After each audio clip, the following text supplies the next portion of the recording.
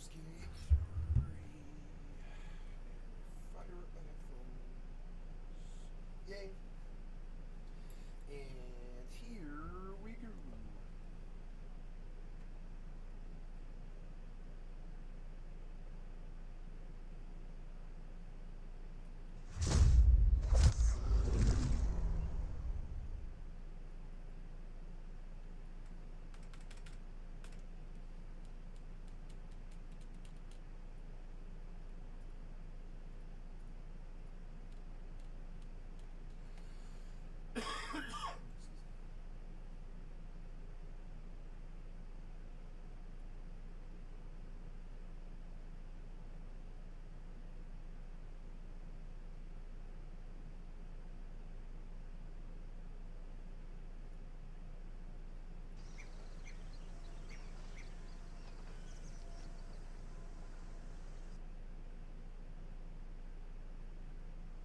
Oh, turn the light on. Oops.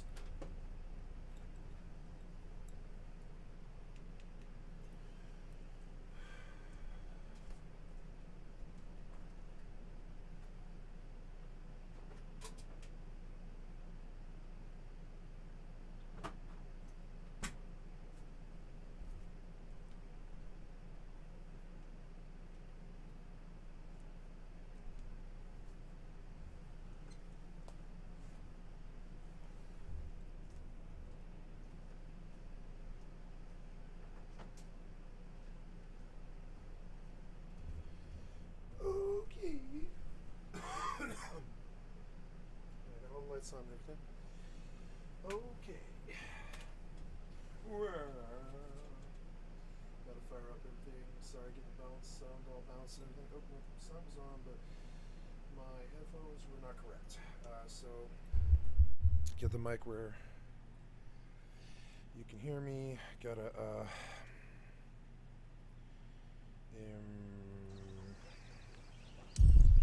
yes, there we are. But do you have the right sound? Yes, they are.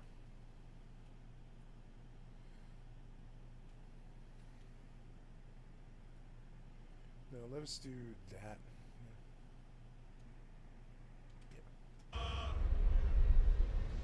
Yeah.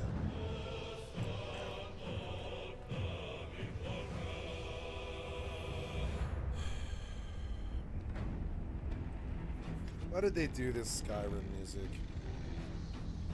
Fucking Space Marine bullshit.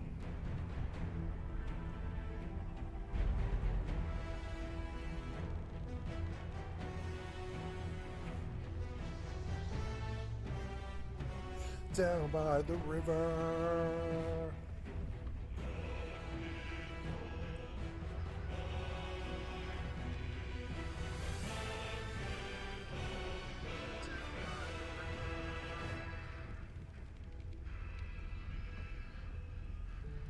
Check, check, check, check, check, check, check, check, check, check, check, check, check.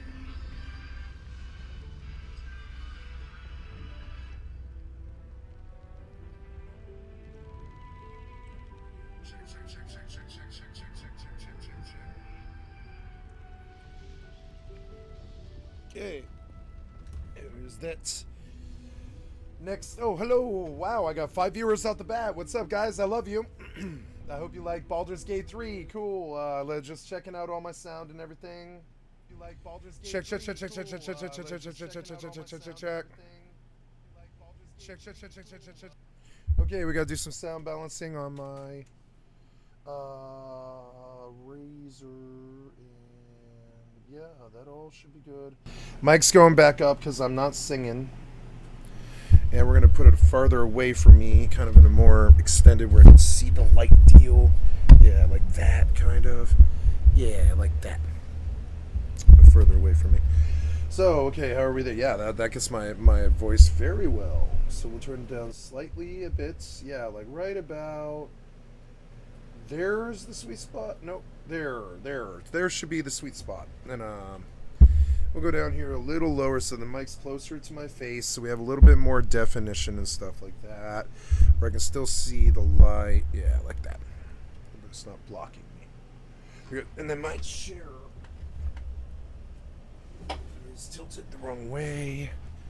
Yes, much better. Okay, then we're gonna get, yep, and then we'll go across the board, we're gonna check titles, and we're gonna check sound, just to make sure that all of the different, stuff, Baldur's Gate 3, MMO, CRPG, RPG, okay, good. Kick is good across the board, Baldur's Gate 3 Bard and the MMO lifestyle, check. Okay, yep, and then we'll go across the board, we're gonna check titles, and we're gonna check sound, just to make sure that all of. Okay, and yep, we are done, down by the river. Okay, we're in Ebon Lake Grotto, and I've been doing this for a while. 21 hours, so I have 21 hours in, which is not that long, but you know.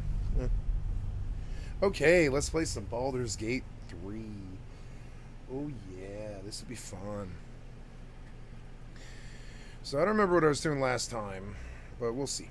Oops, toot.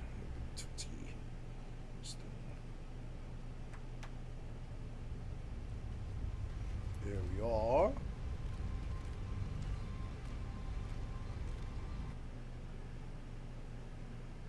Okay, and then we'll come back out of view. Good. We will reduce the... Yeah, I want to reduce that, like, a lot. Reduce that a lot, yeah. Yeah, we don't care, like, a whole lot about that stuff. Yeah, there we go. Okay, and, yeah, we're not eating up too much of the system resources or anything. Okay, getting the headphones on and getting nice and situated here. Okay, firing up. Let's do some Baldur's Gate 3. So I'm currently in the Myconic Grotto. Oh, yeah, let's, okay, why are we suddenly getting frame rate loss off the bat? Okay, well, I don't know. But, so, yeah, graphics are looking good. We're going to re-examine again after another day of playing the game. 119, borderless window, triple buffering, frame rate cap is not enforced, maximum frame rate is, yeah, overall quality is custom, models high, details high, instances high, texture quality is ultra, anisoptric 16. Oh, you know, my card's doing something that I don't think I like, and I think I'm going to change it, so bear with me just a question. Just a second. I believe it's forcing anisoptric on all games, and that's something that I cannot have. I'm going to turn that off, because it's definitely affecting my performance. Damn it, I have a pimple on my face today. This sucks. Show HDD, slow HDD mode, in case assets are slowly with social preferences, use more RAM to offload disk usage. Okay, so, and NVIDIA DLSS appears to be turning off over and over again, which I don't really understand. Why is that turning off? It shouldn't be. It should be on quality, damn it.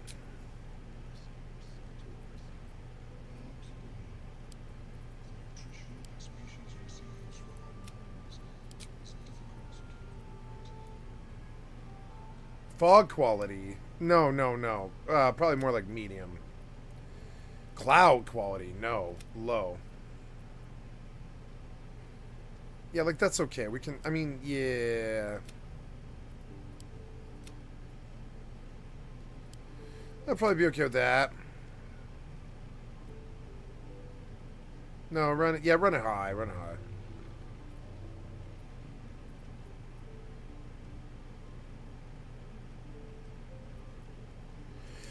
Maybe I do want depth of field on a 2D game. I don't know. I don't really like... Yeah, I don't like fucking depth of field. I never have. I don't think it's very good. Okay, there's the ideal graphics.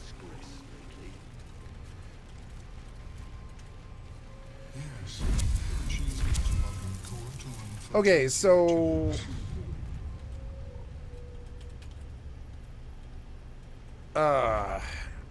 Ooh, yeah, free mushrooms and stuff. Yeah, sweet. Society of Brands, Traveler's Chest. There's a pouch that's free. Oops. Okay, so... What else? Deb Myconic. Oh, something else I wanted to do real quick, I'm so sorry, is fire up my Eve. I am going to play some EVE Online while I do Baldur's Gate 3 and try to get away from the workaday rust for just a few hours. Just a few hours. I'll go back to it tonight. But today I'd like to do a little bit slower pace stuff. It's been very, very angry and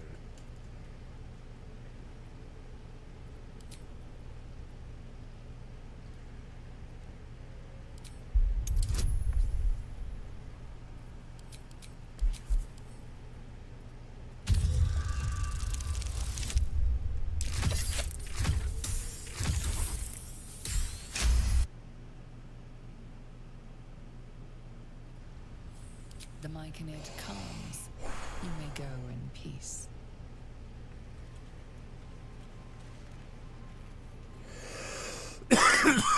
I see. I mean, it was a misunderstanding.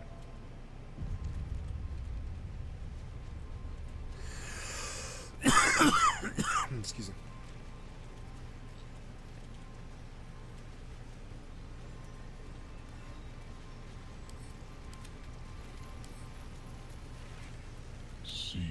Oops.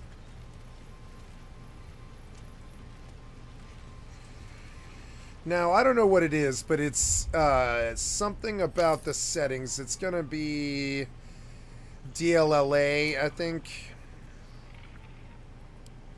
Let's try none. Or, well, let's try TAA, just not DLLA, right? Yeah, did that work? 40 frames per second isn't too good, but it's alright for a game like this, I think. No, let's try it with it off and just see how it feels.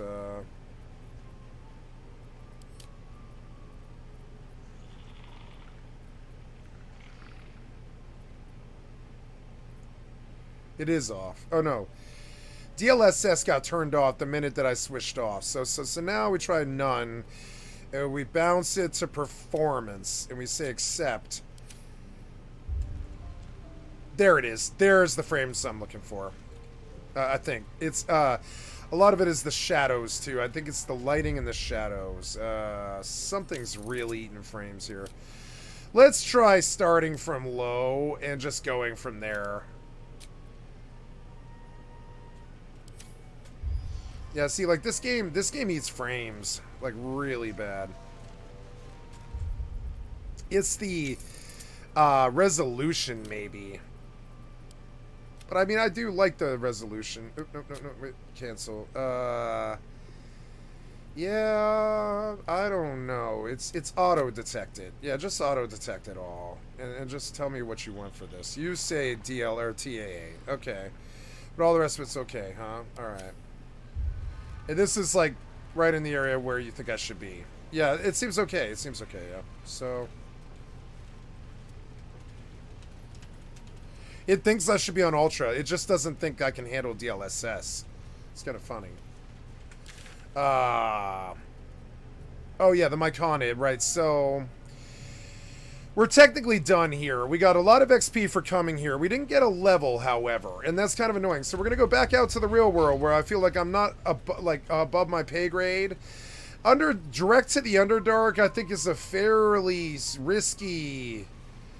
endeavor. Direct to Underdark is a risky endeavor. We'll go to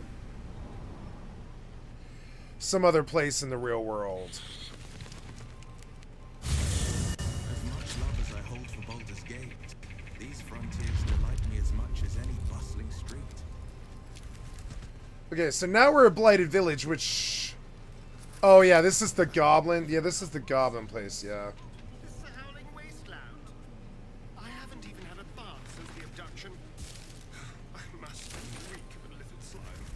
But think of the stories you'll be able to tell.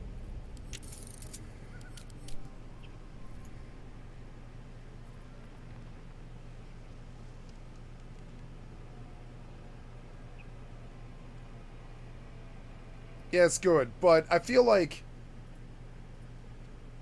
Yeah, there it is.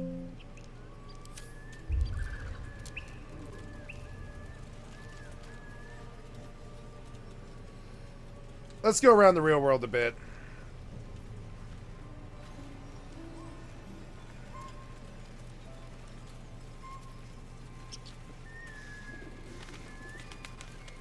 Wait, I was trying to go south. South apparently is like that way. Yeah. Alright. Oh, there's a goblin on the roof. He's a sniper. A household prayer. Nothing.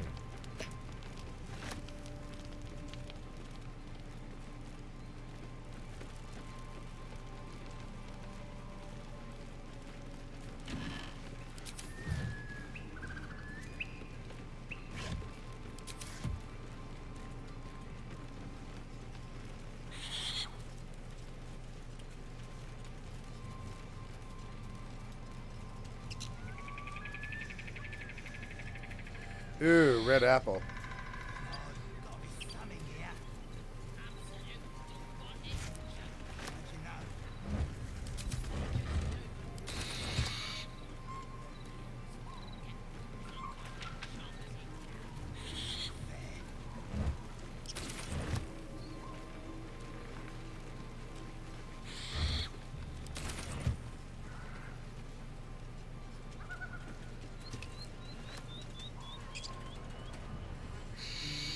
I think while I'll do this, I will download Remnant to my D drive. Yeah, then I ran Eve. I'm trying to get on Eve. I'm trying to get my reformatted computer in order here and download Eve Online. Yeah, we'll do Eve Online first, but I will also download Remnant 2. Got to pull my Streamlabs to make sure I am in the right. Sorry, guys. I am so sorry. Here we go. Better view, better view. Sorry, Streamlabs is incredibly incompetent and annoying to use, and there we go. That's looking like an entirely different. Lumpy and Lighten. Chalk and Fank. I heard Duntel about this. It's like this crew of ogres, which if you pass the speech check, you can call them on the game boss, and they'll kill the game boss. They'll kill anything in the game. These three ogres will kill anything in the game, right? You can call them at will, but it's only if you pass this speech check I'm about to do. Tastes like chicken. No chicken. Tastes like. Oh, that would suck. Oh, he hit him in the face with that Contain tree. yourselves. This quarrel sours our feast. Besides, tastes like pork. And what surprise is this? Like, apparently all ogres are... Look here. I have eyed yet another prize. Fortune favors our bellies. Cool. Stranger, be you friend or food. The mark is her measure. Show is the brand of the absolute.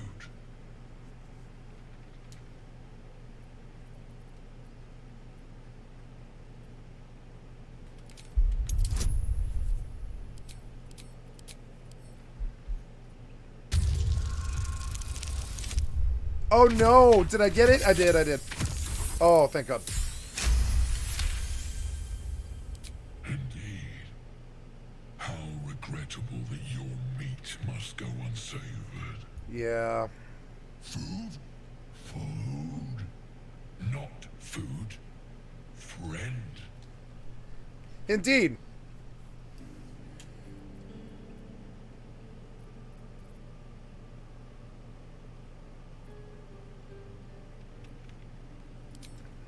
I've no use for the absolute, or any god. I follow two masters only. Gluttony and greed. The goblins understand my appetites. They sate my hunger for gold. And the rest sate my hunger for meat. Boss goblin give gold. We check brand. Good deal. No talk. Oh.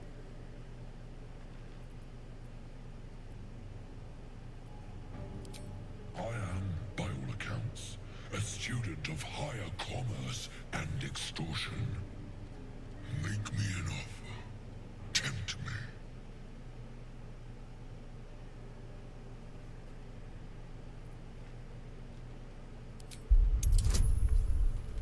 20. Oh no. Please, please, please, please, please, please, please roll. It's a lot. I can roll a lot. I can roll an 11 or higher. 11 or higher, 11 or higher, 11 or higher. Come on, come on. No! God damn it. Son of a fucking bitch. God damn it.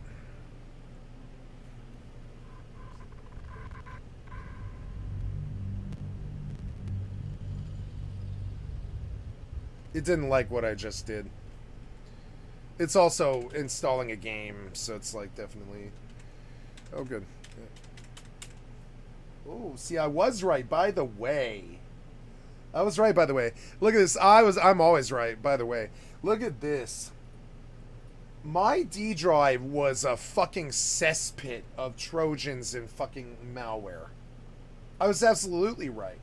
I'm always right. It's stupid. Most of the time I have to kowtow to people, but I'm actually right. I'm right about this, you know?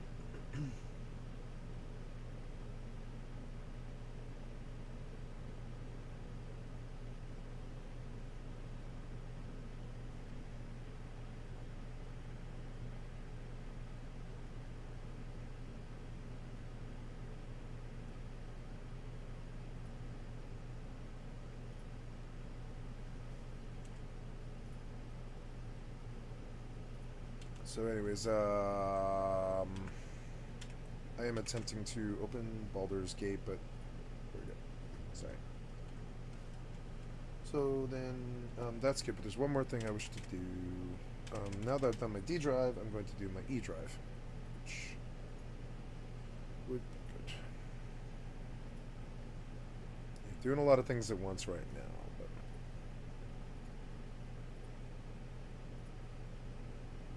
Nope. Ah, get off me. Okay, good. And then we come back here and we drop our game capture and display adapter and stuff. So, yeah, so these guys, I've got to talk them into joining me, which I don't have 1,000 gold, so, oh well, that's okay. Tastes like stranger. Be you friend or food. The mark is her measure. Show is the brand of the absolute. Oh no. I crit failed.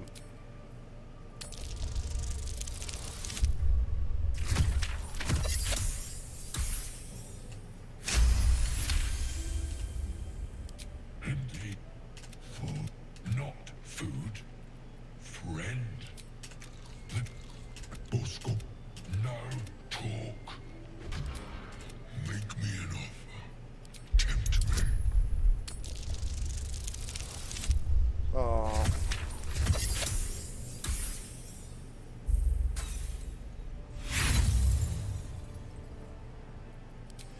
Come on, man. Yes! I talked him into it. It took me a bit, but I talked him into it.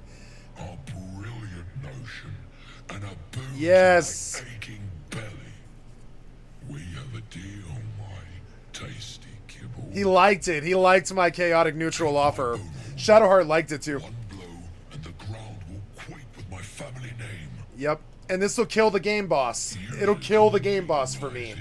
And never a moment before. And he means it too. He's like, never a moment before. Everyone around, then Olga eats them. Yep, they're like, yeah, we'll just kill everything in the game, including Bale. Including Bale. They'll kill Bale. They're stronger than Bale. Some things are just stronger than Bale, apparently, and I'm not kidding. These things, see, Bale's a real thing that you can eventually probably beat the shit out of, you know?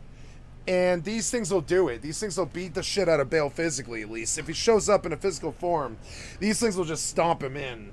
So, like, it's kind of interesting. If he personifies as if Bale personifies as a physical thing, these ogres will kill him straight up, just like stomp him in like Achilles or something. They'll just physically beat on him till his muscles and like flesh are pulp. And that's what I'm buying here. You are quite the articulate ogre. Am I not? Astonishing. Yeah? A robust diet makes for a shrewd mind, you see. I am a gourmand. And you, a delicacy. Were I so lucky? With a couple of Favre beans. I've seen few other ogres in these parts. Sense of blood and gold to all lands It's such a that good game for offer it. whimsy. It's good. It's good like that. This land proves particularly fruitful. Yep. Okay. We will keep close. When you're ready, sound the horn. Indeed. Lumps Warhorn. Huge. Okay. So that was good. And we got some XP for getting through the conversation, too. This thing will just end the boss. It'll end the last boss battle. I'm now capable of beating Baldur's Gate 3. And I read about this. They're like, the best item in the game is actually fairly early in. Just go get the ogres and then, you could also kill them, I suppose. You could try to kill them by dropping a house on them or something. But I don't know why that would kill them. I don't think that would kill them. Why? That's right. But why? Why? A great uncle's a name, my father said. But I just figured he couldn't spell. A's for Azoth and Gods for 1 and 3.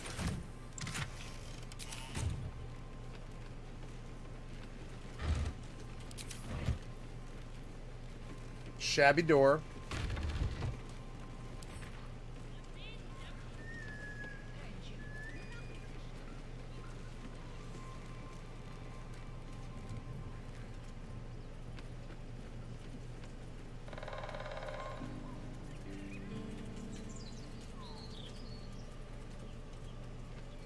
Cool, a backpack.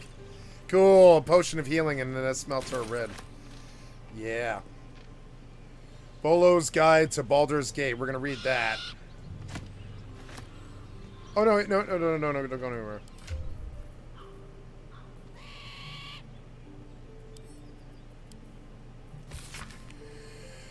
A poorly drawn map of a city is captioned in flamboyant script, and it looks like this, by the way, guys. So if you don't know what it looks like this. Oops. Oh, you didn't change my desktop again for some reason.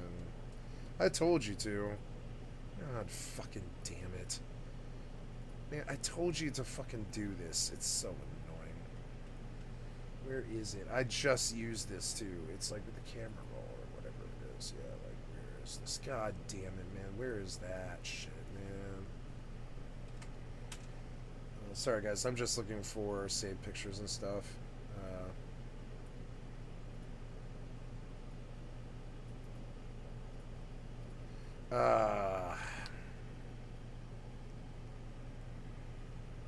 Yeah, what happened to this? Is it like on the D drive or what? What happened here? Oh, here we go. I found it. So we want to set his back to desktop background. There we go. Much better. So, if you guys haven't seen it, it looks like... let me clear my desktop real quick. And we will show you... Yes, we will tape. And we will show you a picture of Baldur's Gate. And, sorry, I just had to make sure all the security and everything was good. There we go. And, you know, and just make sure I don't run any risk or anything. Hi, I love you.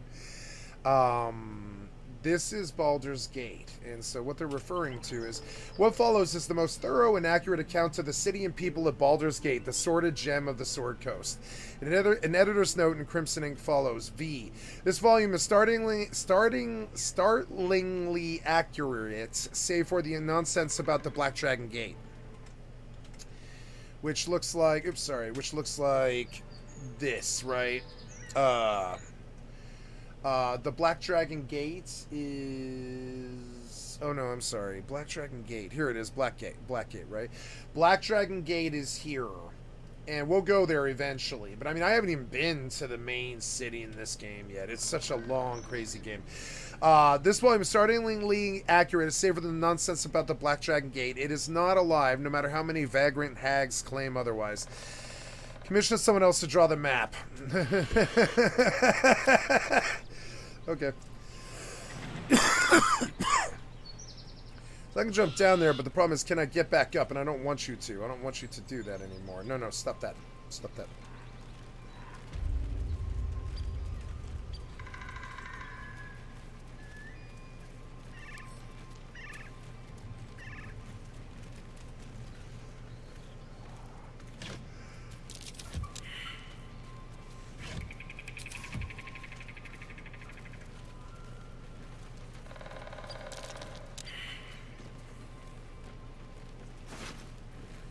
$10 gold, thieves' tools, a javelin, a tarnished locket worth 20, and a rope worth 1.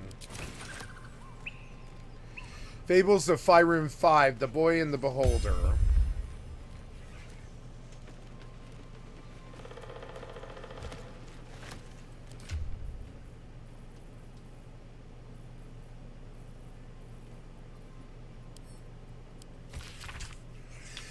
A shepherd's son tended to his father's flocks on the banks of the Kyanthar.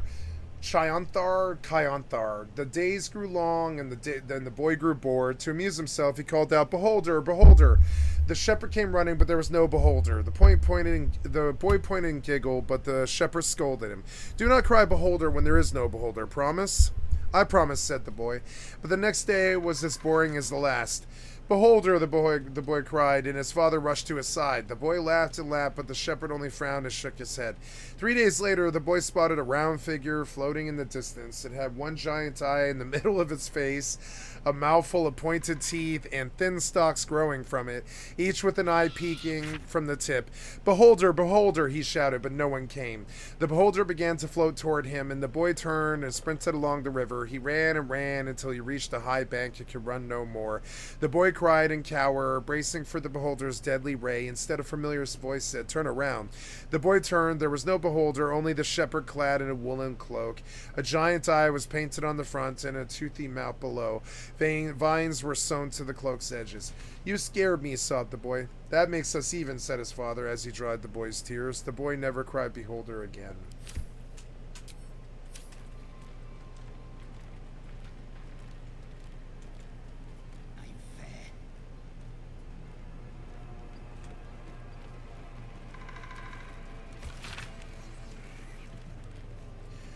Lyra, Lady of Deception, the goddess who wears many masks. Invoke her name, avoid perception. She hides your lies and secret tasks. For joy to Lyra you must call and worship her through a soul-felt dance. So find her presence in fest halls. Do not give idleness a chance. Loviatar's pleasure is your pain. Your scars and offerings. Scourge her candle, whip her cane. Can your devotion bring?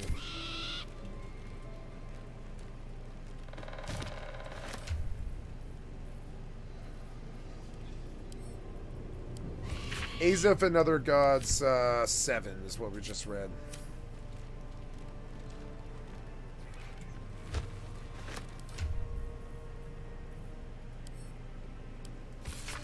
The Approachable East, Volume 7 or something. What a land is Cormyr. What a land is Cormyr. Certainly the geography is dramatic, edged by mountains and sea, filled with forests and swamps. But why dwell on these when the great walls of Suzail loom ahead? One sees the city walls as one approaches, but there is no understanding them from a distance. It's only as one gets close and they loom higher and higher and higher that one appreciates the majesty of Suzail. I passed through gates the size of castles to enter this magnificent city. The streets are patrolled by elite armored knights known as Purple Dragons and frequented by nobles in the most elegant fashions. Its port is filled with ships from across the Sea of Fallen Stars, carrying goods from lands I only knew from legends. The docks overflow with fruit, spices, silks, and animal pelts. You will not see a finer market if you have the golden lions to spend. Also, the harming of cats is strictly forbidden. A thoroughly civilized land. I agree. The harming of cats is unacceptable.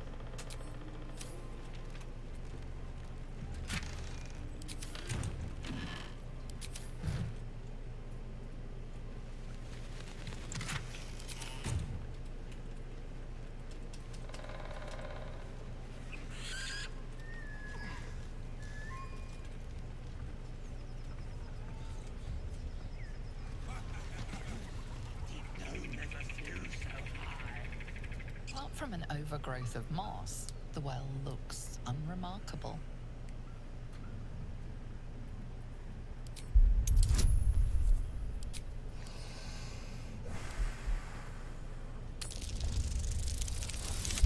It's eating, not bad.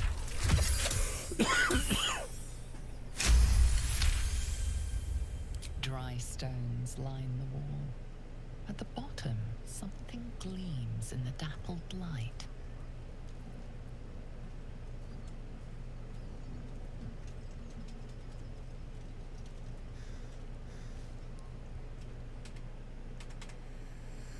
Should I go down the well or should I toss a coin in? I'm gonna come to my Twitch, Baldur's Gate thing, and I'll look at the option here a little bit. Wait, no, that's right. Yeah. Oh, do I have a display adapter on? I'm so sorry. Here we go. Don't change it. There we go.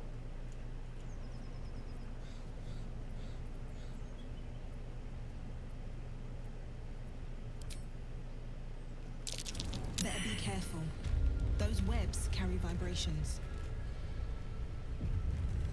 Dungeon and dragons, probably. Well, all right. Sure, I need XP. Let's go fire up and let's go. So first of all, we will go to my bard and we will start casting spells on people. No, apparently the bard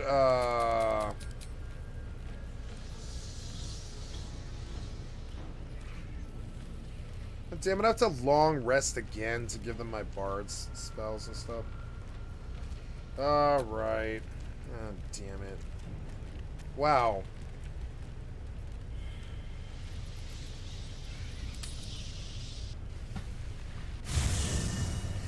Oh yeah, doesn't Lizelle have like all of the camp food? I don't know. It doesn't really matter. Okay, does anybody want to talk to me? No, it appears not. So, let us go to bed then. Or, I don't know. Let's go, put a whole bunch of this stuff in the chest, I guess, first. We'll go... Oh, extract all ingredients, huh? Oh, cool. Potion of animal speaking. Cool, I can make one, huh? Elixirs, fire, grenades, alchemist fire... Sublimates, autumn crocus, salts of Kazan creeper, mugwort, rogue's morsels, acorn truffle, suspensions and such.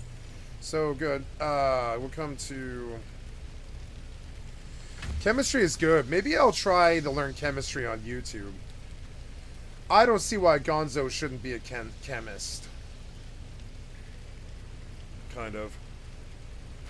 Later on in my old age, they won't be able to tell me what I can and can't do anymore. I'll be like 85, and the cops just won't be willing to put me in jail for drugs, you know? I don't think. And I should become a chemist, I believe. I think that's part of my life goal set, is to learn chemistry. Enough to suit my purposes. My inspiration is the television show Shameless.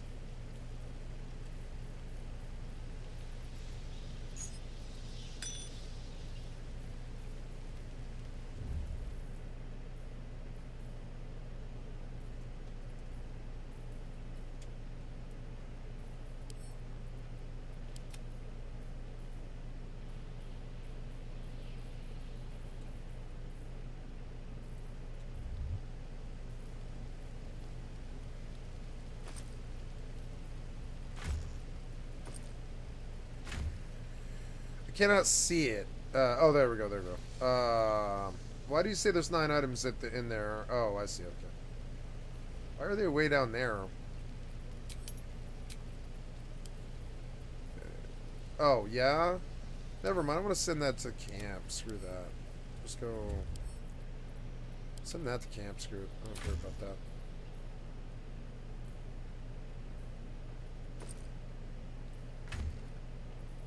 Wow. Yeah, send all that to camp, too.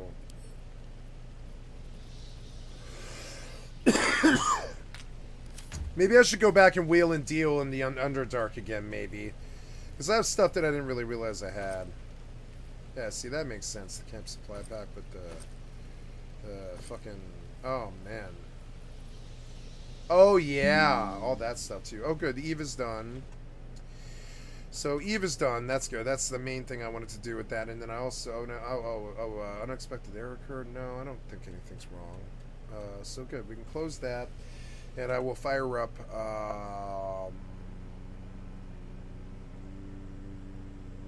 Steam to download what's it called? Remnant 2. Oh, well, no, Remnant 2 should technically be on my main drive. Elemental PR. Remnant 2 install. It's 68 gigs. I don't have the room on the C drive. I just don't. But that's okay. We're going to install it to the D drive. That's alright. Accept. Okay, so yeah, all that stuff should go in her inventory, so I know I have it. Yeah. August goes in the camp supply pack. Poutine. Sun dappled paella. Look at that. Doesn't that look good? Oh, yeah. Look, it's sun dappled paella. The smell of the sea wafts gently from this warming, delicately spiced dish. Mmm, sun dappled paella. It looks so good.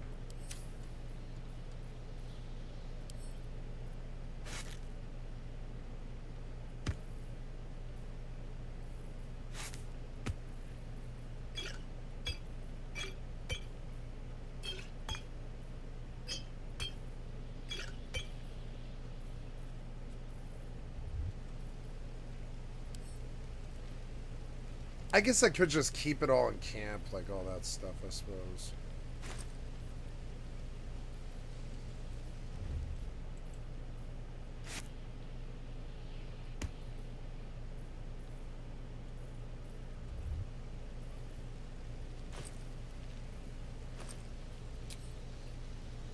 Yeah, it's good, it's good.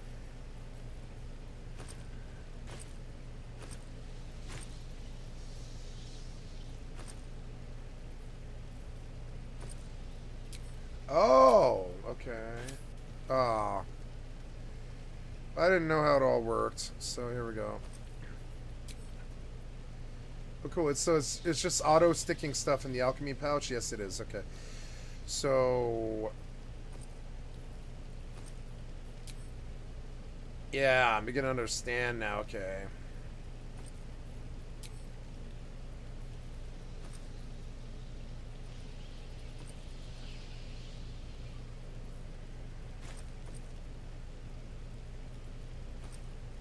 So when I close that, I can't close those. Damn it. They could have done this better. Oh, wow. I didn't know you could do that. That's kind of cool. Yeah, that one should be big. Yeah, so just bring it down a little bit. Yeah. So, okay. But when I open them, hopefully they reopen in the same place. Nope. But it's okay. That's alright. At least we know the system. Now we know the system. Okay, so I don't need to sort. Rotten mushroom. Yeah, that'll sell. Let's sort by value. And the most valuable thing is that Revivify Scroll and that Scroll of Enlarge. Scroll of Enlarge is dope. I can make the imp really fucking big and just send him in. And then if he starts to die, just put the glove on, and then he just goes crazy and he'll wreck like an entire fucking thing for us. And I think I see a hole in their game that I'm not sure a lot of other people see. But enlarge on the imp with immune to physicality, and the imp will just stomp the entire room. Anything that looks really scary, I'll just do that. And I'll enlarge the imp and I'll just send him out and I'll put the gloves on him. And I'll have him initiate attack invisibility right on top of them. I'll have him initiate on the boss, and I'll have them all attack him. And it won't matter, and he's just going to fight the boss until the boss is dead. And that's a trick I can do with a single enlarge scroll. Enlarge is a good spell. I wish I could teach to Will, but I don't think I'm ever going to get it. Maybe later.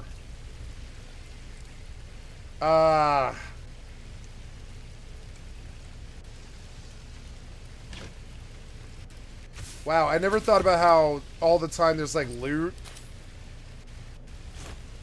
at all the camps and everything. Yeah, look at that.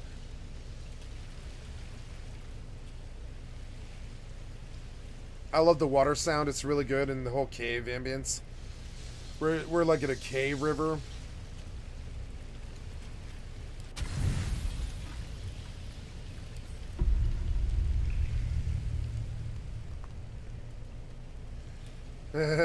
She never sleeps. She hovers and meditates.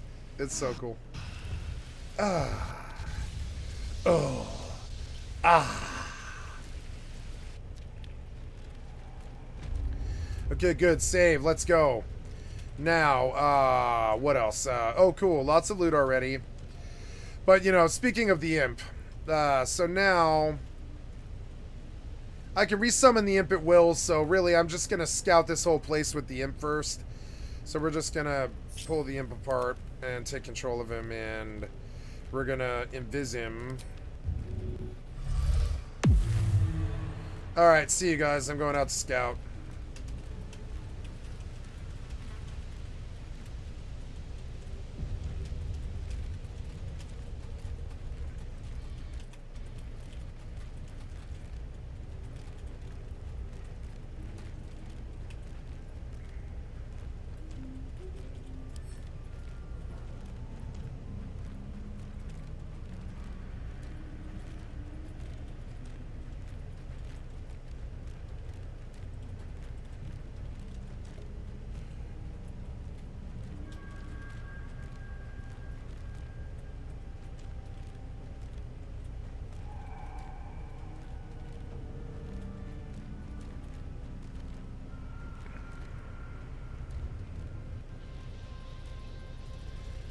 What do you mean?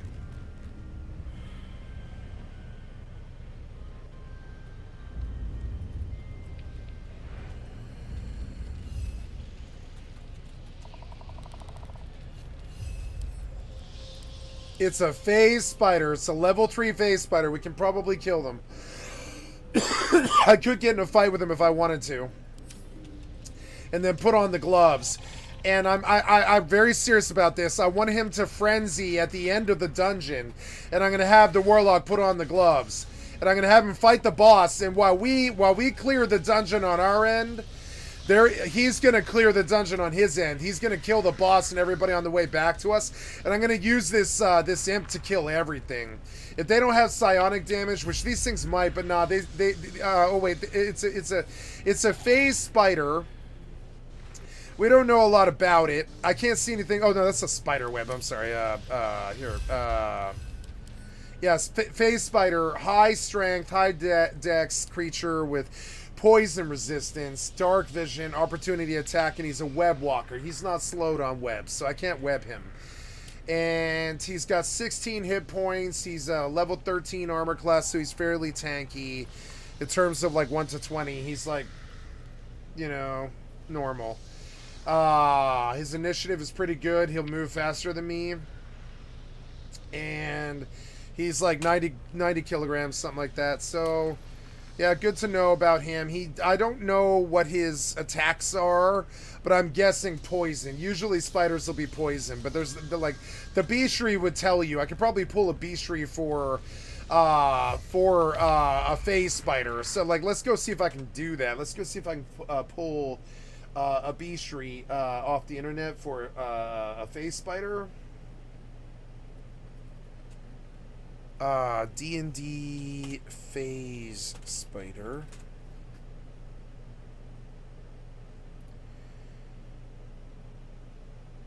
Okay, so in the compendium for phase spider for D&D 5th edition, we're gonna go take a look at it. Sorry guys, give me just a minute. You know, I'd like to make a keybind so I can just toggle now. I guess I can always leave the display capture on, but the game capture is gonna be above it, right? Yeah, so you can't, wait, don't aggro anything. Oh. Yeah, you can't aggro him, right? Yeah, you can't aggro him. He can't see you. So. Okay, so, Yeah, it stays on this, and let's just look at the video here. Is it bad on the camera and stuff? No, it's good. It's like really good. It's not a bad thing. And if I kill the display capture entirely, does it improve the process? No, that's good. It's good. So I believe what I can do is I can show or hide game capture. And that'll be able, or no, I suppose, yeah, it would be show or hide game capture. I will go add a hotkey to my game capture so that I can perhaps show you what I'm looking at a bit faster and easier. It's a real struggle with this, and I'm getting better at this as I go, guys. I'm terribly sorry. Show, push to show game capture, push to hide game capture. So we're going to start rebinding keys for this, which is like you, right? Done. Then we come over here to what I'm looking at here, and we see that the game capture is on, so you can't see it. But if I want, I can hide it. Oh, and you do have the game capture. Display capture. Okay, game capture. Oh, cool, I can't hide. So the display capture got hidden. So all I really need to do is, oh yeah, look, that's much better. So I can show you what I'm looking at by holding a key down. Let's make it bigger so you can see it. And I noticed that my camera is a little big. I think I'm gonna err on the side of smaller here. Yeah, because it's, I don't know, with the Eve client, yeah, maybe we'll go back here, maybe. Yeah, like a little bit down further. There we go. So, game capture and display capture. Yeah, I think that's good. So then we're looking at the game capture, but if I want to see the display, I can just hold it. And if I press the button, oh, it's toggle. No, it's not toggle. It's yeah, it is toggle. Yeah. Oh, cool. Toggle, or oh, good. There's the buttons that actually make sense to me. Toggle or so okay, cool. So a phase spider possesses the magical ability to phase in and out of the ethereal plane. It seems to appear out of nowhere and quickly vanishes after attacking. Why I am looking at this, guys, is I'm looking at the enemies I have to face in here, and I'm a little bit worried about the reality that they might have psionic damage. When I hear phase, I think psionic, but phase is also like a time manipulation and a teleport manipulation and a reality manipulation and an existence manipulation.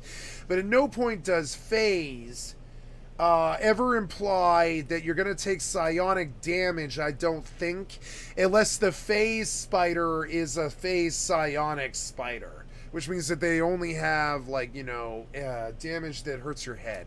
They only have like telekinetic power that can like attack you by spearing you with their mind power, stuff like that. So a phase spider possesses the magical ability to phase in and out of the ethereal plane. So how we know it's going to be in 5th edition, and this is the D&D 5th edition compendium, as you can see. It seems to appear out of nowhere and quickly vanishes after attacking. So it's annoying. When you get up to physically fight it, it disappears. Its movement on the ethereal plane before coming back to the material plane makes it seem like it can teleport. But all it's really doing is walking around. It has ethereal jaunt. As a bonus action, the spider can magically shift from the material plane to the ethereal plane or vice versa. And that means it can pretty much just like disappear at will. And that's very annoying. So now we know the kind of enemy that I'm about to fight. That's okay. It has spider climb. The spider can climb difficult surfaces, including upside down on ceilings, without needing to make an ability check. So it can freely walk on the walls. And it's a web walker. The spider ignores movement restrictions caused by webbing, because it's like the only animal in the D&D like lexicon that really actually innately lives in web, or in the real world too. You can learn a lot about the real world from, believe it or not, Dungeons and Dragons and the nature of things and what it is that they're capable of doing when they represent a threat or something. So we'd see that it is, and sorry, so now I'm going to toggle out, right? Yeah, I'm going to go back to the game, and I'm going to toggle out, and I am, display capture is on, but the game capture is visible, so I should be okay, I think, frame rate-wise. Is the frame rate janky? No, I don't believe it is. No. And if I turn off the display capture, is it better? Let's go see. Is it better now that...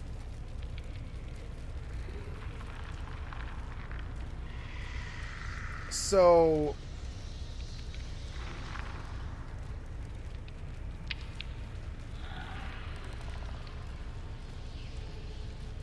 I guess I could run separate keys here, and I would have complete control, which I'm going to try to do for my work, you know. I'm going to run hotkeys here for live scenes and such, for show and hide game capture and display capture and stuff. So I want to show game capture, push to show, push to hide. I'm just trying to, no, I want to remove, and also on top of it, the binds that I did were bad.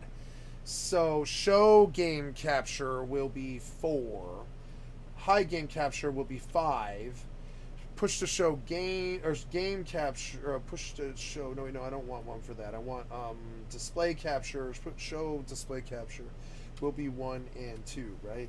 And let's see if we can now get what I need to do. So I need to show you a game capture. 1, 2, 1, 2, right? And or sorry, 4, 5, right? There's everything hidden, and then 4. 5, 4, 5. Right, I can fuck with the top. Right, I can fuck with the top with that. Yep. Cool. And then I can fuck with the bottom with this. And I will learn to use these buttons better. I will use the hotkeys like an MMO, and I'll try to make the performance better.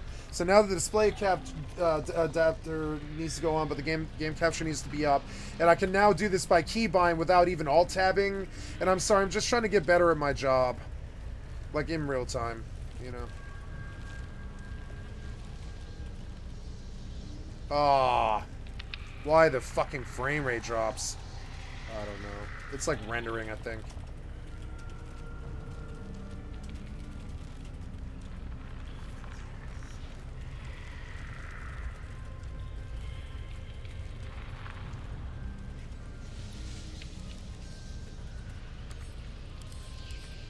God damn it, stop! I hate the camera sometimes, though. It's so annoying. There. So you're saying that up there somewhere is like a fucking way or something?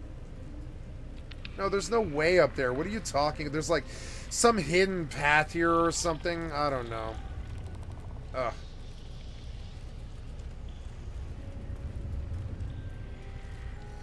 Can I fly to the roof? That'd be cool. Oh, well. So that... Oh, maybe I can drop down later. Yeah, maybe I can drop down later, I guess, yeah. Oh, the map is, like, really weird. Yeah.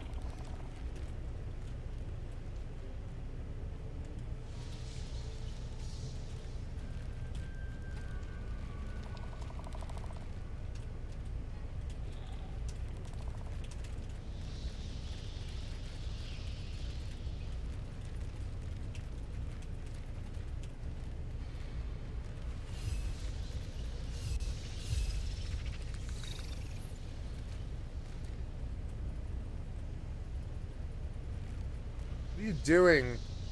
Can you not get past it? Is that the problem? Or...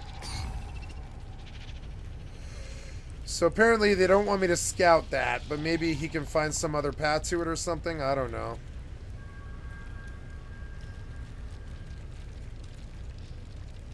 Oh, okay. Well...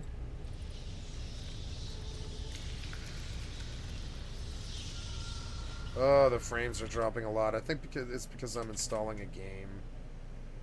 Yeah, it is. I'm like downloading a game, and it's a third of the way through. So, ooh, I can even bind another key to another hotkey, which would be in my live scenes. I wouldn't mind trying to show or push to hide game capture.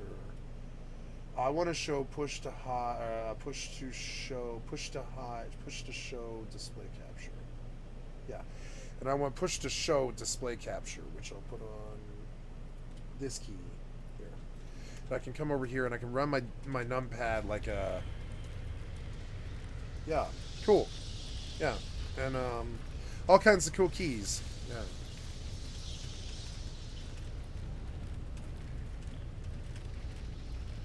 But I can toggle what I'm seeing.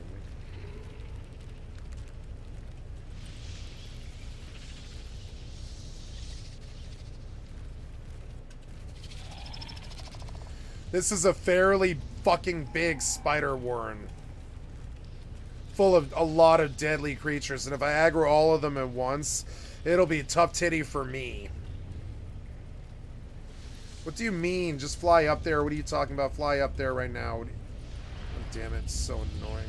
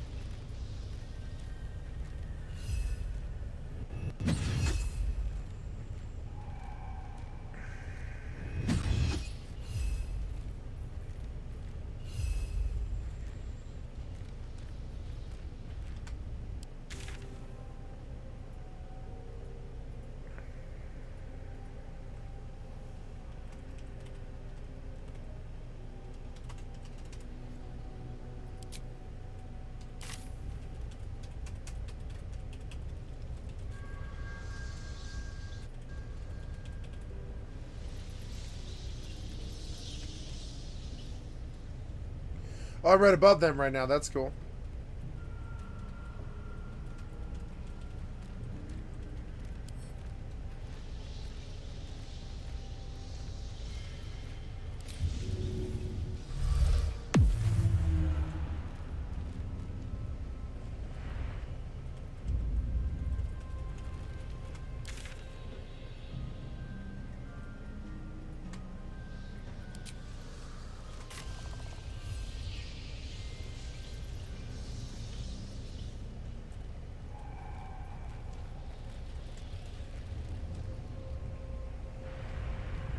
I love the imp.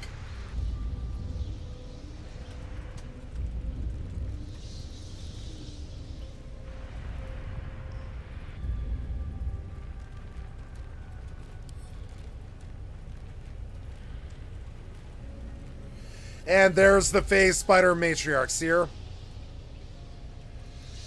So here's where I make my stand. Here's where I put what I'm trying to do to work, you know. We're gonna go to Will real quick. And we're gonna say put on the gloves. And then we're gonna say go to him. Attack him.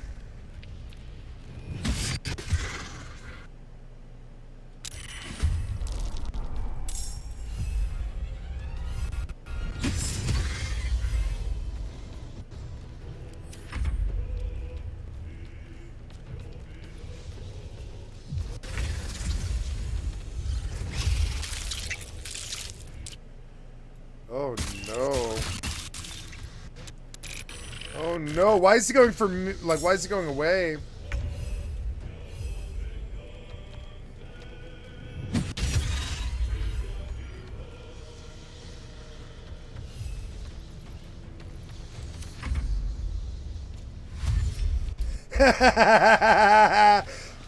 I knew it'd work.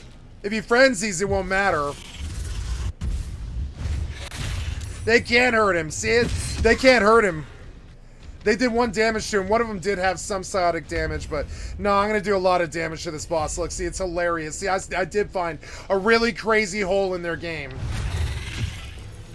3 damage. That's okay.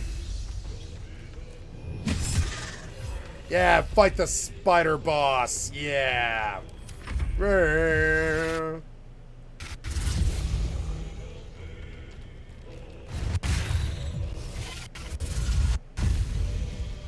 They're actually really pissed at him.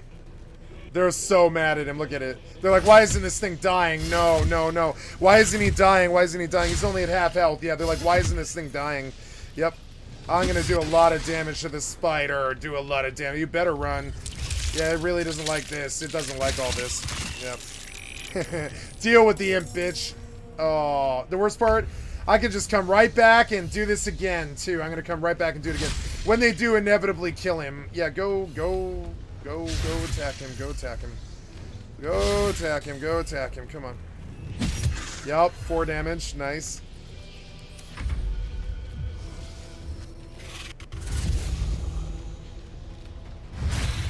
Yeah. See, some of them do have psionic damage somehow, but yeah. They are gonna kill him finally. Yep. Oh, cool! He hit the spider again. The spider's running. Oh, you dirty cheating bastard! Okay, fly, fly, fly, fly, fly way the fuck over there. Hee hee. Suckers. Okay, find familiar of an imp.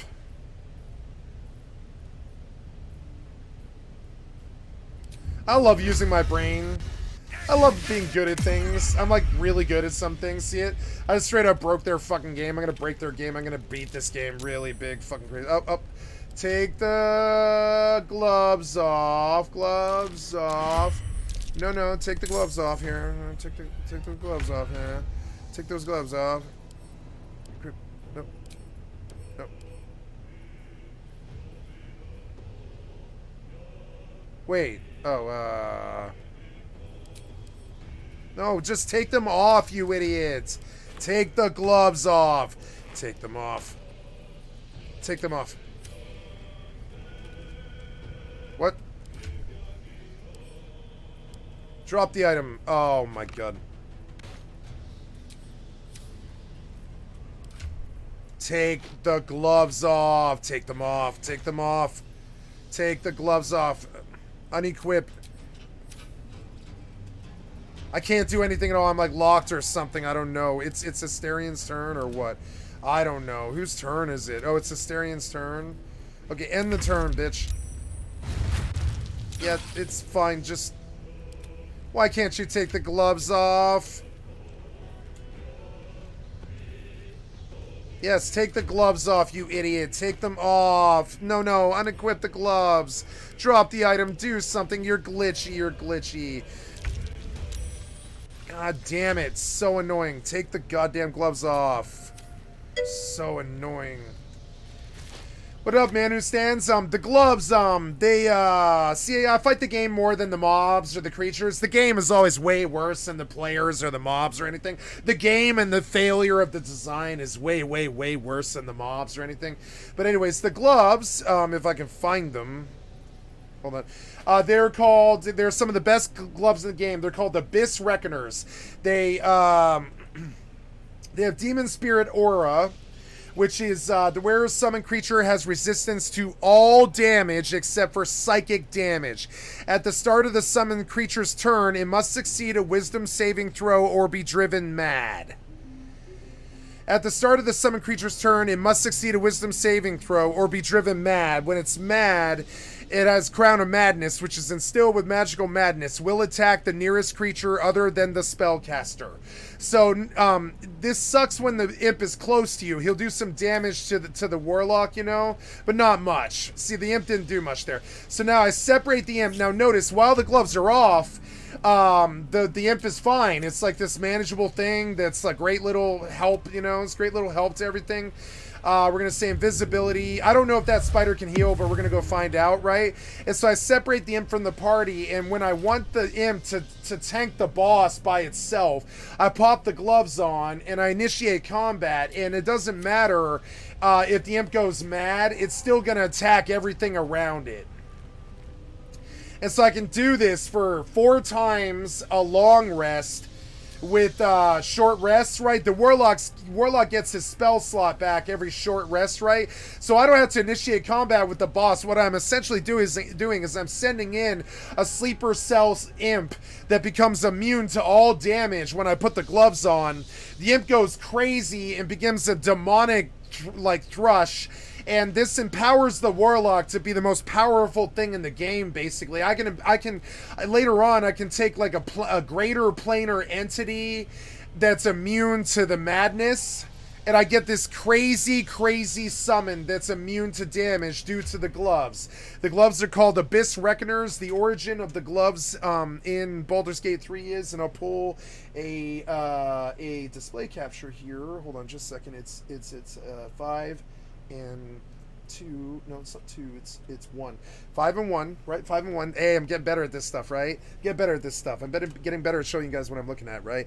So we're gonna go look at Baldur's Gate 3. So I didn't like Will, and I didn't like the Summoner at first, but then I got the Abyss Reckoners, and I read what the people said on the forums, and I was like, no, you guys are RPG morons. You're not thinking about it right. Anytime you see the stat invulnerable to damage, it's basically the best item in the game.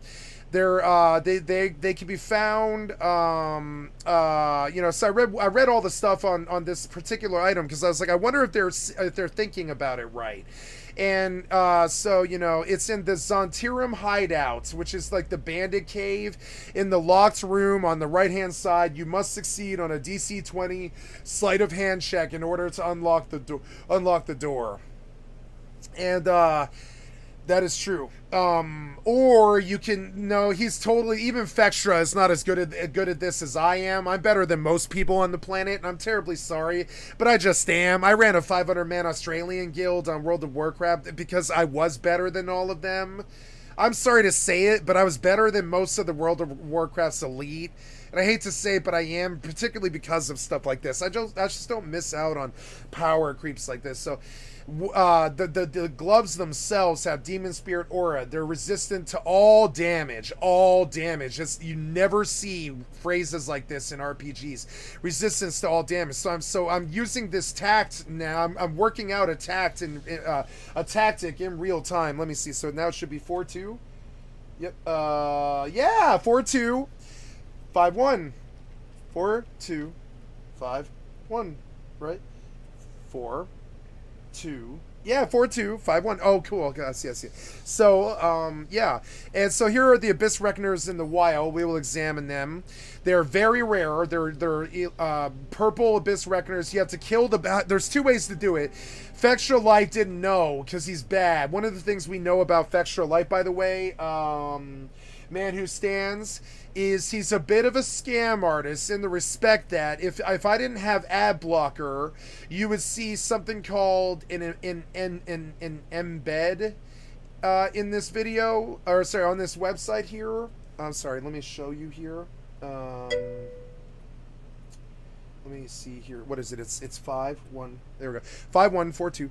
5-1-4-2. So 5-1-4-2. 5-1-4-2. 5-1. So we're looking at this Fextra Life Ring.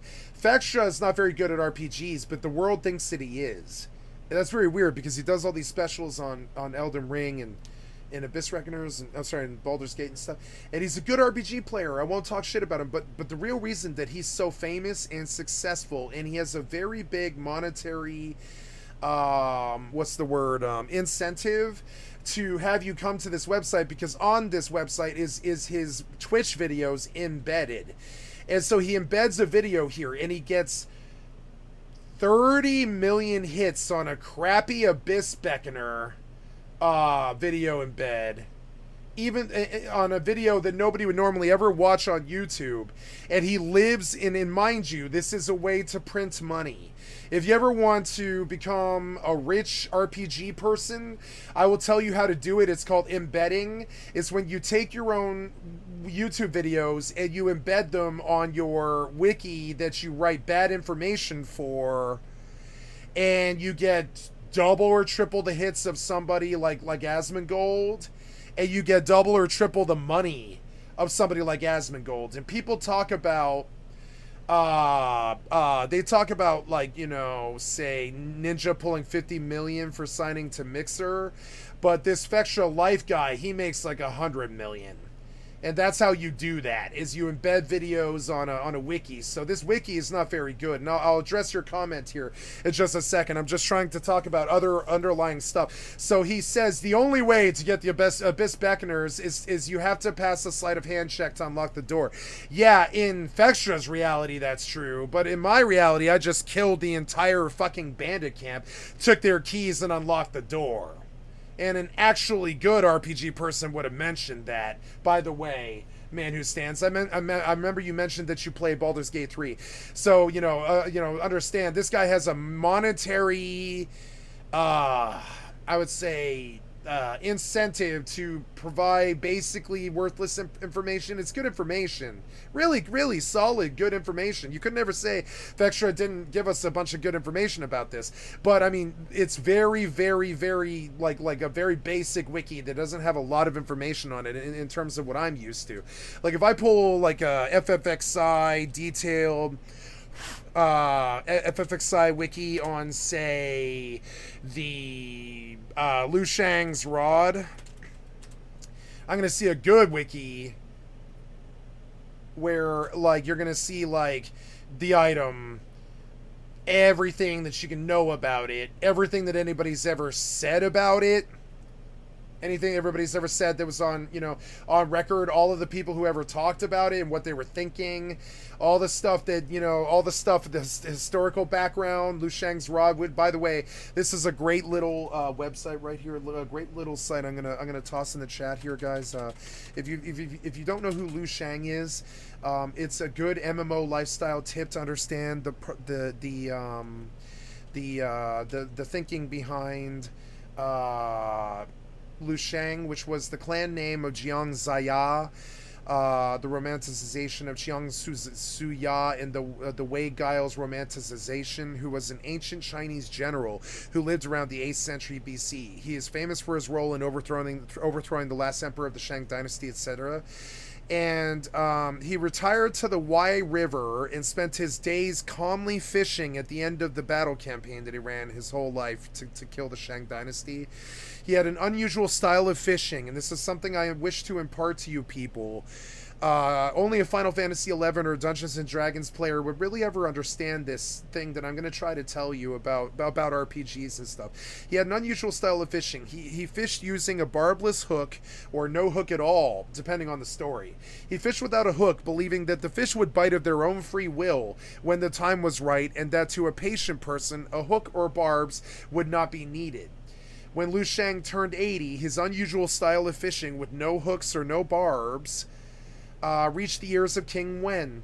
King Wen first sent a soldier and then an official to bring Liu Shang to him, but they were both refused, being told that Liu Shang would wait for a larger fish to bite.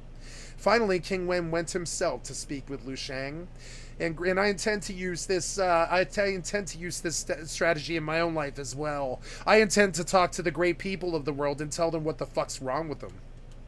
And greeting him courteously, he asked, "Do you take pleasure in fishing?" And I say, "Yes." I said, Liu Shang replies, "Man of true word takes pleasure in realizing his ambitions. The common man takes pleasure in doing his best for his affairs. My fishing is very much like it." Being impressed with his answer, King Wen took Liu Shang into his service. A famous quote by Liu Shang was, "While I was fishing in Pengji, I realized one solid truth, and this is something that I live by. If you want to succeed, you need but be patient. Patient. We must wait for the appropriate opportunity to eliminate the King of Shang." And the lessons passed down over time was this: if you sit by the river long enough, the corpse of your enemy shall float by.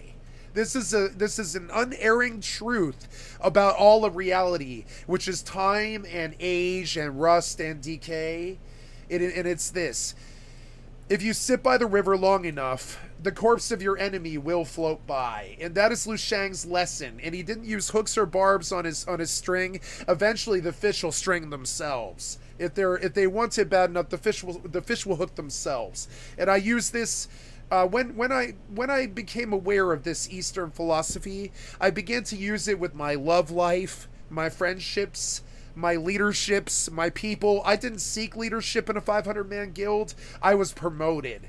And I wait until they come for me. And I don't put a bait in the water like the rest of the men. I don't try to fucking entice them with money or anything like that. I use this with women.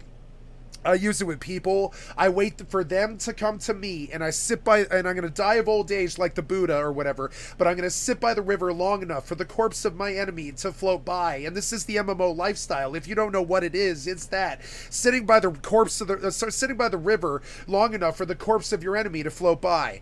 This kid can attack me every single day. It doesn't really matter. In 50 years, he'll be dead. It won't matter, and I'll still be doing what I'm doing. So he can step to it with some decency, or he can, or like, but I'll never put a hook in the water, you know? And that's Liu Shang, and that's something interesting that a good wiki can teach you compared to what Vextra life is. Now I will get around to Man Who Stands comments, which I will read on stream here because I was rude to him and I ignored him, but I was on a soliloquy, and I'm in it to win it. I'm out to get the soliloquy out, you know what I'm saying? So we're going to pop to my chatty here. Sorry. There we go. And we're going to see what he said. Sorry. If there's a software program that can get in your way, it will. If there's a piece of software can get in your way, it will. And this is an inherent truth about Windows and software. If software can block you, it will. And this is very, very true. Man Who Stands said, and I ignored this comment, so I'm going to very much so put it on stream, so I show him that I respect him and I want to get around to it. Man Who Stands said, yeah, I didn't go Summoner this playthrough, but it looks strong. My crit base build Rex right now. Got 8 dice rolls on attacks. Fuck yeah, me too. On my Lae'zel, I've got like 4 attacks or something. It's fucking crazy. It's so fucking good. So here we go. So we go back and we get off this this whole lesson and stuff. So the gloves, right? I think I got my point across here. Resistance to sorry, let me pull the display capture off and the game capture. I know, right? So thank you for being patient with me. Understand sometimes like when you're like a comedian or a fucking show business person, or like say you're Penn and Teller, you really want to respond and react with the audience, but it also will break the flow of the entire thing if you do so sometimes. So understand, you will see that with me a lot. I will get around to you, I promise. I will get around to every last comment until there's tens of thousands of comments and I can't read them all. I'm going to get around to every comment and I will read it if I miss it. So Demon Spirit Aura, the wearer summon creature has resistance to all damage. And so what do I think when I read this? I think, oh my god, and this is how a World of Warcraft super fan would think of it. It's how a D&D super fan would think of it. It's how a good RPG player would think of it. Oh my god, the demonologist warlock's pet is immune to damage. And I shat my pants in wonder. I was like, oh my god, this item is like the best item I've seen in so fucking long in any RPG. I shat my pants in wonder. I was like, no fucking way. And I'm showing you in real time what I was thinking, right? So right now I have progress on the boss, so I can save it. And so now on top of it, right, there's another part of this whole thing that Vextra should have said, but Vextra sucks dick. He's smart, he's a smart nerd, and he retired with $100 million, and I don't blame him. Good RPG nerds should retire with $100 million. I'm not a hater. Good on him, you know? But he should have supplied a good wiki for that money. And what I'm going to say is, so you're gonna watch me suicide bomb this spider boss with a fucking like quite literally an immune to damage imp. Something those spiders is doing is causing it damage. Like something about their poison actually causes psionic damage, which is like really bad for my characters. If I get poisoned by these spiders, what the hidden D&D thing here is that there's this stacking psionic mental energy damage that nobody can cleanse. The antidotes won't fix it. The spiders do have a small tick that is psionic, and it did kill my imp. So I also learned that on top of it, Larian is very aware of this hole, and they patched every boss in the game to let you do this if you want to do it. But I mean, the spiders do have psionic damage. Be aware. So what can the imp do? The imp can do some amazing things like fly. Like the imp can fucking fly. That's insane, you know? It's just insane. Yeah. So look, the imp can just fly up to the boss. One of the cool things about thinking outside of the level design is the imp can just fly to the boss. too. I don't have to do 25 minutes of running through or fighting or anything like that. The imp can just fucking go straight to the boss and kill it. Once the boss is off the table, I just do this again. I take a long rest, and I kill like 4 or 5 more spiders, and this is how you kill pretty much anything in the game, including Bale. Between the ogres that I just got and the fucking the imp in the Beckoner gloves, I can pretty much wreck this entire fucking game. Nothing in the game represents a challenge to me at all, and I'm only 20 hours in. I broke their game. I broke their game into where I'm literally a bigger god probably than Fextra, because Fex missed the immune to all damage thing. Any good D&D player is gonna spot it right away. They're going to be like, oh my fucking god, this item has immunity to all damage for pet. And who knows about this, right? I swear to god, like only certain people would ever know about this. That psionic creature could potentially somehow detect me, so I'm just... What is it? It's an Ettercap. What the fuck is an Ettercap? It's an Ettercap. Ettercaps, though they only have 2 arms and 2 legs. Look how cool this Ettercap is. Look at it. It's fucking so dope. But I'll talk some shit about Fex, right? You have all that money, like hire some nerds to fix up your fucking wiki and put tricks like this on it, and you'll make even more money. And then your grand nerds are going to be able to eat. And a smart Fextra Life should be thinking about their great Googleplex kids and the Fextra Life name. You know, and the Fextra Life, if he wants to pull $100 million, should have actually protected the Empire, and I bet it all crumbles to somebody who's smarter than him. If I had the time, the money, the people, or whatever, I would just form a 10-man party right now, and I'd be like, take down Fextra Life! Take over embedding, get him out of the market, shut him down, supply wikis that are good, and I'll pay you $100 million a year to do it. And I'll take them down. I'll take these nerds who are fucking super bad at what they do down, and they all want to tell you how fucking genius they are. The good nerds that I know, they'll immediately tell you how stupid they are. They'll be like, yeah, I'm fairly stupid. I make a lot of mistakes and I fuck up all the time. The smart people are going to tell you what their limitations are. The idiots go, genius at work. Yeah, no. Watching Apple stumble through the iStore for as long as they did, Apple's iStore is essentially Play Online, and it's hot garbage. Fuck Play Online and fuck iTunes. Okay, so this thing is infested, which means that it's crawling with tiny spiders. It's literally a walking spider. This thing is a horrification of the worst sort of conception. It's a walking spider sack that ruptures when it dies. It spits out a ton of tiny spiders. It's crawling with tiny spiders that all deal 1 to 4 piercing damage and 1 to 4 poison damage each turn. And so we have a comment here. We live in a society of spectacle where the more people looking, the more who rubberneck too. Not thinking about why they are looking, but just sheep in the herd, blinded by the crowd around them. Yep.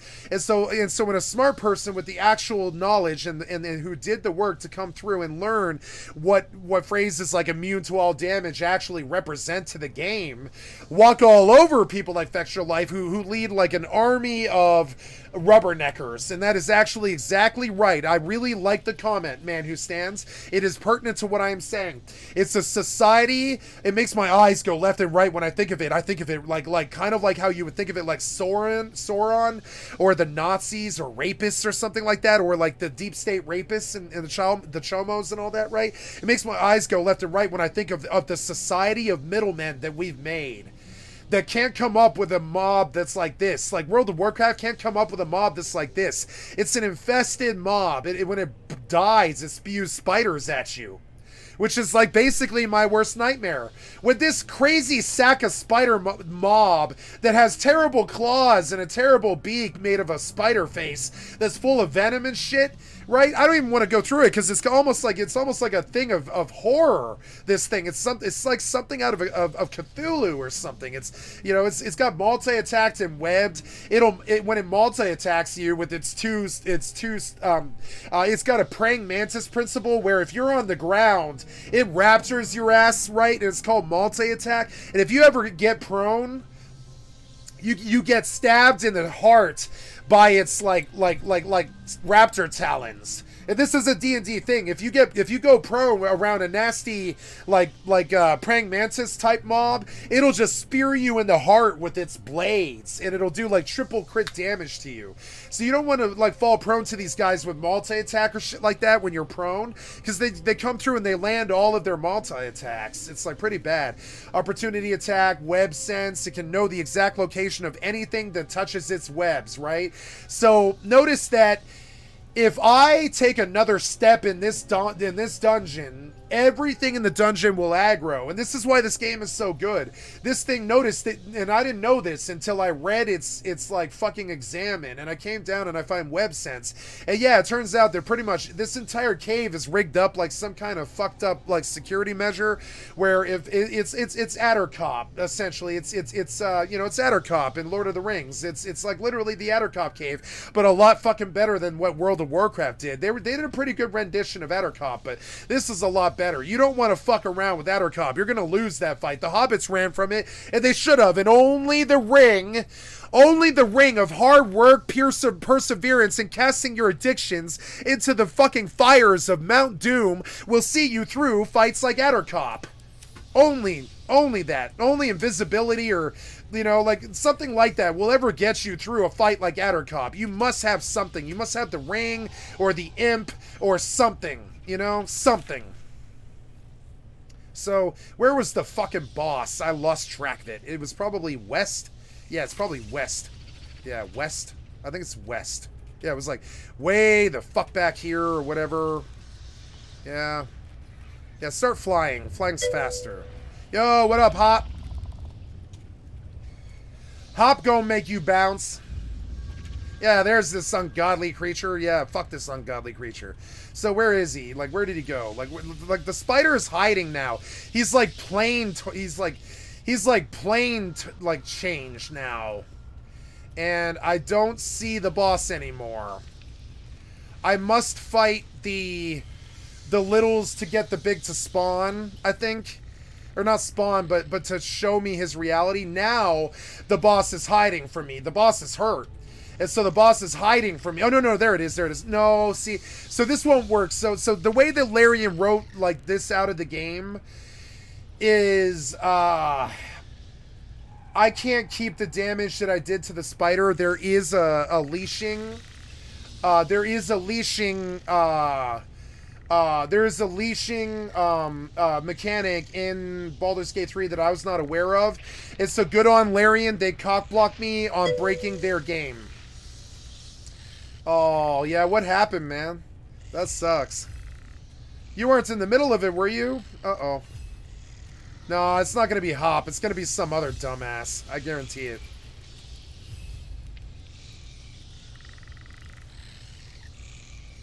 Yeah, see, I can't do this, but I did learn a lot. I mean, the imp itself did... Tooth girl, oh no, cat fights are the worst, yeah. Yeah, cat fights, yeah. Let's just not talk about it. It's a negative thing. We'll just not talk about that. Nope. No, I don't. Nope. I have a thing about women, Hop, and it's a good thing, not a bad thing. I have a thing about women, Hop. I believe that women's privacy is sacrosanct, so I don't ever accept any videos of theirs. I don't ever, as a taxi driver, I never accepted anybody's questions about where they were going or what they were doing. And you'd be surprised how often this happens. People will ask you, where's that woman going? What is she doing? What's she up to? Or that kind of thing. And you're like, no. You just say, no, that's not your business. And you say no. And so, no, that video is that girl's business. It's her privacy, and I do not wish to violate it. And I suggest you morally and ethically look at it the same way. That girl's privacy is sacrosanct, even if the community doesn't respect it, even if she caused the fight or any of that stuff. Let other people put her shit on the internet, Hop.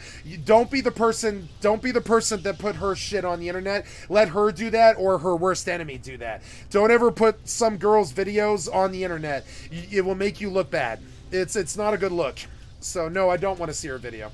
But thank you for the offer. It's juicy and I want to take it. And if I was like, if I was like Keemstar, I would say yes. But no, I don't live off the drama and I don't fucking care. So, thank you for the offer, but I'll politely decline. And my advice to you is don't offer that video to anybody.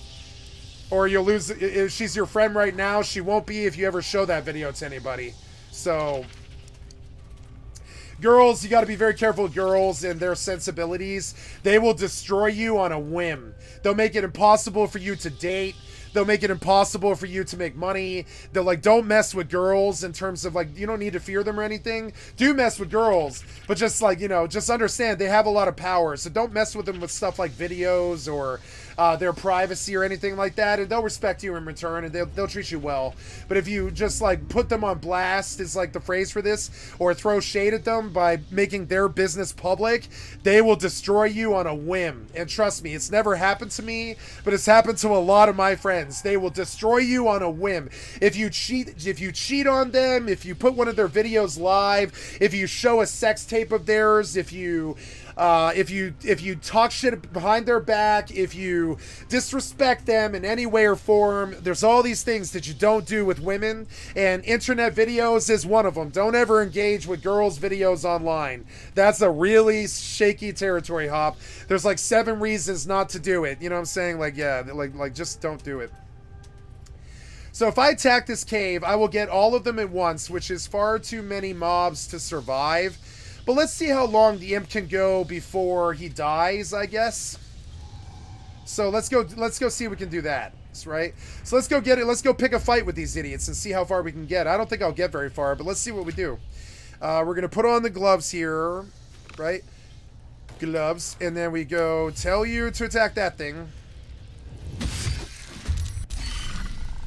Surprised! Surprise butt sex, spider! Surprise butt sex time!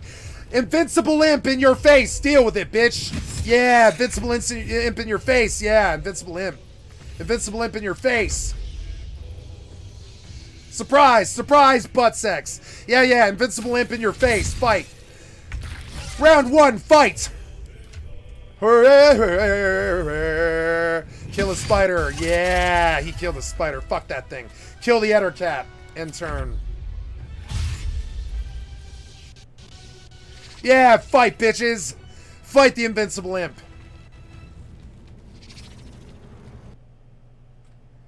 Now, why... Oh, spiderweb. Yeah, there's a lot of RPG dice rolls going on right now. Yeah. It's kind of like Final Fantasy XI, but it's all pausey. Yeah, kill that thing next. Yeah. Miss. Aw.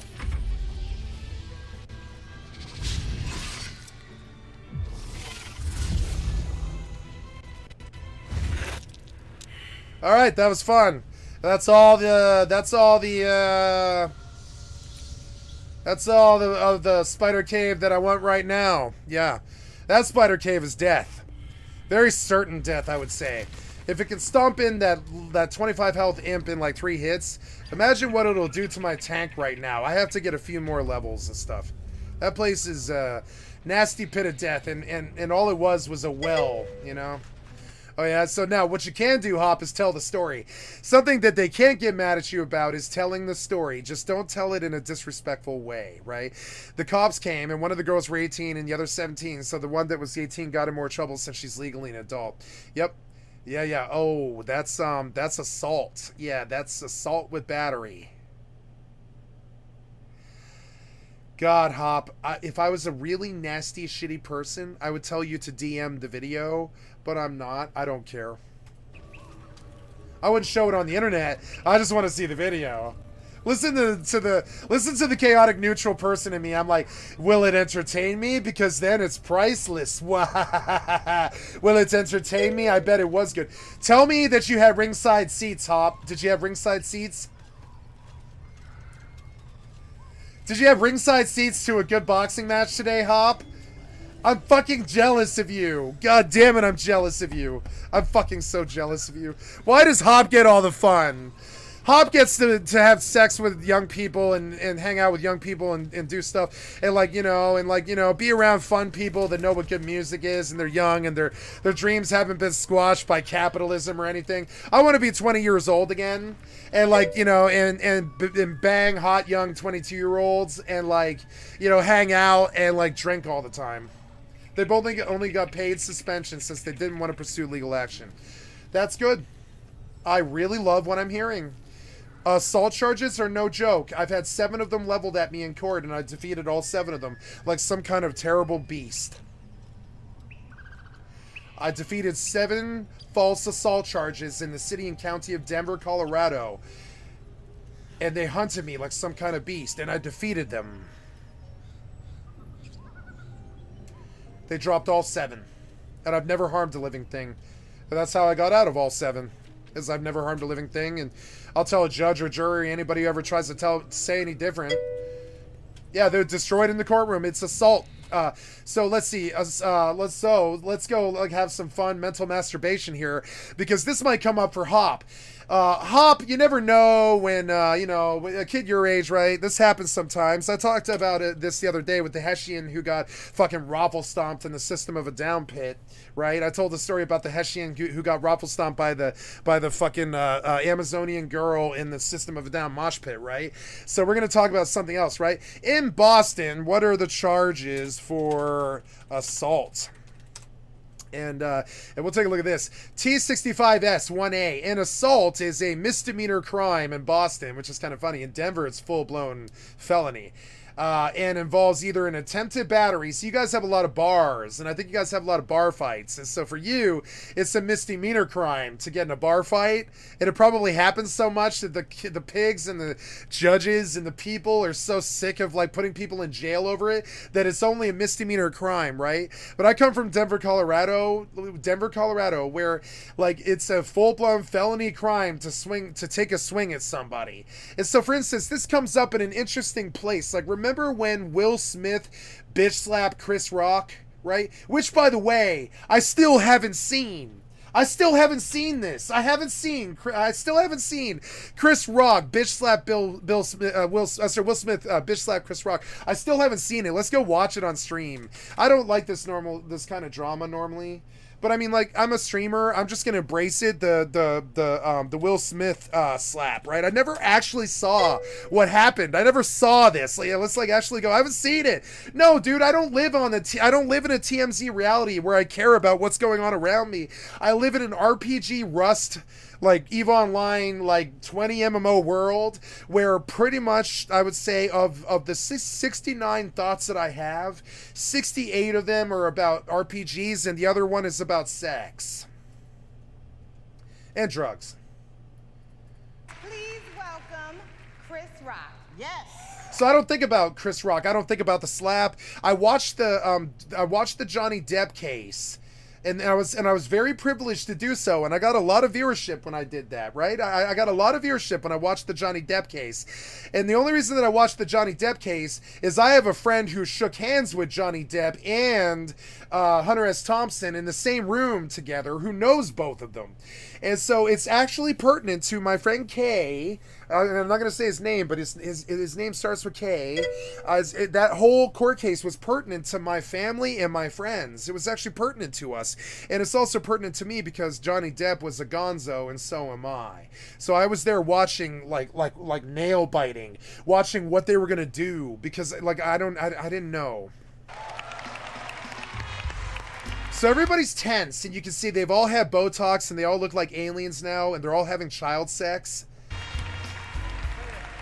And everybody's tense. You can tell everybody's tense in the Hollywood crowd.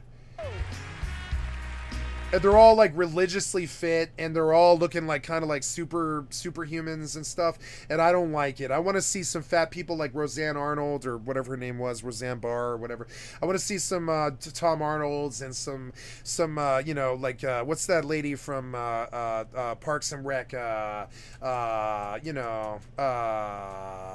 Forget her name, but yeah, the actress. Wow. Yeah, the way they act socially, it's a very fake, stuck-up, fucking shitty place full of, the word for it is degenerates. They're degenerates. They're junk dealers and they're degenerates. That's a reality about them. What a night. Everybody. Like the newest, like for instance, I watched a video recently about the newest show with the Weeknd and Lily. Speaking of Johnny Depp, and Lily Depp is essentially like 10 episodes of S&M, implied rape, beating and sex, and like cocaine and skin. That's it. It's basically a Skinamax. The new Lily Depp the Weeknd television show. I watched a thing from Moist Lotion about how the newest Lily Depp show with the Weeknd is basically just a porno. And I was like, cool. But I mean, like, honestly, socially, that's probably not how Lily Depp and The Weeknd should technically act in public, like softcore porn. And now that's their careers, essentially. But I mean, but one is an actress and one is a musician. And I don't think they should have poisoned their wells by doing softcore porn for, like, Showtime or Skinamax or whatever that fucking show was on. But if you ever want to see The Weeknd fuck Johnny Depp's daughter, that exists. Because they actually had sex for the show. No one's wearing a mask. Just breathing raw dog tonight. Raw dog! That's a good word for it. Everybody's raw dog, and everybody's like kind of... Everybody's like... Wow! Denzel? Macbeth? Loved it! Wait, Denzel did Macbeth? I love the part where it said, King Lear don't got nothing on me. Y'all gotta see it. It's really good. Wait, Denzel did King Lear? No way! How did I not know? Oh no! Denzel Washington is doing King Lear!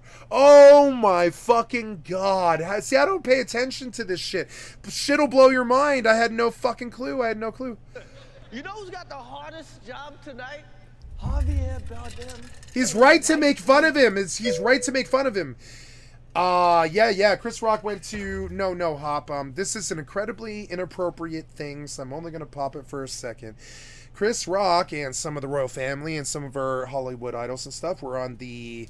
Well, yes, in Epstein's Black Book, yes? Oh, good. Yeah, all of the...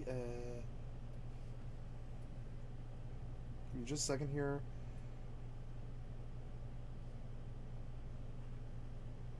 Nope. I am safe. I'm very safe. Very good. Okay. I am safe. What was I doing? I was popping. Chris Rock was in the Black Book, right? There's an important distinction to make about this child molestation, Hop. There is the Black Book, which is one thing, and the Lolita Express, which is the other. The first one is underage hookers. A lot of the cultural elite and the rich and the successful people in this world sleep with 16-year-old hookers who willingly do it. Now, this is horrible, and it's statutory rape, and it's rape. And you can't ever call it anything else. And some people would argue to say, well, it's consensual, so it's not rape, is it? It is rape. It's rape. It's the rape of a child, right? We can't make any rationalizations about it. It's the rape of a child. The child is 16. They're just too young to make decisions about whether or not they should sell their body like that. That's America's stance on it, and I tend to agree on it, right? Then that's the Black Book, right? So Chris Rock was buying underage hookers who were willingly sleeping with him for money. Now, Chris Rock's going to hell, and Satan will stick pitchforks in his bum and all that other shit, right? But there's like layers of hell according to Dante's Inferno and such. Sleeping with underage hookers is like layer 3. You're still going to hell, and you're going worse than, say, probably somebody who maybe killed somebody even. Like, say, somebody who killed somebody will go to a certain layer of hell. I'm not sure what it is, but it's like fairly lower, but like or that kind of thing. But then there's the Lolita Express, which was the plane that Jeffrey Epstein's child molestation cult was flying overseas water so that children under the age of 10 could have non-consensual sex with the world's cultural elite. Chris Rock is not guilty of the Lolita Express. Chris Rock is guilty of buying underage hookers. And I make this distinction because my mother wants me to make this distinction. She thinks they all sleep with underage hookers, and she thinks there's a bit different of a moral difference between women who are voluntarily, consensually sleeping with someone, but they're just too young and stupid to know any better, right? And know what it's going to do to their career or their reputation or the person that they're sleeping with's career or reputation or any of that other stuff. So my mother thought it was a lot different between what Bill Gates did. And this is my mother. It's a 78-year-old actual baby boomer, right? She thought it was a lot different between what Bill Gates did, which was having sex with an 8-year-old girl on a plane against her will. Or this guy who was buying 16-year-old hookers. And yes, he is a child rapist. But as far as child rapists go, there's a whole iceberg when it comes down to that. Chris Rock is like on the top layer of the iceberg. So we don't say it's okay what he did. And I'd like to see him in jail. I would hunt him, I would never hunt him physically, like to murder him or something, but I would hunt him to put the hog tie on him, and I'd put him in jail. Yeah, he had sex with a minor. He should go to jail, I would say. Right? But there's a big difference between what Bill Gates did, which was ride the Lolita Express, which is a full-blown rape plane designed to rape children, as compared to this guy. He called up Jeffrey Epstein, who had a 16-year-old hooker voluntarily take a fucking Uber over to Chris Rock's, like, 5th apartment or whatever, right? That's a lot different.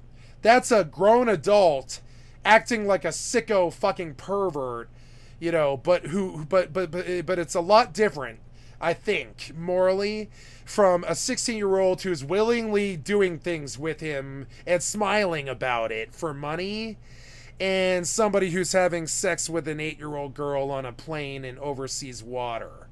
Now, is Chris Rock part of that cabal that was having sex with underage minors on a plane overseas? No.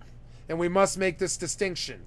So, but Bill Gates was. Bill Gates rode the Lolita Express, and we know this. He hired the Lolita Express like 30 times so he could have sex with minors under the age of 10. And I don't like talking about this stuff, and it's unfair to my video game audience to do this, so we're going to get off this subject now. But I mean, there's an important distinction to make here.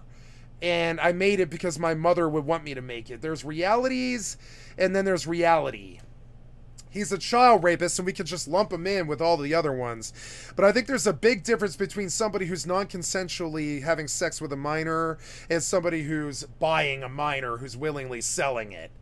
And so as far as child rapist cabals go, Chris Rock, I don't believe he deserves death. I just believe he deserves life in prison. Life in prison. Both nominated. Now, if Oh, and also a chemical castration. And if you don't know what that is, go Google it. It's inappropriate. she loses, I believe this man deserves a chemical castration and life in jail. That's a lot different from somebody like Jeffrey Epstein, who deserved what he got, which was death. They get death if they're flying the Lolita Express. They get life in jail for buying willing underage hookers. There's a difference. We like, when you deal with the devil and Satan flexes his wings, we have what's called the SCOTUS, and the SCOTUS has certain ways of looking at things. The SCOTUS wants child diddlers to go to jail for life, or a really long time, like, 20, 30, 40 years, enough to ruin their lives anyways, right? But they don't want to kill child rapists, because child rape is not commensurate with murder. It's just not. It is fucked up. It's as bad or worse than murder. And the damage it causes to not only the victim and the community is bad or worse than murder. But it's not the same thing, really. Murder and child rape, they're not the same thing. They're not the same crime. One is philosophically and categorically, and how a law, I know I sound like a sicko because I'm talking about a bunch of sick stuff, but I'm just trying to describe it how a lawyer or a doctor or a politician should look at it, right? This is how my 78-year-old Democrat mother, like social democrat mother, looks at it, is that these people, they don't deserve the gas chamber for raping children. They deserve life in jail and chemical castration. Now, Chris Rock walks. Ezra Miller walks. They walk. They still walk. And we don't know why. It's because the cultural elite is protecting them. We do know why. Whales can kill people on Fifth Avenue in New York City and get away with it.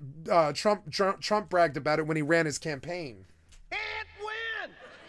Dude, I don't want to hear his bad jokes. I just want to see the action. I'm sorry, the bad jokes, right? Here we go. So we're going to watch the approach. Here's where the moment changes, right? You don't make fun of a bald woman. It's just not really good form. Also, you don't make fun of a woman in general. Here's the life lesson to the kids in the channel. Don't you ever insult a woman. They just can't handle it. And including that statement I just made.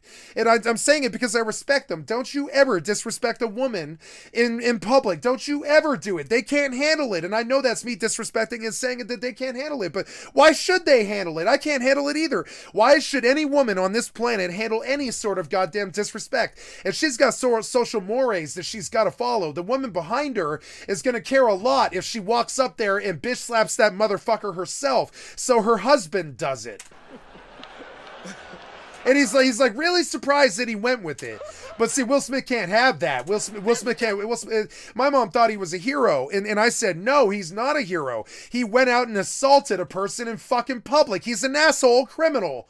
He's an asshole criminal. And she's like, no. And I'm like, yeah, you can't just go fucking hauling off and slapping somebody. Trust me, I faced 7 false assault charges and all the criminal bullshit and all the fucking court cases and all the bullshit around it and how much tears and bullshit that it caused me when I got it all dropped and everything. And trust me, you don't go hauling off and slapping somebody in fucking public. That's not how we built this country.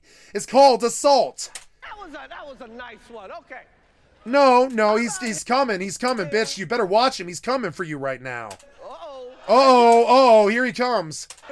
Oh, here it goes. Oh, wow. Will Smith just smacked the shit out of me. It was good. It seemed about right. I don't know. I don't fault what he did, but I do though. You don't haul off and fucking punch somebody in public. I don't care if they deserve it or not. That's when the fascists win, really. When it becomes okay for somebody to haul off and punch somebody in the face, you're not too far from the SS, You're not too far from the SS. Then you got brown jackbooted thugs storming around, punching you in the face every time you don't vote the right way. You know what I'm saying? You can't just haul off and punch somebody in the face in polite society. And I don't like it. I still don't like it. I don't care what he did. I don't think it's right. Sorry. Oh yeah. So wait, I don't think we got through all of this either, though. I'm sorry.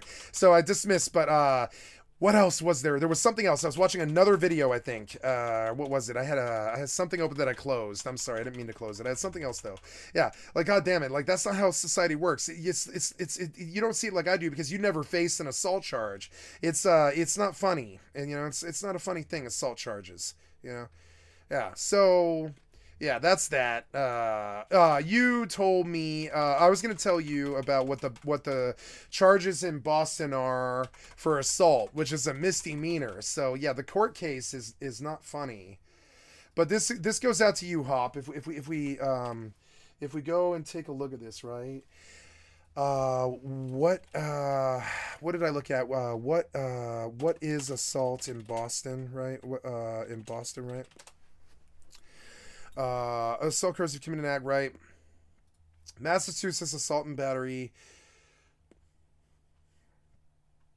There's DV, and then there's a public employee.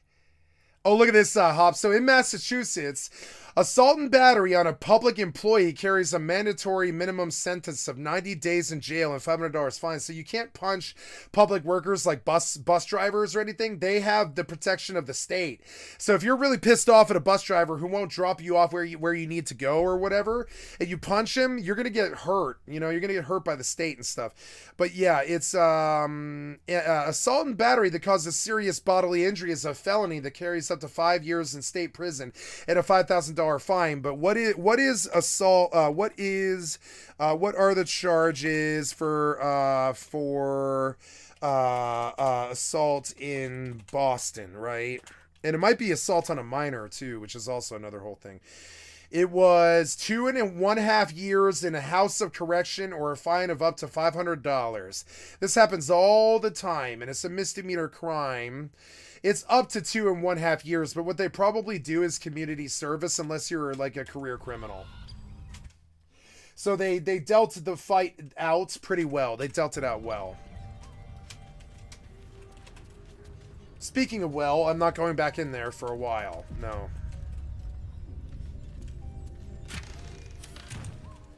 We were going south, I think. Or no, I'm going west.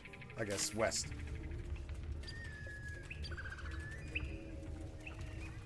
Oh. Maybe there's more stuff in the village, I guess. I don't know.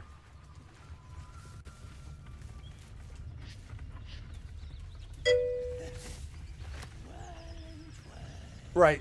Defend. Yeah, she defended. Yeah.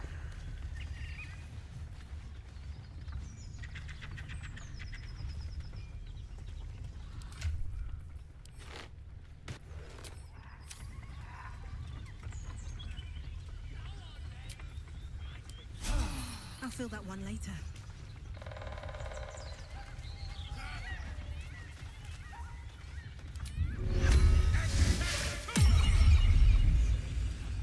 Cool, I have an imp.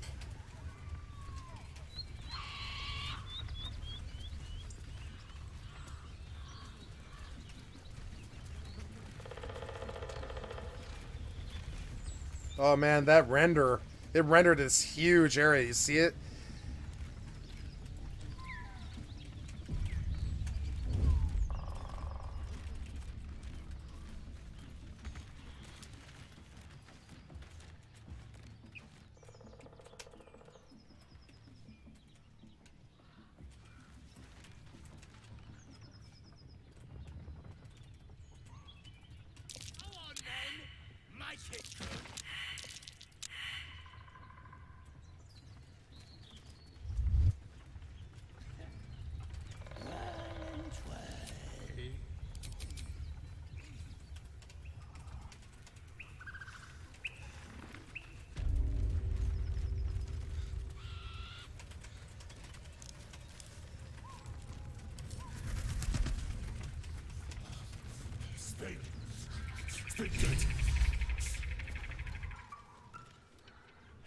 Look what we got here. Another little bird. Do you want him to fly?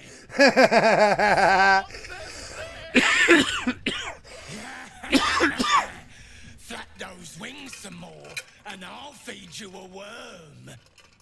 And you. Hope you got a stomach for heights.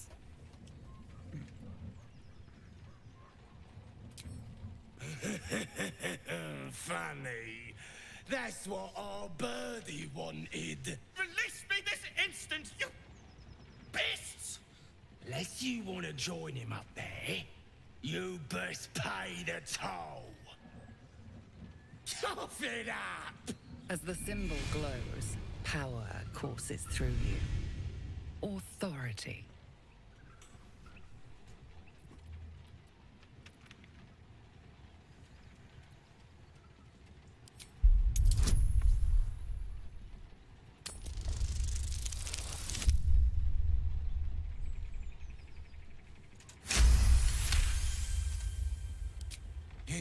You're a true soul.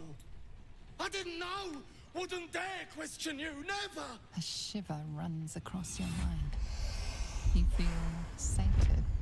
We'll leave you to it. Let's find you something to eat. All right then. Fresh meats. Scared meats. Yes.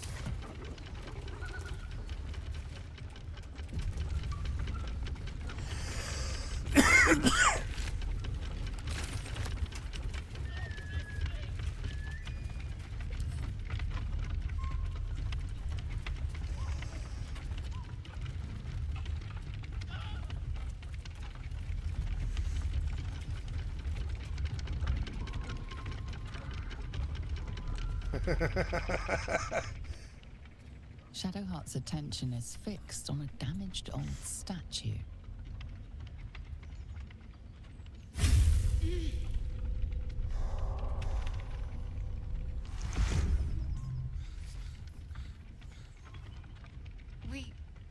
We should keep moving.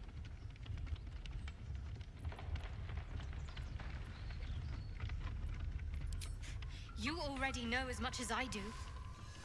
Best ignore it. As long as it doesn't hamper us too much.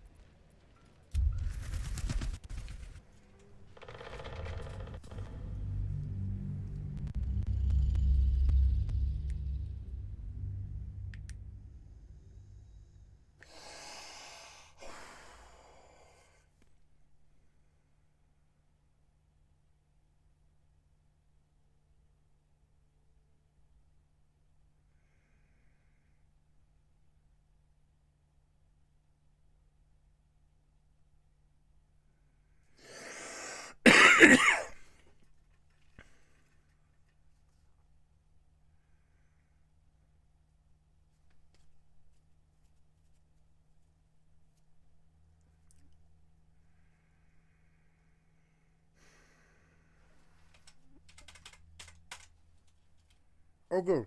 Remnant 2's down. That's good. Play that next, I think.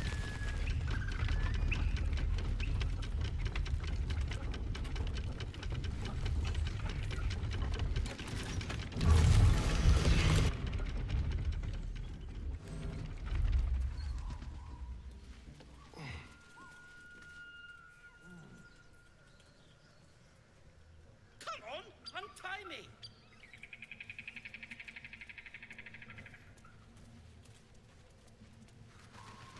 Cut me loose. Free me and find out. Come on! What are you waiting for?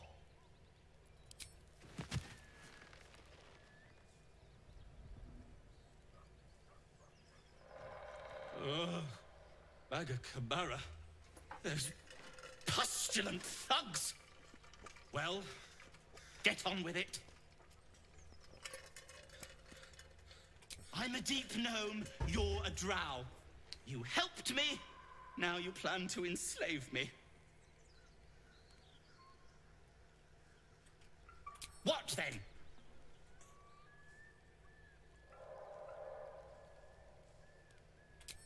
My own fault, really.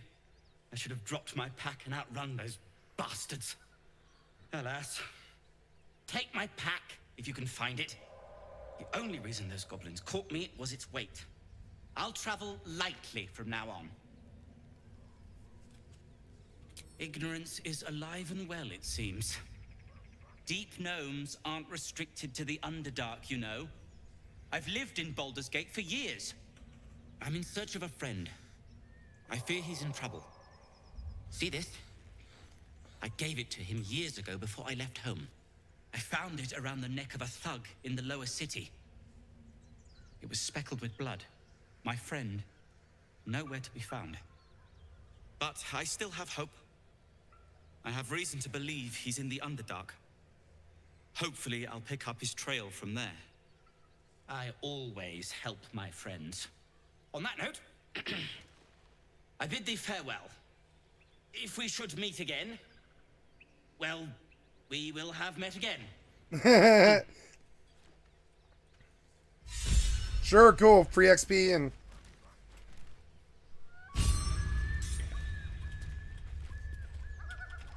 I've done a lot of stuff and still haven't gotten a level. Like days now. It's been like 2 or 3 days of stuff that I still haven't gotten a level. And it's like kind of annoying me. I don't know. I guess I'll be level 3 for the first 50 hours, I guess. I don't know. It makes no sense to me. In my first playthrough, I was level 7 by hour 10. On this playthrough, I've been level 3 for like... Yeah, I'm like level... Yeah, like what level am I? I'm, her character sheet, I mean. Yeah, level 3, man. I got to level 7 so fast in the other playthrough, but this one, it was slow. And I feel like I've done a lot of bosses and fighting and stuff. I don't know. This place. Why is one of them red? Yes, it's pretty. It's nice. Yeah. Very new game.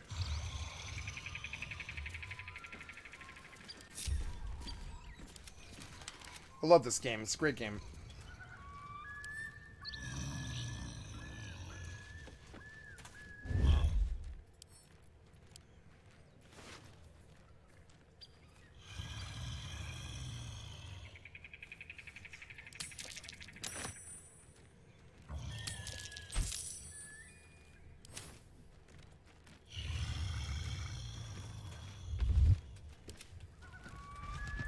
Save.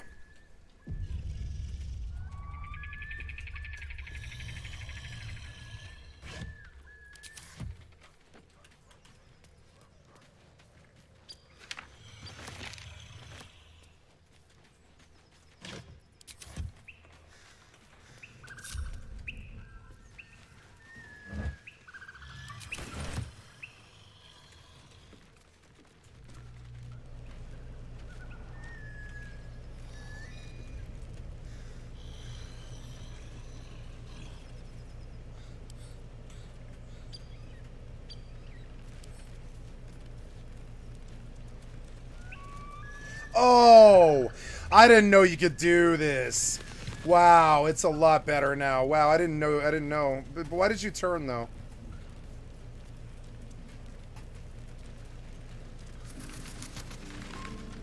Here, that's much better. Why can't I do that all the time? Oh, shit. Okay, well, alright. What a weird solution, but okay, I'm okay with it, I guess. Yeah.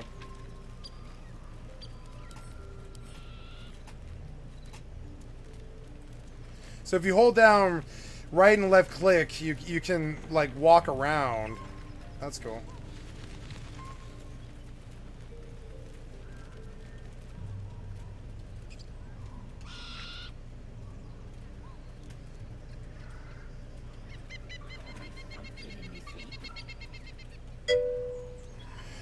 Hello, Mr. Recommendation for the stream viewers. I was wondering if you have any insight on Dead by Daylight. Can we see some gameplay, please? Yes, Dead by Daylight is a horror, and hello, Zelly. Dead by Daylight is a multiplayer only, PvP only, survivor, killer, I don't know what you would call the level design, but we will show you. It's like Friday the 13th scenario, because Friday the 13th, I think, did this game first, I think, but they made Dead by Daylight. Dead by Daylight takes all of the horror movie franchises, villains and stuff, and they turn them into heroes, and then they give you like 4 survivors, and and the survivors have to sneak around and like kind of co-op the level, and I'll show you what the gameplay looks like.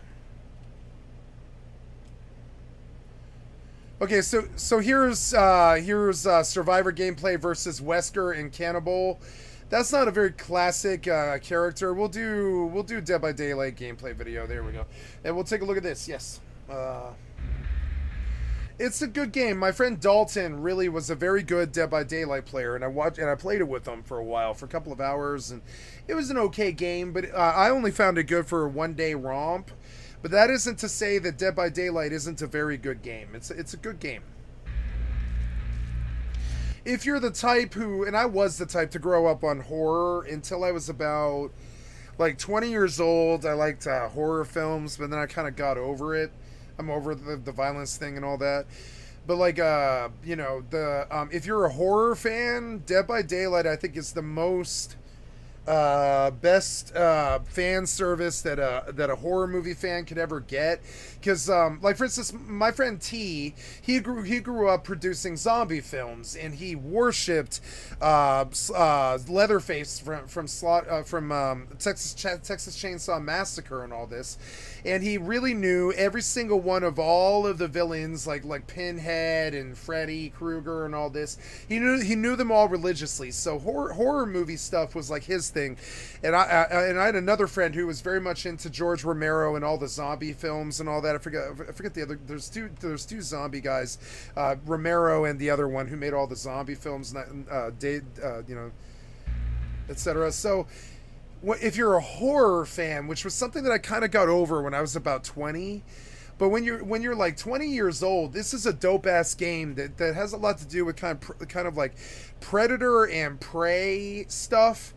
And ironically, of the 2 games that I've ever seen in this genre, there's actually like 3 or 4 now, but of the 2 games that I've ever seen in this genre, I actually liked another game called Friday the 13th, which they gave me for free on the PlayStation Network one month for free. I actually liked the experience in Friday the 13th more. It was simpler. It was easy to It was more easy to understand. And I thought, of the 2 games, Dead by Daylight and Friday the 13th, I thought Friday the 13th was far superior. So I will showcase that game after this one, because it comes to mind from a historian's frame of view. I've spent about 8 hours on Friday the 13th on the PlayStation 4, and I've spent about 2 hours on Dead by Daylight on PC. I think. Or no, I'm sorry. I don't think I played that day. I don't think I played Dead by I don't think I bought Dead by Daylight. I was gonna buy it the next day.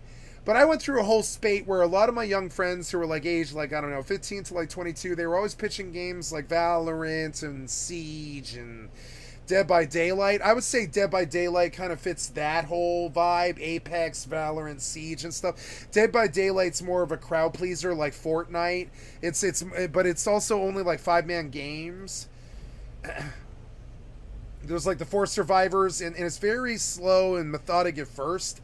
But then it sort of breaks out into this crazy meta gameplay that plays out a lot like, I would say, Smite or League of Legends or something. The abilities that the killer can use and the abilities that the survivors can use are very sort of Smitey and League of Legendy and sort of like a little silly. And you're going to see examples of that over this gameplay video. I will skip it forward, but we'll show you an example of what it can do in terms of its like survival horror co-op gameplay. It's very strong. See it? Great, just great. See it? And now notice that it's not like the monster is AI. The monster is a player, and this idiot running around like Rust is literally lighting them all up really, really loud right now. So a Rust player will naturally gravitate to Dead by Daylight, and my friend Dalton did. Because it's not like AI. There's no AI in this. It's only you and the other humans. So sound is a much, much more binaural crazy thing in Dead by Daylight, which is just one of the things that pulls its like 9 rating. It pulls like a 9, I think, or something like that. Let's see what the Metacritic of Dead by Daylight pulled while we're on the subject, right? Dead by Daylight is doing fairly well on the PS5. I know it is, and we're gonna go take a look at it on the PC. 5.5 user score, believe it or not, is actually fairly high. That's like fairly high. These days you see 3s and 4s. 5.5, despite it being yellow, is actually fairly high as far as user scores go. And the community didn't. I'm sorry. The critics did not like Dead by Daylight, but the fans do. It has bugs and a lot of problems, and it'll make your heart beat, and you will feel the tension. It's an amazing survival horror experience. It's a good game, but it lacks content, and that was the problem that I had with it. I was like, cool, I could play this game for like 2 hours, but you can't live. Yeah, it's a great game. Great game. I mean, I had no point to that. So now this rating doesn't speak ill of it. Dead by Daylight is a great game. It's a good place to find like a distraction, but it is not a main lifestyle game, which was my issue with it. Awesome. This guy gave it a 7, but he still said this game is awesome. Brings old school horror back to life. It's like playing Silent Hill or something like that, but it's definitely more about co-op. It's like a co-op game. Yeah. So, but it's also not, though. It's tragically not co-op in some ways. Because the killer doesn't have any friends, I don't think. Maybe the killer gets a friend once in a while or something, like in their weird, like, seasonal stuff. But I don't think, that, on average, that the monster ever has a friend. So it's a very solitary experience, and I've seen this in other places, like in Overwatch. They did something called the Yeti Challenge, which is like you have 4 Mays and a Winston, which is like the monkey, and then there's 4 Mays, and May is the Mr. Freeze Ice Girl, and so it's a cute little game where 4 little ice thrower girls or whatever you want to call that, freeze gun girls, go and try and freeze the jumpy monkey. And the monkey jumps out of their ice all the time and tries to kill them with lightning. And whoever kills the monkey wins and all this other stuff. And that's exactly what Dead by Daylight is. I think it's an entirely arcade game that you would see in a creative mode for like Fortnite or Overwatch or Minecraft or even Rust, I would say. You could do this in Rust too. You could take a scarecrow and make it gigantic. And you could have and honestly, you could probably build a successful server this way. You could build a 100-man server all designed around killing a giant scarecrow the size of Neon Genesis Evangelion or something. So the size of a skyscraper, right? And a lot of people, I don't know why people don't do more stuff like this. A creative mode that I would build in Rust would be, okay, we all build bases and stuff, but but there's no PvP damage, and the server has 100 people, and at the center is a scarecrow the size of a fucking skyscraper that just raffle stomps people and tosses bombs that blow up like areas the size of a base, and you're constantly trying to kill the fucking scarecrow. That is exactly what the Dead by Daylight is, and it's honestly a glorified creative. Okay, so you want some gamer criticism of the negative sort that hits Dead by Daylight where it lives, that it probably would say like it would listen to if I were to say it in their boardroom meeting. Dead by Daylight is a very successful creative mode that went live that I don't think ever should have left creative mode, and I'm sure the Dead by Daylight people will probably be the first people to ever tell you that. I missed what Zelly said. Yeah, I can see that. Can we freaking there's everything Rust has and more? I mean, come on. Yeah, that's PAX Day. PAX Day is coming. Now, everything that Rust has and more, no, that'll be Rust 2. Rust 2 will have everything that Rust has and more. There's only 2 games on the market coming that are liable to punch at the weight that Rust does. That's PAX, well, honestly, it's more Ashes of Creation and PAX Day. Ashes of Creation and PAX Day are both medieval renditions of Rust. If you're looking for tax shooter evolution, the only other game like Rust at all is Escape from Tarkov. That's it. And Escape from Tarkov doesn't have an overworld. It's all instanced dungeons. So it's effectively useless to me, you know. Of those 2 that I mentioned, it depends on which one we're talking about. Are we talking about Escape from Tarkov or like which 2 games? I'm terribly sorry. I don't know which 2 games that you're referencing. I'm sorry. My Asperger's blocks me from certain methodology jumps like this. I mentioned a bunch of stuff, so I don't know which 2 you're actually speaking of. Yeah, that's my Asperger's. That's not you. PAX Day. PAX Day. PAX Day is so funny. To me, it's PAX Day. The community would say Ashes Creation because Stephen Sharif, the leader of Ashes Creation, is attempting to punch at the belt of Rust, and he announced this. Now, PAX Day is just a new game. We don't know what PAX Day is going to do for the medieval world, but I know what PAX Day is trying to do.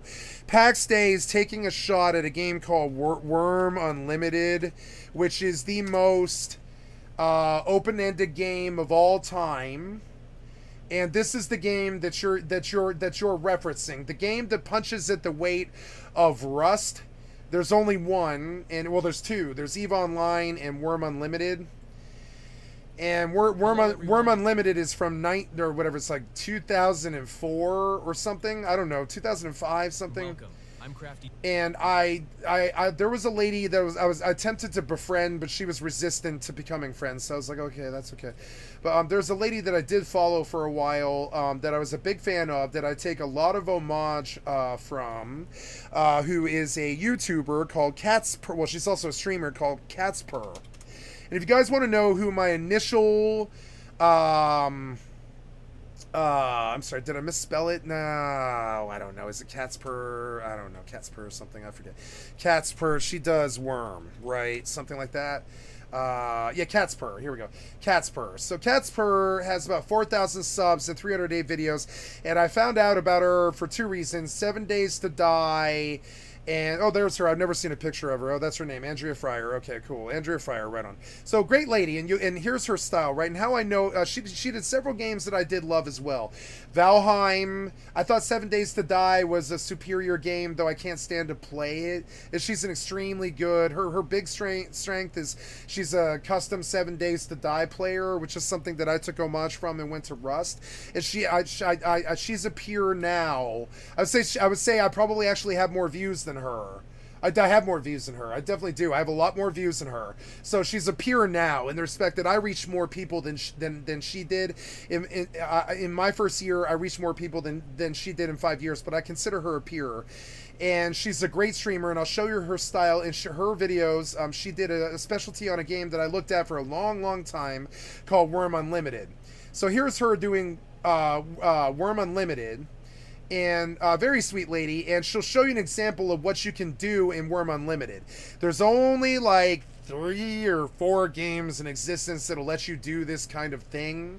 It's Worm Unlimited, Rust, I would say DayZ to a lesser extent, 7 Days to Die, Worm Unlimited, and there's another one called, what's the name? In these games, they all have like 3,000 population for the entire game or something like that. 7 Days to Die is doing a lot better than that, and so is Rust and all that. But these games where you can build personal worlds that have the depth of Rust, they're very rare. So this is Catspur's like town, and this is her style, and she named it Harmony. And people live here, and those are players, I believe. Yeah, those are players standing there. And she gathered them around her, even though it's only like 100 people. She gathered them around her like leaves around a tree. And she built them a worm reality. And so I took homage from her. The first time I ever saw a video of hers was like, I don't know, 7 years ago or something like that. And in the back of my mind was like, well, there's always the Catspur approach of sitting on a creative game mode like Rust or Minecraft or Worm Roulette or EVE Online. And then I decided to do all of them. And I tried Worm, but I couldn't get the experience out of Worm that she got. Fusionson says, if most players were toxic, I don't think... So if you look for games like Rust, Dead by Daylight is like a UKN mod. And it's a great UKN mod. But I mean, it looks like this. And I realized we were on Dead by Daylight and we ended up on Worm Unlimited, but... So, like, I want depth like Worm Unlimited, but this is what they're supplying, so get used to it. This is what's on the market. It's Dead by Daylight. So get used to Dead by Daylight. Play it, love it, it's good. Apex is the same, Valorant, all those other ones, they're all good games. I did play Valorant for a while. I did play Valorant for like at least 2 or 3 hours or something. Valorant's on my list here somewhere. You have to download it directly from Riot, I think, or whoever makes Valorant, I forget. But yeah. Valorant is CS:GO mixed with Overwatch Ultimates and the Overwatch abilities. So it's the other game. There's several games like Rust, and I'll tell you what they are right now. Roblox, Unturned, Rust, Minecraft, Worm Unlimited, Valheim, DayZ, 7 Days to Die.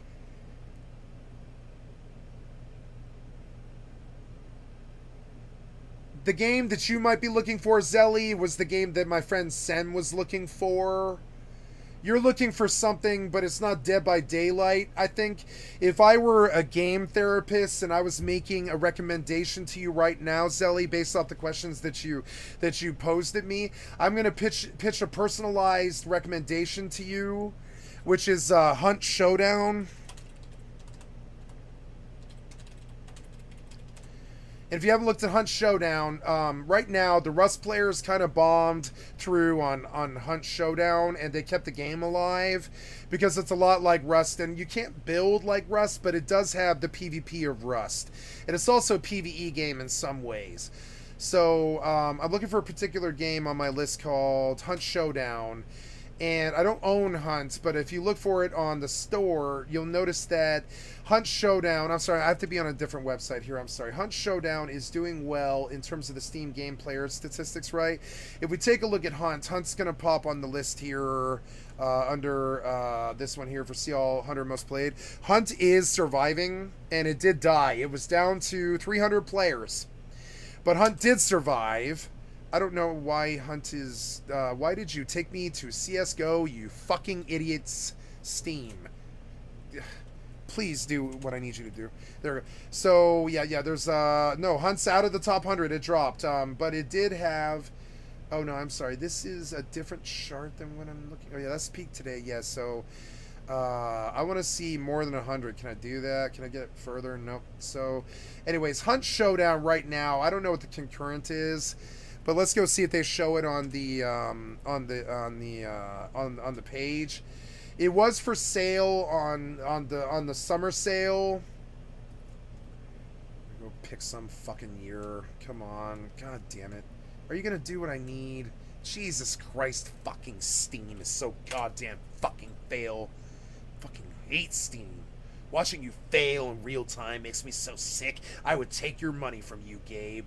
Straight up. Watching your front end fail in real time makes me so sick. Really sick. Anyways, now Hunt Showdown had basically negative reviews. I'm talking across the board from 2019 until 2022 for 3 whole solid years. Hunt Showdown had bad reviews. If I had to make a Zelly recommendation, it would be Hunt Showdown. Saying this, but I don't. And my friend Sen stepped to me a couple of weeks ago and he said, what do you think of Hunt Showdown? And I said, well, I went to look in and the concurrent right now is 36,000 players, I believe, or it was like 3 weeks ago. And so Hunt Showdown experienced kind of a bit of a resurgence here. And this game is made by Ubisoft, and Ubisoft doesn't make bad games. So if you come to Hunt Showdown, you're going to see something interesting here. Hunt Showdown is made by... Jesus Christ, Steam. Can you be any more fucking failure and lose any more money? How do you justify it to your fucking Steam shareholders? If I was a shareholder, I would fire you, Gabe. I would fire you. The mismanagement is clear as day. Clear as day. Anyways, Crytek, right? Which of course is Ubisoft. That's Ubisoft. It's Crytek. So... I hope you don't crucify me for saying this, but I don't like Escape from Tarkov. The other game, Zelly, that I would pitch at you is the game that every other Rust player plays. The only other game that Rust players generally all play is like Tarkov and Siege. So those are the 2 games that I would pitch at you. Siege doesn't have the depth. Tarkov doesn't have the depth. So you might find a home on Hunt Showdown. The game is way too stressful and tense and draining, and after 2 rounds, I feel like I need to take a nap and listen to rain sounds on Spotify to calm down. It's a survival game. I definitely acknowledge that it's a good game, and I see the appeal, but it's not for me, and it probably never will be. Oh, no, I'm sorry. He's talking about Tarkov. There's a game that has a very... Yep, del win take, right? See, Hop can confirm, right? Siege and Tarkov. I'm not bad at this. I just don't like tac shooters because Skycat is bad.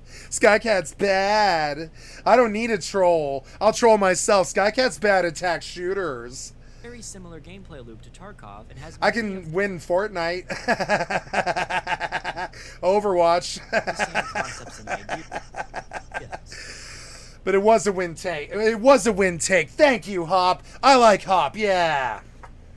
But it has a few major differences. It was a win take. These differences That's right. are actually what make it enjoyable for me. And so if you're bored with Rust, do what the rest of us did, which was buy Escape from Tarkov, which is probably the closest you're going to get to it, and like Siege. And then when you're done with Siege and Tarkov, you could go and degraduate down to the lower tier, which is like Hunt Showdown and Roblox.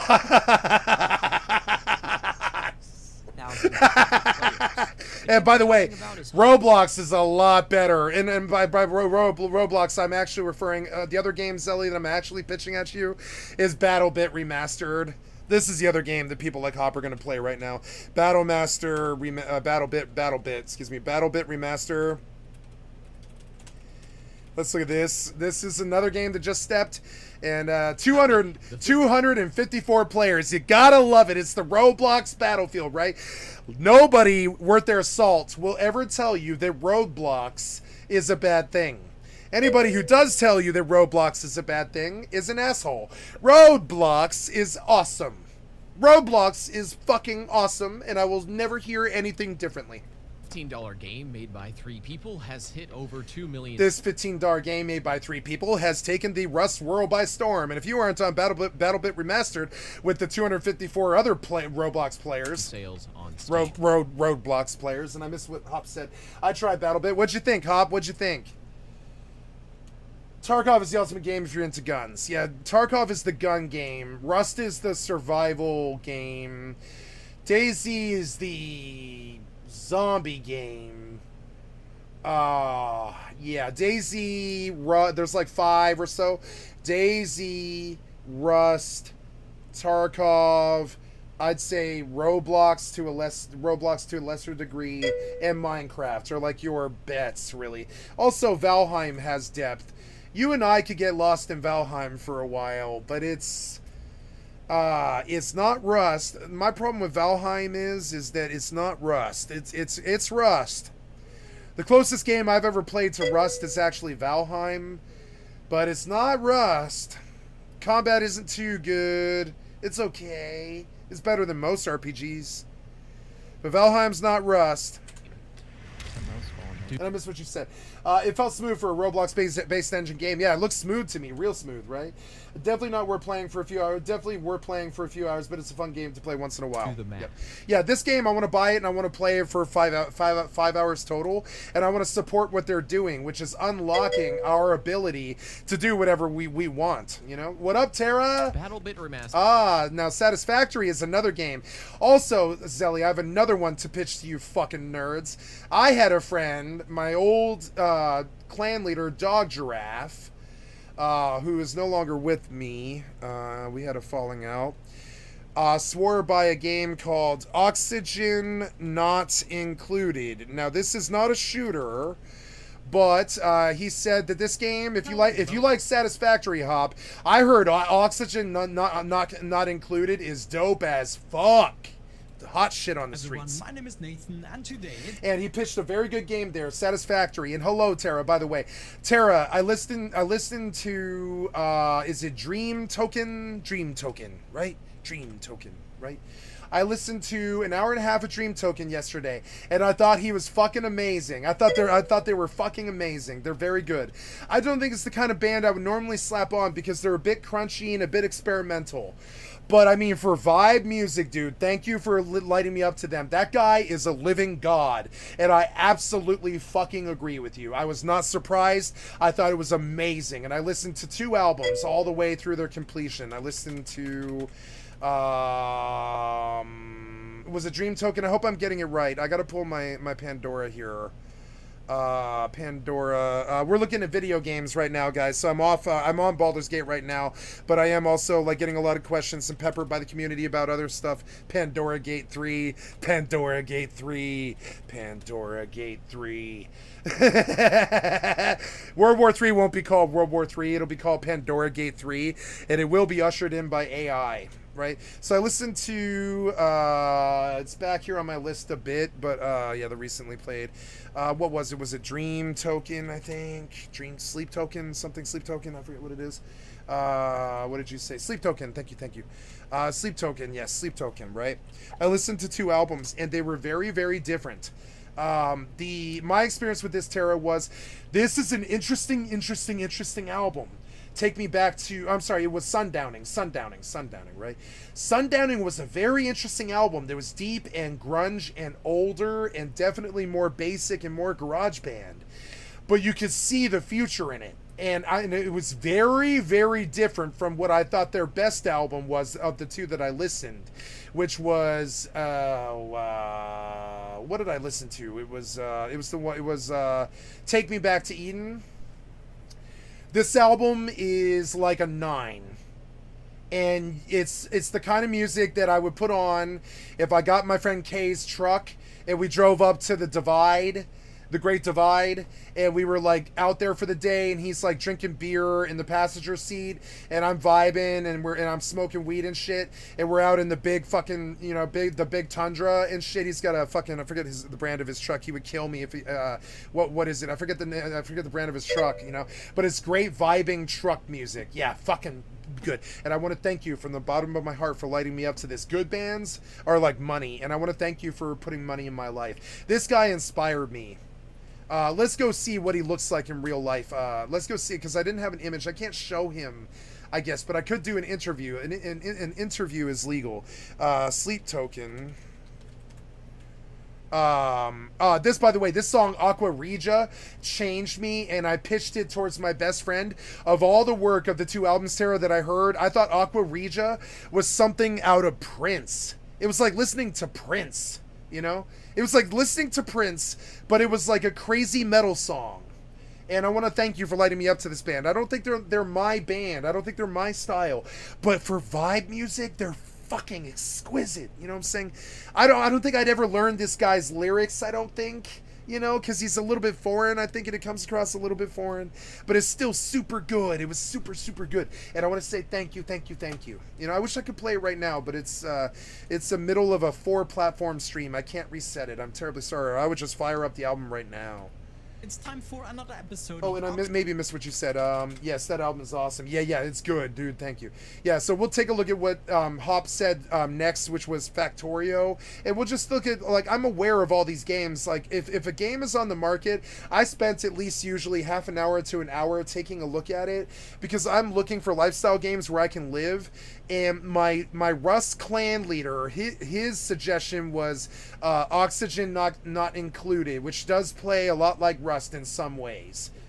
Oxygen not included here in the... Hello everyone, my name is Nathan, and today... And after this we'll go back to Hunt Showdown, which experienced a resurgence of about 30,000 people this summer, which means that Hunt won't die and Hunt shouldn't die. Hunt is a masterpiece made by Ubisoft, meant to take on the Rust. It's a titanic effort by Ubisoft to try and fight Rust. That's what Hunt Showdown actually is. It was a $1 billion debacle of a failure, but people don't think about Hunt Showdown that much. But Hunt Showdown was Ubisoft's response to Rust, and I'll show you that next. It's time for another episode of Oxygen Not Included here in the Ultimate Base 4.0. In the previous episode, we took care of the 3rd planetoid, kind of establishing a small base. As a last step, I'm trying to fill up the bathroom here so that we can start to utilize it. Shit is a valuable resource to anybody but shitheads. Still need a thimble reed in order to get rid of the excess polluted water that we're creating. Can get a lot of natural stuff out of shit. Compost, methane, there's all kinds of crazy things you can do with shit. I'm not saying wallow in it or use it or keep a room full of it. I'm saying shit can benefit you. But today I want to dedicate my time towards building a oxygen system right here for the new worker base, as well as actually bringing along some oil. So you can pretty much see what... So oxygen is not included on this foreign... Watchdog Legions by Ubisoft was a flop compared to the other Watch Dogs. Yeah. Now, Watch Dogs is a good game, though. I would say Watch Dogs is like a 9, though. Well, some people swear by Watch Dogs as being one of the greatest games ever made. Yeah. Watch Dogs is fucking great. I've never beaten them, but I heard they were good. You know, I don't do Grand Theft Auto much anymore, but I do like, I looked at what Watch Dogs was, and ignore these games at your peril. Be closed-minded to these games at your peril. Trust me, they're trying to really reach you. Most of these developers, they won't waste 5 years of their life without really trying pretty hard to reach you. So... next we fire up Satisfactory is the next one that that Hop pitched, and we'll take a look at this one. For peaceful, also another really good one is Power Wash Simulator. What is up, guys? Welcome to a brand new series of Satisfactory. I'm sure eventually it would be useful. In the world. Everything is a resource. Start collecting. Oh, there's an animal. So what are we making? Just a good old factory? We are. Factory? Oh no, this is gonna be a long day. Can I just say this game looks beautiful? All right, did anyone find iron? It does. I'll go find iron. It's better than. Excuse me. It's better than what's that dinosaur game? It's better than Ark Survival Evolved. This game's a lot better looking than Ark Survival Evolved. Ark Survival Evolved and DayZ look like complete shit to me, which is annoying to me because, like, everybody says that the Arma engine can be beautiful, and I've seen the proof of it. The Arma engine can be really beautiful, but I don't think it is compared to Rust. I just don't think it is. Like, so, DayZ, beautiful, 4K. Yeah, that guy has his graphics low, too. I've heard Satisfactory can be a really beautiful game, right? So I know for a fact that real DayZ can be really, really fucking beautiful. I know it can. Like, so my friend Patrick always used to argue with me when I would say that DayZ is a fundamentally, graphically, horribly, like bad looking game. And he was like, no, it's not. And I was like, yes, it is. And he was like, no, it's not. It's better than Rust. And I was like, no, it's not. And he's like, yes, it is. And I'm like, no, it's not. Rust looks better. And I had a very fundamental, really bad fundamental argument with my friend Patrick, who's in my Ace clan in Rust, right? Wonderful friend. He's Hop's age. Great kid. From Canada. French Canadian. And we love our French Canadians. They help build this planet just like everybody else. It's complicated, but it's also ARMA. ARMA is an army engine designed by the American Army to hook gamers on the Army. So I've always struggled with the ARMA engine, and then this is the ARMA engine. It's you'll see it in 3 places, Hop. DayZ, PUBG, and Real DayZ, which is a different version of DayZ, I think. ARMA engine, and then it's also, of course, ARMA 1, ARMA 2, ARMA 3, and so you will see ARMA 3 do amazing graphical things because the Army dumped hundreds of millions of dollars into it so they could hook young kids on war games, and that's what DayZ was an ARMA mod. So this ARMA obviously is photo real and very beautiful, and Patrick was right. In the end, I will come back and I'll say, Patrick, you were right that DayZ is a more beautiful game. It is. Yeah, you're familiar with ARMA then. That's ARMA. That's PUBG and DayZ. So if you liked PUBG and you excelled at PUBG, then you'll probably slaughter DayZ because they're the same exact game. So obviously, the ARMA engine is graphically superior to almost everything but Unreal 5 or 6, Unreal 6 or whatever it is, Unity or whatever. Unity, right? But at really high 4K time lapse, you begin to see that Patrick was right. Patrick was right. Patrick was often right. I hate to say it, but Patrick didn't really fight a point unless, I mean, I say this all the time. I only hang around geniuses usually, and it's not like I try for that. It just generally happens. So, like, Patrick was a genius in his own right, or I wouldn't have hung out with him he was my original duo partner in Rust was Patrick, and I wouldn't have spent the time with him if I didn't understand that he had a very, very strong young mind. So, and I think he was right about this. The ARMA engine was superior to the Rust engine. Rust is beautiful, but not like this. That looks photoreal. Yeah. Oh, by the way, this is a trip, guys. If you want to see graphics, right? There's a new photoreal motorcycle game is out now. There's like this photoreal motorcycle this one, right? Look at this shit. This is a video game. Look at this shit. This shit is a video game. You know what I'm saying? You can tell it's a video game, but it's pretty photoreal. Point in video games where it's almost impossible to distinguish real life from gameplay. I came across. Yeah, Ride 4, the most realistic game I've ever witnessed. I don't want to hear him talk. I just want to look at the graphics. No, Ride 4. And and this doesn't even look that good to you. If I was in 4K and I was streaming 4K. Yeah, like look at this. This shit always blows your mind. This is like the 7th time I've seen it. It blows your fucking mind every single time when you see it, what we're headed for here. So like understand, like, you know, we're headed for some good places. If you guys are ever suicidal or sad or upset that you're poor or that people won't touch you or talk to you or won't love you or be with you or something like that, right? Trust me, it's good to stay alive and eat your food and get your rest and strive and work to better yourself and not attack others. Because better things are coming in the future. Better things are coming. He's on the R1 too, goddamn! Yep. The R1, man. Dope as fuck! Yep. Well, let's take corner there. Yeah. So imagine this in 4K. This is in 2K as well. It's not coming through well enough. I'm in 1080p, right? Let's bump it to 2160. I don't think it's going to do much better for you guys, but it does better for me. We're on the entire map here. Oh, no, I'm sorry. I have a mod that forces a particular frame rate on YouTube so it doesn't eat my Rust frames. So we will bump it to whatever this was. 2160, I think it was. Yeah. We'll just bump it to 4K or whatever and save for a second or whatever. Yeah, just save it for a second, yeah. And I want to turn it up here Corners that are really tight. We're gonna go around. to like Go 21p60 or whatever it'll give me. Just wanna make this Yeah, entire that's lap that's here 4K. So here we go. This is the best I can give you guys. Now keep in mind, right? This is important for streamer stuff too. You are witnessing and I'll show you the evidence of all the stuff that I'm talking about here. And this is important to understand as a streamer. So they say the best thing I can do for my community is help you understand, you know, like stuff about being a streamer. So, excuse me for just a second while it opens a message. Yeah, the map. Yeah, the map does look amazing, right? That's the Baldur's Gate map. Yeah.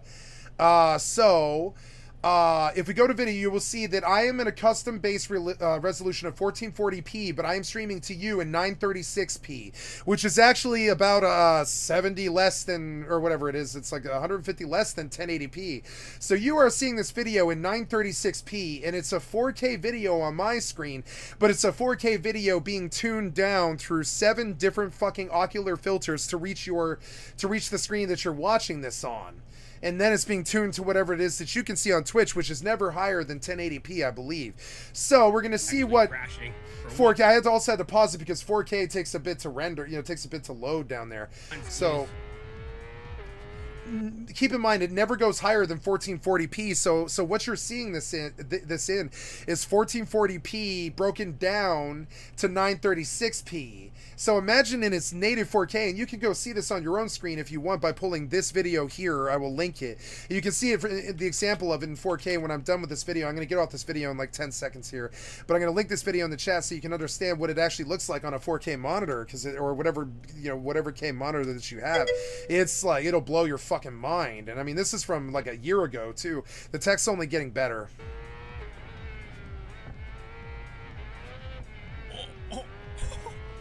So that's all I need from him. And then we say thank you, Milky, for the excellent content for my stream. I'd like to sub to your channel. Fucking, I'm gonna say great video, great video. You know, great video. I've shown this on stream like 7 times, man. Good shiz. You know, yeah. I mean, leave something positive for him, because I mean that video did change me a little bit. So, and this one too. Thank you so much, Rainwater Media, for the excellent content for my stream. I've liked and subbed to your channel. I like your vibe, man. 1,000 subs, and you're down here trying to make Daisy look a little better than it does.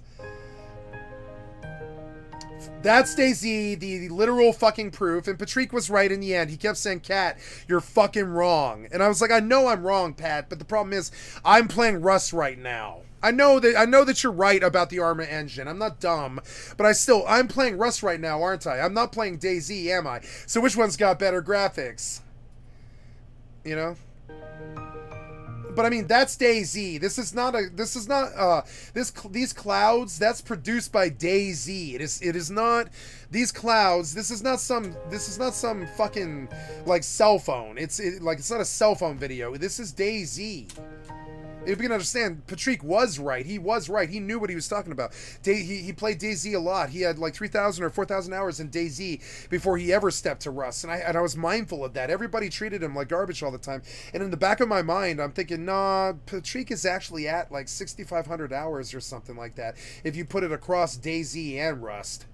You know, he's at like 6,500 hours or something dumb like that. He's not a noob.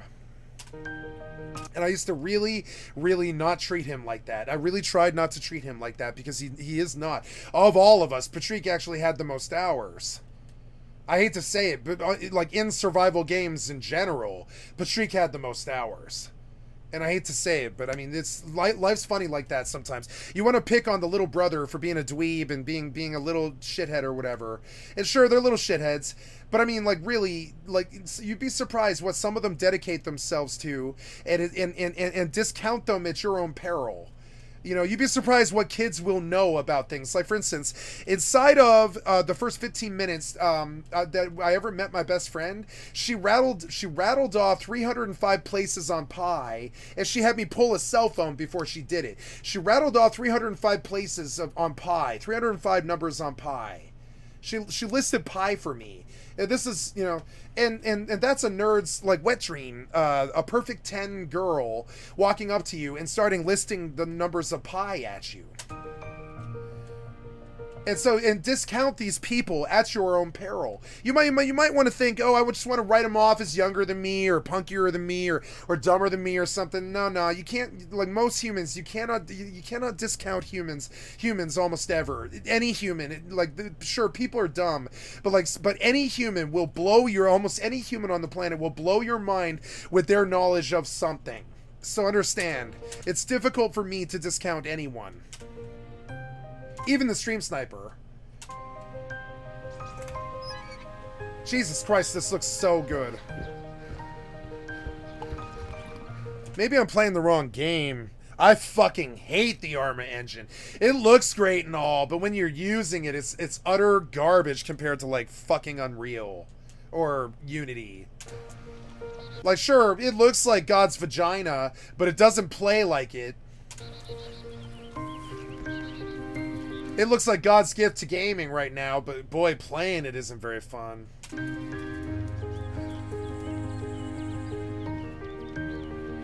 I mean, DayZ's fun, but it's not fun like Rust.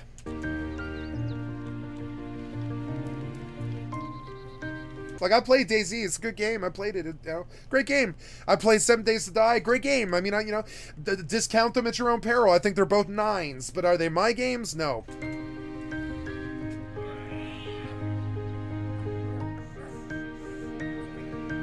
That is frankly fucking beautiful. You can tell that it's computer generated because like reality in nature is never this simple. There's more haystacks, there's more non-conformal things. It's very difficult for the engine to do things that are out of the normal, like this box right here. You can tell what it's actually doing. It's jagged layering the side of a planet. See it? It's like jagged layering it a bunch of times. You can see the layers here. There's a layer.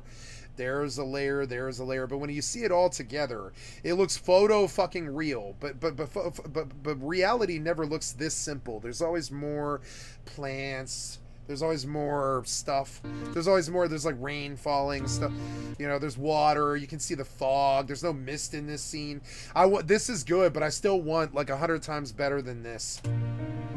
And that sucks, and that's something that they're aware of in the video game scene. Sooner or later, the video game scene is going to fracture, and you heard this here first, motherfuckers. You understand it? You heard it here first. I'm going to say it.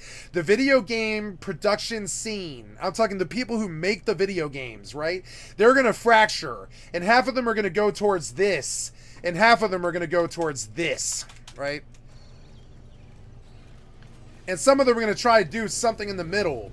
But eventually we're going to have, like, I've seen this before. I've seen photoreal shit like this before in games. Like Detroit Become Human, which is, in my opinion, a perfect 10 game. Detroit Become Human, right? Fucking wonderful. In 4K. Oh my god. Fucking beautiful. Beautiful, beautiful, beautiful. I'm talking...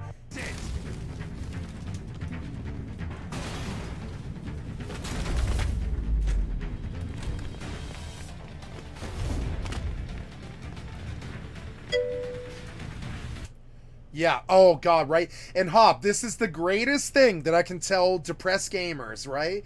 Don't be thinking about sadness or suicide or how nobody loves you or you're unhappy or any of this stuff. Just think that it's a good time to be alive. We're all floating. We're all insignificant specks of dust on this insignificant dust of space dust flying through the cosmos. And your life doesn't really matter much, but it also matters a great deal and is historically meaningful. And how you look at this is how you're going to suss out who you are.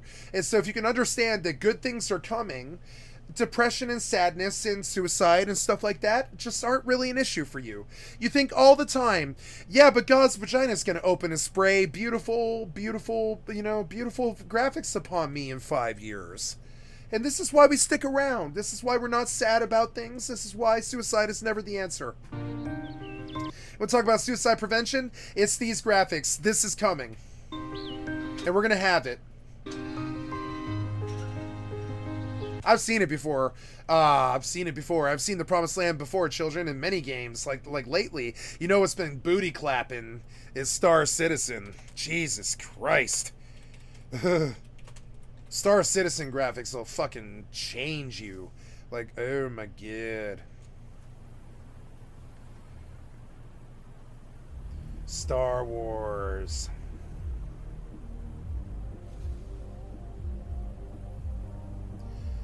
But you know what I heard you have to do? A 15-minute load. It's like a 15-minute load, and it crashes like 3/4 of the time. Just like Rust. That's how they managed to do this. It's like a 15-minute load, and once you're in, it crashes like 3/4 of the time. Which is why Star Citizen is getting all this shit from Kira TV being like Star Citizen is a scam, right? You'll see it, right? Code 3000 every time you play. See, Hop knows. See, I've never played Star Citizen, but I knew more about it than him. Well, not more about it, but I knew it. I knew what he knew by going. See, Hop is a good gamer. If Hop knew how to say what he just said. Yeah. Oh my god, look at those clouds. I just want to jizz all over them. Yeah. Oh my god, I just want to have sex with that, like, tree. I really want to bask in this, like, sunlight in this meadow. I really want to just, like, fly on that plane. I want to ride that plane into, like, you know, into butt sex reality.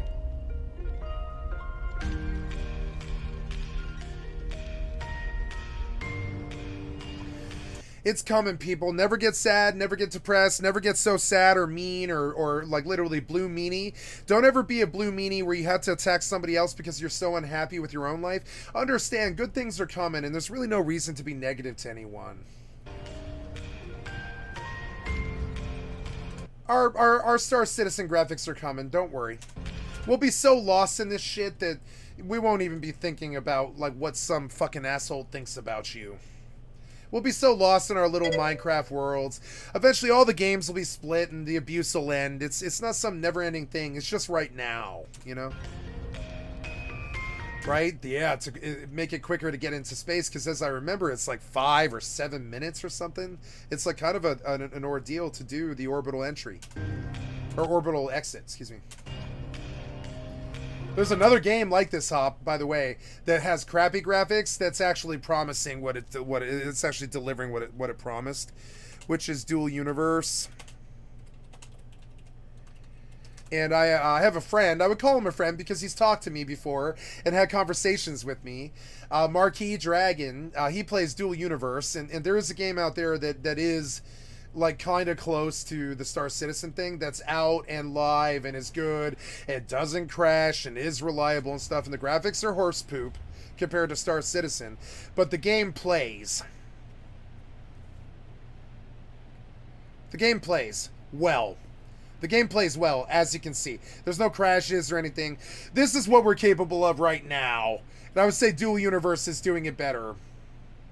By the way, if you want to ever try Dual Universe, there's a free demo on Steam.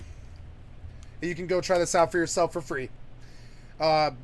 Waste a couple of hours learning the engine, do an orbital exit, do an orbital entry. It's a fun time. It's a bop. Good bop. I did it myself. It's great. Bit of a bop. But it's not a good game. It's too slow. It's too involved. It's too No Man's Sky. It's too big. It's got problems. But I mean, it's if you want to live a sci-fi lifestyle, there's like 2 games out there now. It's EVE Online and Dual Universe. It's got the No Man's Sky going on pretty well. No, I have not tried Star Citizen, and my issue with this was when you go look at a video about getting started in Star Citizen, you will hear something to the akin of I want a segmented video of getting kitted up, right? Getting kitted up, right? And you're going to hear morphologists. Thank you for the excellent content for my stream. Morphologists. Morphologists. I love that name. I'd like to sub to your channel, and I'm going to say heart sign here for you because anybody doing Star Citizen is pretty in the know, I would say. Yep, mining and doing bunkers and stuff. Yeah, I haven't done it yet. Hop. I'm scared because of what I'm about to show you. Out of the way, it's time to look into upgrading our kit, because I hate to break it to you, but that little pea shooter on your kit. Oh, I'm sorry, that's the kit. I'm talking about buying a ship, you know. The main floor, you do ramp markers or the door markers, London, simply locate the icon on your screen which shows your ship's location, where it will say the hangar that it's located in. To get to that hangar, step into the elevator, and just as we did before to select a floor, we want to select This looks fucking boring to me. Why did they make this elevator so realistic? I want one button or whatever. I want like an auto drive thing. Like what I want from this game is I want an auto walker that where I tell it I would like to set a goal of take me to this other city, go now. And then I want my character to auto walk for me through all this elevator bullshit that I don't want to have to hassle with. And there's a word for this. It's called bloat. This elevator is bloat. I don't know why he added it. I don't need my elevator to be photo real. I don't care about that. a hangar here using the scroll wheel. And it's super dumb and you can get lost, and I like reality, it's good, but also like some of that stuff is what I consider to be bloat. It's in the game for no reason. The elevator is needlessly complex for no reason. You should have an auto guider that takes you wherever you want to go. Oh yeah? Oh, so you are a Star Citizen vet, Hop. I had no idea. Oh, yeah, black market currency swap. That is an excellent insider tip that I might owe you a great favor for later, Hop.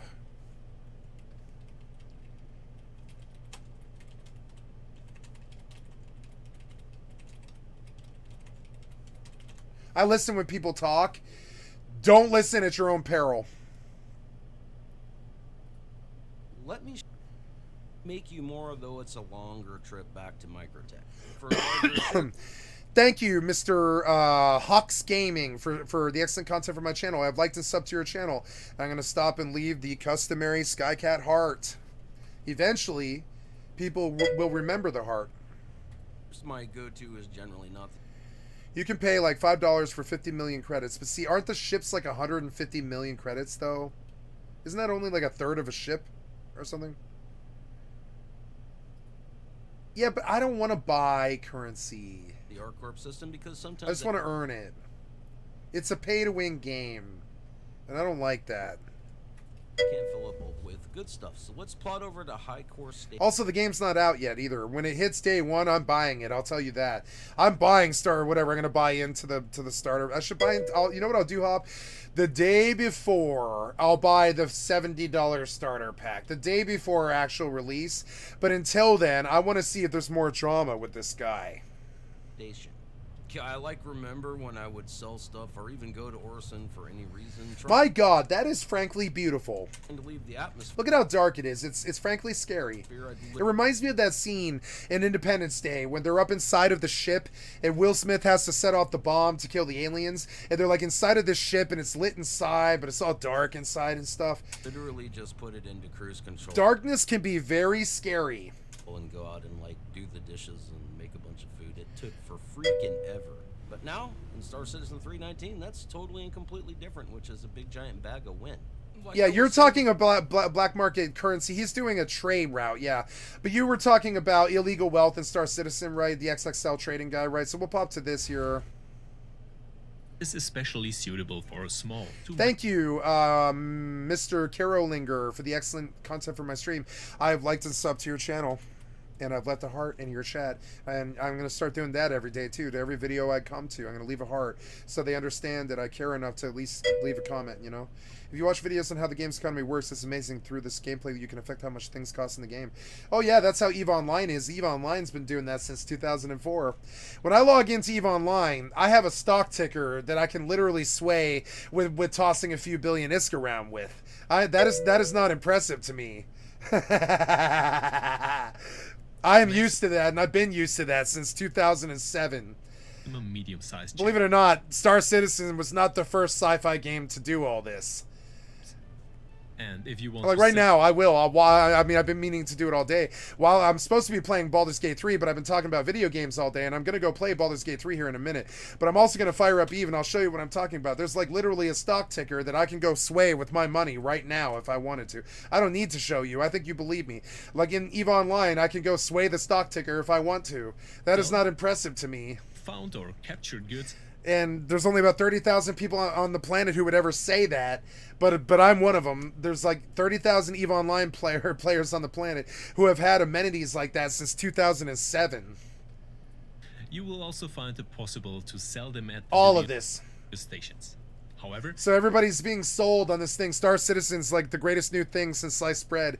Yeah, sure. So yeah, but when you play EVE Online and you'll dual universe, you'll understand that it's been done before a lot. You will usually only receive lower prices. This does look inferior to me to EVE Online, unfortunately. It actually looks inferior to me. Your stolen goods. Like, not the graphics, but that's it. Only the graphics look superior to EVE Online. That's it. All the rest of it looks like inferior to me compared to EVE Online. Now, the combat looks better. Let's go look at combat. Star Citizen combat looks great. Way better than EVE. Let's see the combat. Yeah.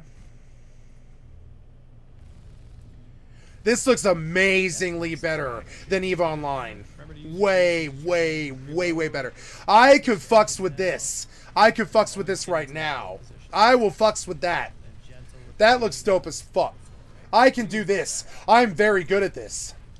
Oh yeah, I'll buy a stick. I don't care. I'm good at this shit. Give me a stick. Give me a mouse. I don't care. I'm good at this. I'm good at Ace Pilot 1, 2, 3, 4, 5, 6, 7, Microsoft Flight, X-Wing, TIE Fighter, whatever fucking flight game. Pilot. I must have clocked 5,000 hours on just Pilot Wings Super Nintendo. I clocked 5,000 hours on Pilot Wings 64. Give me some cockpit battle, bitch. I'll fucking slaughter him. I'm an ace pilot. I guarantee it. I'm so good at this. 5 gunners. Oh my god. There's combat gunners. Right. There's gunners? No way. Hammerhead on Hammerhead, okay. No way. They made a real game? I didn't really believe it. Yeah, but how much is the ship though, Hop? It's like $300, isn't it? How much is the Hammerhead? It's a cash grab, Hop. It's a bad insidious is the word for it. It's a bad insidious cash grab though, Hop. Like, I don't care how good the Hammerhead is. How much is it? Right?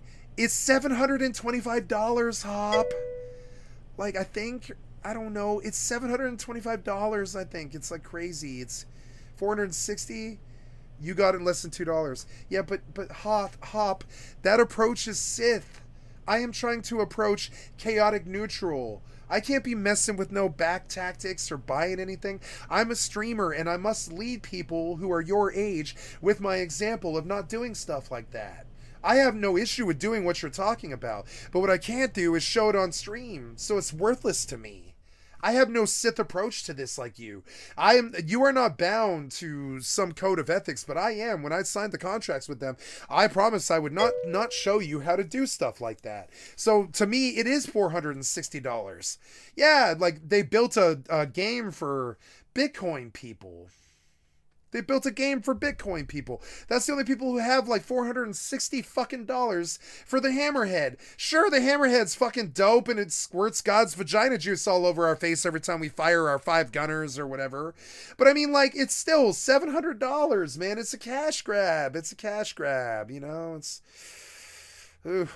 With the latest Star Citizen patch offering a compelling multi-crew option, it seems sure, it's cool if you have thousands of dollars to drop on Star Citizen.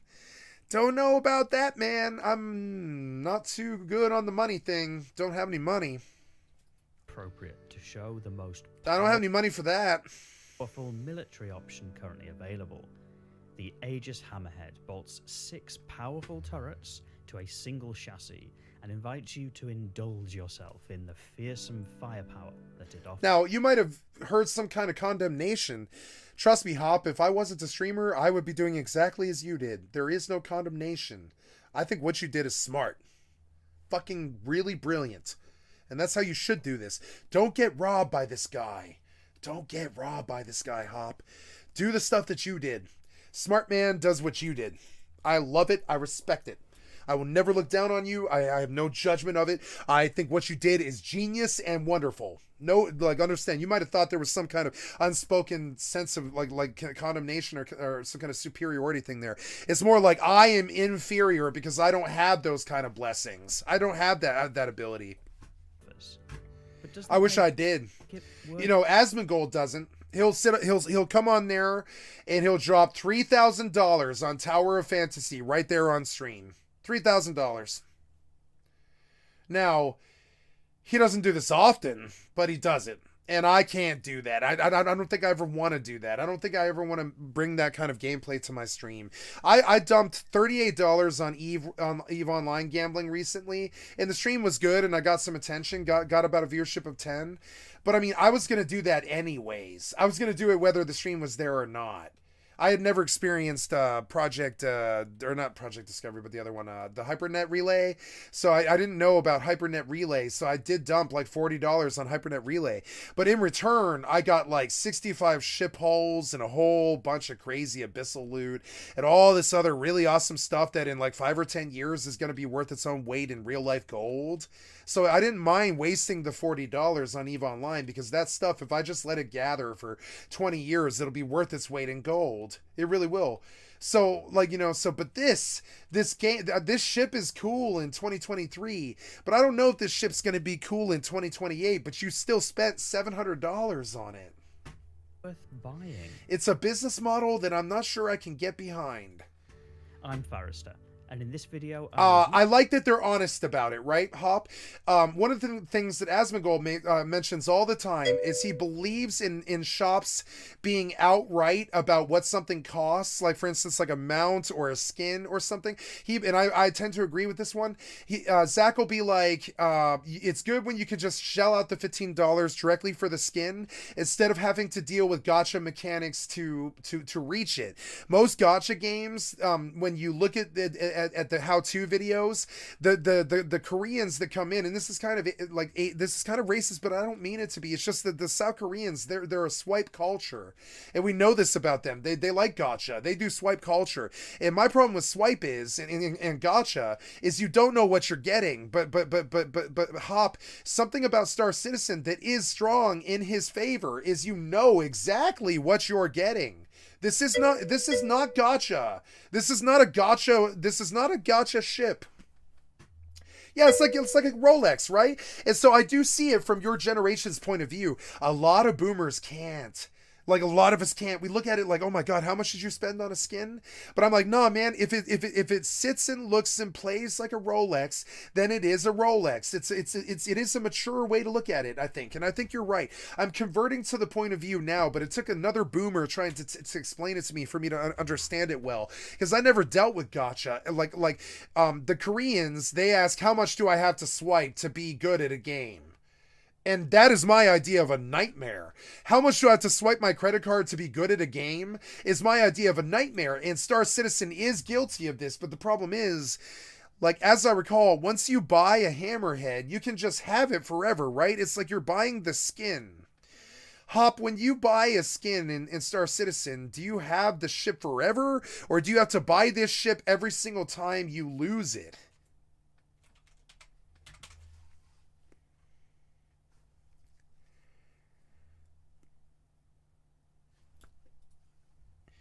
If your hammerhead gets destroyed, do you have to buy another one, or can you just provide in-game resources to the skin of the hammerhead that you bought and replace it? Do you have to pay $460 every time you die? Because if that's the case, you have it forever. Okay, thank you so much. That's the difference. I do not have, currently right now, I will go on record as saying I do not have a moral issue with the marketing levels of Star Citizen. It is frankly actually more honest than a lot of gacha games.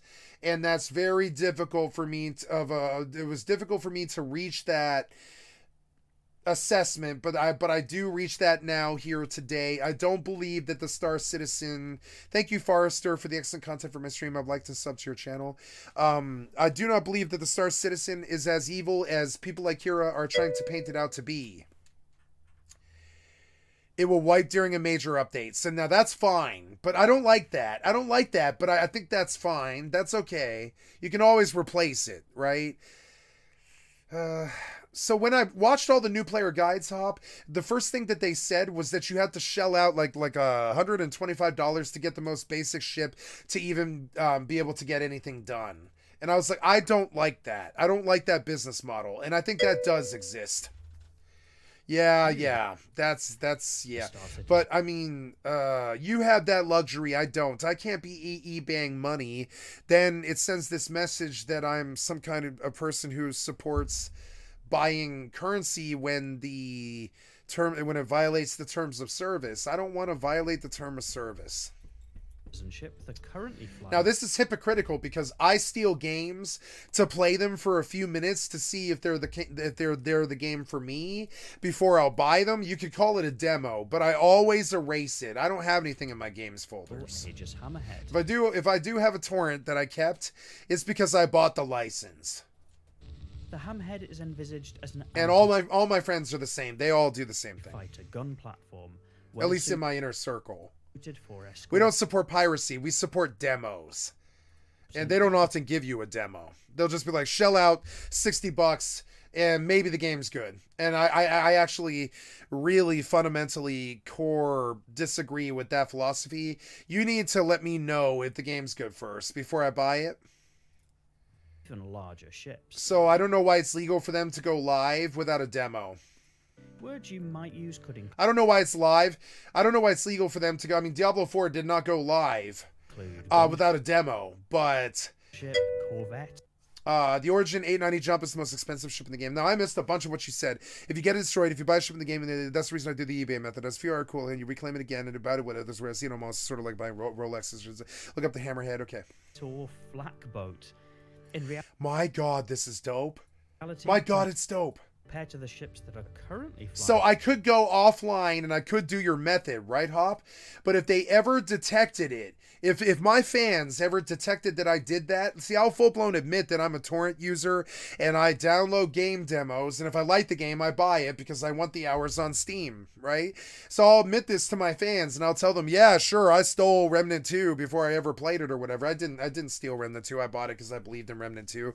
I did the 3 hours research to come to the decision that I believed in what I was seeing, and I bought Remnant 2. That's what I generally do. But occasionally some game like Elden Ring will come out and I will play 45 minutes of it on a torrent just to make sure that my system can run it, B, the graphics are good, C, it's actually the game that I want to play and spend money on, and D, and all this other stuff. Now, was there an Elden Ring demo? No, not at launch, no. And so and I did steal Elden Ring the day I'm sorry, I bought Elden Ring the day it launched, but I did steal Dark Souls 2 and Dark Souls 3 for the first 45 minutes of launch before I decided not to buy them. I decided not to buy Dark Souls 2 and Dark Souls 3. I boycotted Dark Souls 2, Dark Souls 3, but I did buy Bloodborne because I believe in Bloodborne. Game. I believe in Dark Souls 1. As far as From Software games go, I believe in Kingsfield 1, Kingsfield 2, Demon Souls and Demon Souls Remastered, Dark Souls Prepare to Die, Dark Souls Remastered, and Bloodborne and Sekiro and Elden Ring. But I don't believe in Dark Souls 2 and Dark Souls 3, unfortunately. And I never did spend $1 on them. And when I bought Dark Souls 2, I beat it in 37 hours and I sold it again for $37 3 days later, and I thought, this is not the Dark Souls 1 that I bought. And I had the same exact experience with Dark Souls 3. I had torrented it for 45 minutes, and then I was like, yeah, I don't believe this. After playing 2, I was like, I don't believe this is the game that I want. But Bloodborne immediately was. Bloodborne was the game I wanted. The Hammerhead is one of the and so was Elden Ring. Options out there. So I have a history of stealing games, and I admit this. I have a history of criminality, and that's one of the histories of criminality. Is all my life I stole games and movies and TV and television. So I'm a hypocrite when I tell people not to steal games, because I did, and I kept all of the music and the television because I had this fundamental belief that the grid will go down sooner or later. Either that, or 500 years from now, nobody's going to know who the Beatles were except for my grandkids. You know, my great-great-grandkids or whatever, or who your great-grandkids or whatever. So Daddy Skycat's going to have the Beatles anthology in 500 years. And Daddy Skycat's children or his best friend's children are going to have a copy of the Beatles anthology in 500 years because iTunes 57 won't know what the Beatles is. They won't know who the Beatles were. So I blatantly steal stuff that I bought the CDs of. You know, but even then I bought the CDs. I bought the Beatles CDs. I bought all those CDs. I bought all the CDs of the Doors, all the Stones, all of those bands. I bought all their CDs, Janis Joplin and Jimi Hendrix. I bought all those CDs for between like $1 and $5 used. And probably one of the to an right? Yeah, see what I'm saying? Like it'll sound like this. It'll sound like this. I can play it for you, but you won't like it. Implementation of a capital ship. Albeit, I accept that technically, it might not be a capital ship itself. For those of you who've seen other... You want to know what music in 500 years is going to sound like, Hop? No, I'm just kidding. I'm just incredibly egotistical, so I'm going to pull my own video.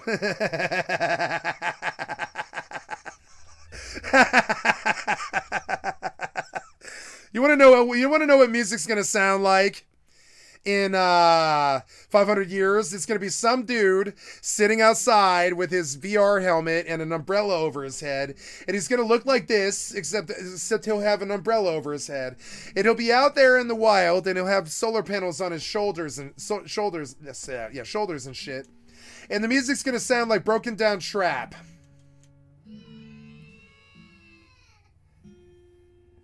That's what it's gonna, and nobody's gonna like it. It's gonna sound like it's raping babies, and it's gonna sound all fucking depressed and spun out and broken and trap like and all that. Trap is gonna take over the world for like 500 years.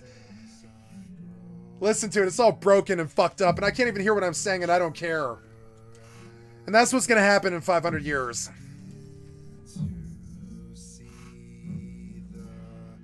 World's around me for what the fuck it is.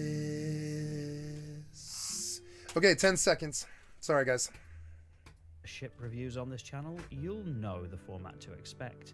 This video is split into 5 sections, starting with a ship tour, assessing combat performance, reviewing handling and visibility, looking at the operating costs before finally summarizing. I've included timestamps in the video description in case you want to. Dope as fuck. And if you're one of the 3/4 of people watching who isn't yet subscribed to the channel, you may choose to subscribe to be notified of future videos. Part 1. Okay, guys, while we do all this, I'm going to switch games here. Apparently, Baldur's Gate 3 just kind of got worked out of my rotation there. So I'm going to stop pretending that I'm playing Baldur's Gate 3 now. And I'm just going to get off it after I save. And I'm going to get on Rust now. It is prime time. I'm going to get on Rust now. But this save took 7 minutes for some reason, which I believe should be illegal. Illegal. I believe Larian is doing something that should be illegal. This saving should not take as long as it is. And I really, really disagree with it. Like, fundamentally. Why is this save... Why is it possible for this save to... I'd rather the game crashed than it do what it's doing right now. Yeah, we're just gonna Alt F4 now. Sorry. I can't have you doing that on my stream. I'm terribly sorry. I know that you're on the triple anus failure and all that shit. Yeah, and I know you really don't want to quit. But yeah, quit. I don't care if it's going to erase my save. Baldur's Gate 3 has a very, very, very, very, very, very, very, very buggy save system. And I deduct 0.5 points off because of it. 9.5. It's a 9.5 now. Because the save system is obviously garbage. You can see it real live. Oh, yep, there we go. Horse shit. Horse shit. What is it even doing? I Alt F4'd this game a long time ago, and it's also telling me that I can't do that. Because it's my Lord and Master now, and tells me what I can do with my own software. It's the triple anus. They can't control your souls in the real world, they'll control your souls with software. And I tell you to F4, but you won't. I tell you all the time to F4. Yeah, fucking do it. Do what I tell you to do. You're a software. You're my bitch, not the other way around. You know what I'm saying? I don't care what your save woes are. Erase the save or don't erase the save. Get off the fucking shit or get off the pot. Don't put me through waiting. You know what I'm saying? Do not put me through waiting ever. Lose the save, don't lose the save. Don't waste my fucking time. That should be against the law. That should technically be against the law for them to make you wait for that save. I really do believe that. It should be against certain federal regulations for that company to force you to sit around and watch their save. I really do. I believe that should be illegal. I really do. Ship tour. I really do. Like watching that thing stumble and then force me on some sink and then prevent me from loading another game. See it? And prevent me from loading another game. It's preventing me from loading another game. And I really, really, really think that should be illegal. I think that should be illegal. And everybody's like, oh, Gabe Newell on Steam is so good. Nah, Steam sucks a lot of billions of bags of dick. And it's doing it right now, in real time, and angering me a great deal. And irking me. I am disliking this experience where this save has locked my Steam. And I will yell at Gabe Newell when I see him. I will yell at him about it. The Baldur's Gate 3 save thing and the bullshit that it's doing to me here, I will yell at him about it. This is why you can't ever have me into any kind of fucking I don't like these people. I don't think they do good design. I don't venerate them. No, not any of these developers. No, I can't think of a good one. No, I want to yell at them. There are multiple entry points into the Hammerhead. So let's just go pretend that I didn't lose my ability to play video games right now because of Baldur's Gate 3 save system and Gabe Newell sucking Steam's 50 billion bags of dicks all day. Let's just pretend it didn't happen, okay? It did, but I mean, let's just pretend that it didn't. It's still happening. I can't play a game right now on my Steam. And I really think that should be full-blown illegal. I believe that is Larian and Steam stealing from me. Full-blown stealing from me. And I would prosecute them for me if I had $1. If I even, Lord forbid, God forbid, Skycat ever have $1. You don't ever donate to Skycat. I will use it for my private war against these people and their stealing. I guarantee it. Don't ever donate to Skycat Live. Don't ever donate to Skycat Live. Don't ever do it. Because I will use it to fund my private war against these fucking assholes stealing from us in real time. I absolutely will. I will go up against Gabe Newell and I'll be like, yeah, I'm going to sue you in court for this. Yeah, no. I want to sue you in court for this. This is you stealing thousands, millions, billions of hours of people's time willfully without fixing anything. And I'm sorry, but I want to sue him for this. This particular thing here. Get it gone. That was unacceptable, and I would sue you for it. This tour will start by going up one of the elevators. There's one on the port and one on the starboard side. What was that? 7 minutes where you locked up my Steam program. Unacceptable. And Baldur's Gate, I don't know. I'm sorry, but Larian, I don't know how you thought that was going to be okay. And I dropped at least 0.5 off of Baldur's Gate 3 for the save system on Steam. And I'm sorry, but you're really looking for that 10. I know you are. But no, if I'm ever doing a fucking review video, guess what I lead with? The fucking save system. These take you up into the main through deck of the Hammerhead.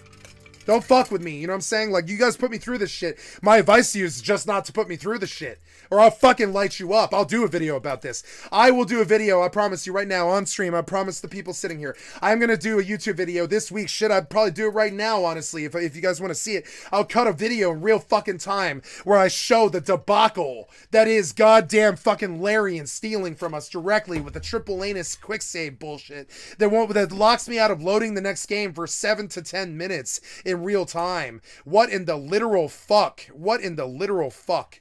Like, what in the literal fuck? What's with the launcher, Larian? What's with those quick saves, Larian? I'm sorry, but I got over quick online, play online in 2003, and I don't know why you're trying to resurrect play online in 2023, but it's been 18 years, and I would see you in court for trying.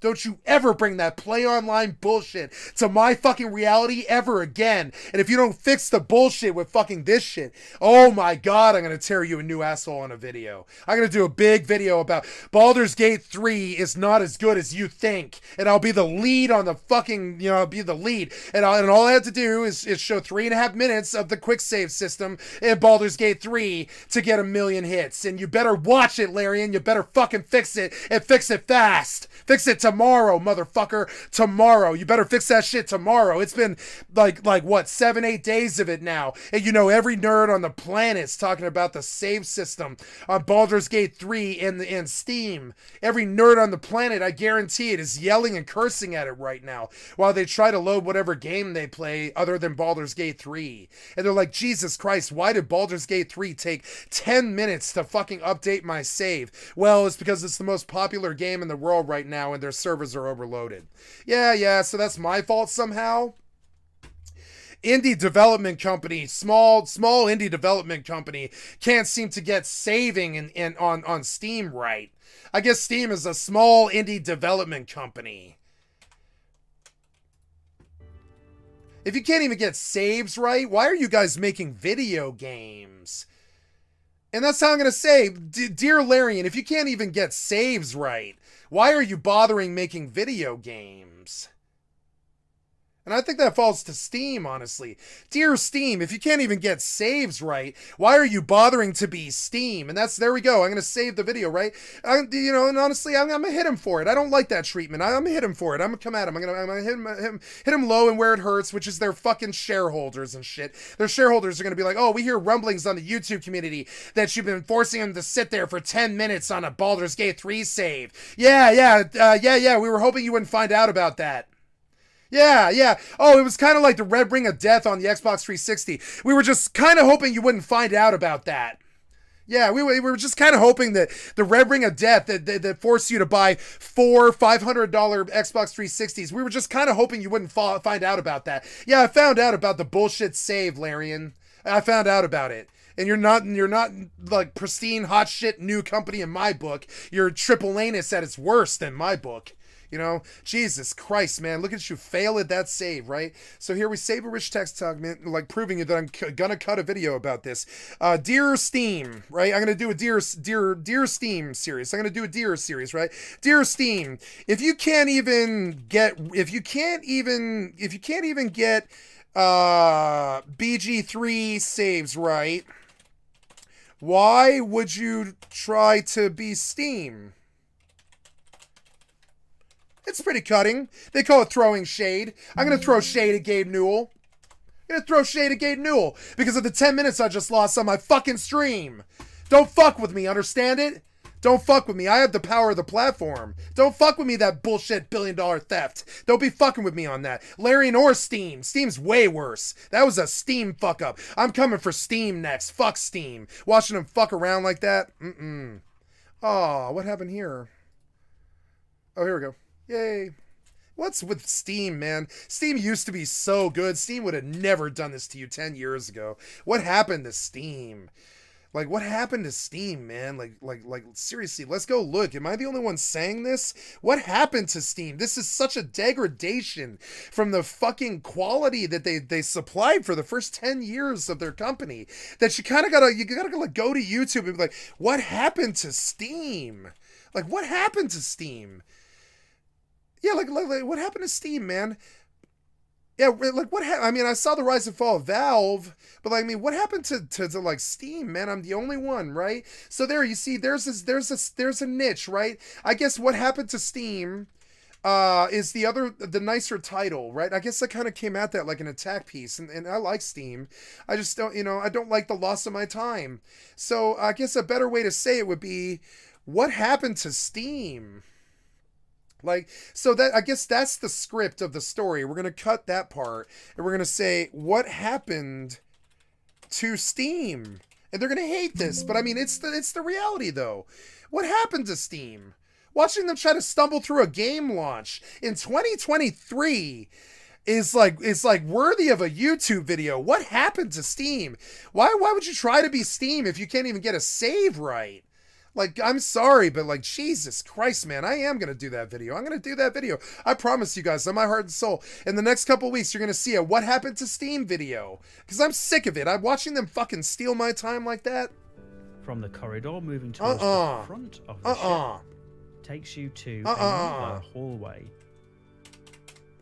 I was so scandalized by that. I was like, every time I go through that, I like go off on a 10-minute rant. Every time I see it, every time I watch that save trip up for 8.5 minutes or whatever, I rage out the entire 10 minutes, and that's how you know. That's how you know you have a YouTube video on your hands, guys. If you're ever a content provider, right, and if you can easily rage out for 10 minutes about something, that's a video that's gonna get hits.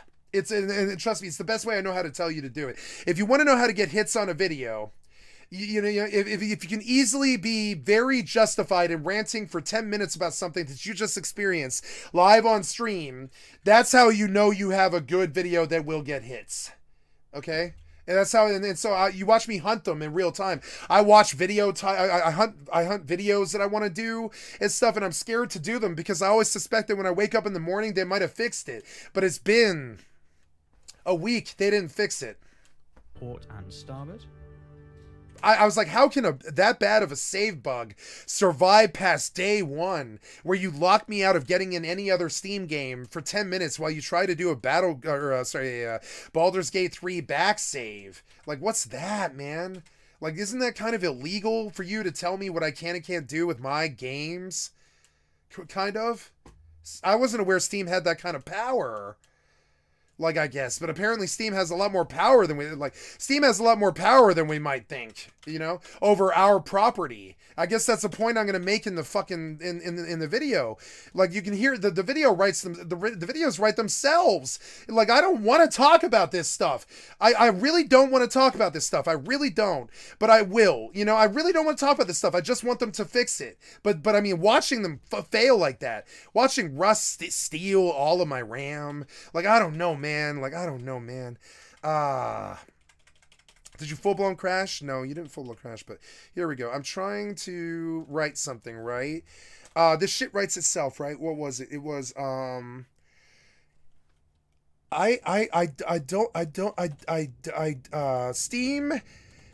Steam has a lot more insidious power than one might think.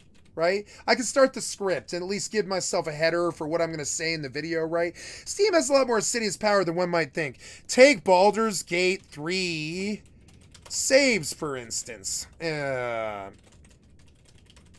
they are very, very topical at the moment. Talk about 10-minute lockout saves. And we're done. The video writes itself. You know?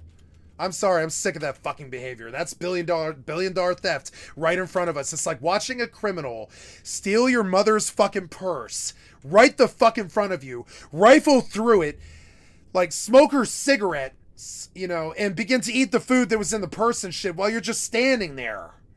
And you're like, Jesus Christ, you have no shame as you commit this massive billion-dollar theft from people in real time. No shame. You don't even patch it or anything. You don't patch the Baldur's Gate 3 save thing. You don't care about it. You're not even aware it's a problem, you know? And I'm sorry, but that's a little hard to deal with.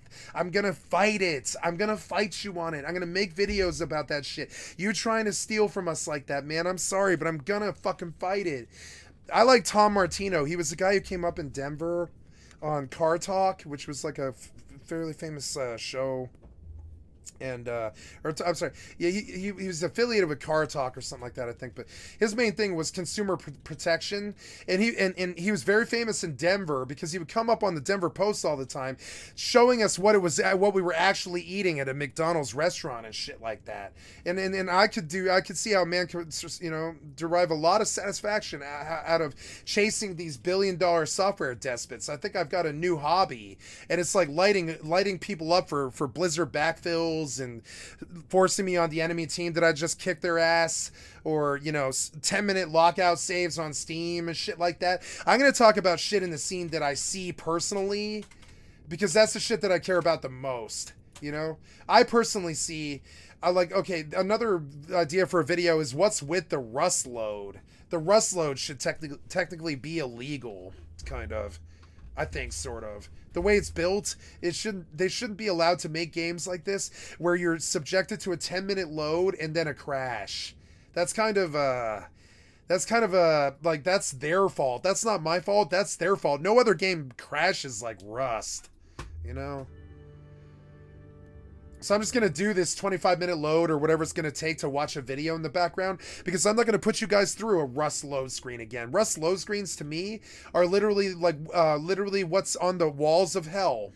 You want to know what the wallpaper of hell is? It's the Rust load screen. I'm dead serious too. My vision of hell is every wall in hell is covered with the Rust load screen running for all of eternity. To the bridge, which we'll come to. Fuck them. Take their money. Shortly. And then right at the front is the airlock. This will be used particularly if you're docking with a station. Oh god, look at it crash other programs and stuff. Come on, man. No, my 16 DDR2 is good, or whatever, DDR4 is good. It's good. It's a symmetrical ship, so the turret on the front, starboard, and port side. Oh, we're also watching a 4K video, which is also part of it. I guess I'll drop it down. That's also part of it. I'm sorry. That's my fault. I gotta change the video, which is like,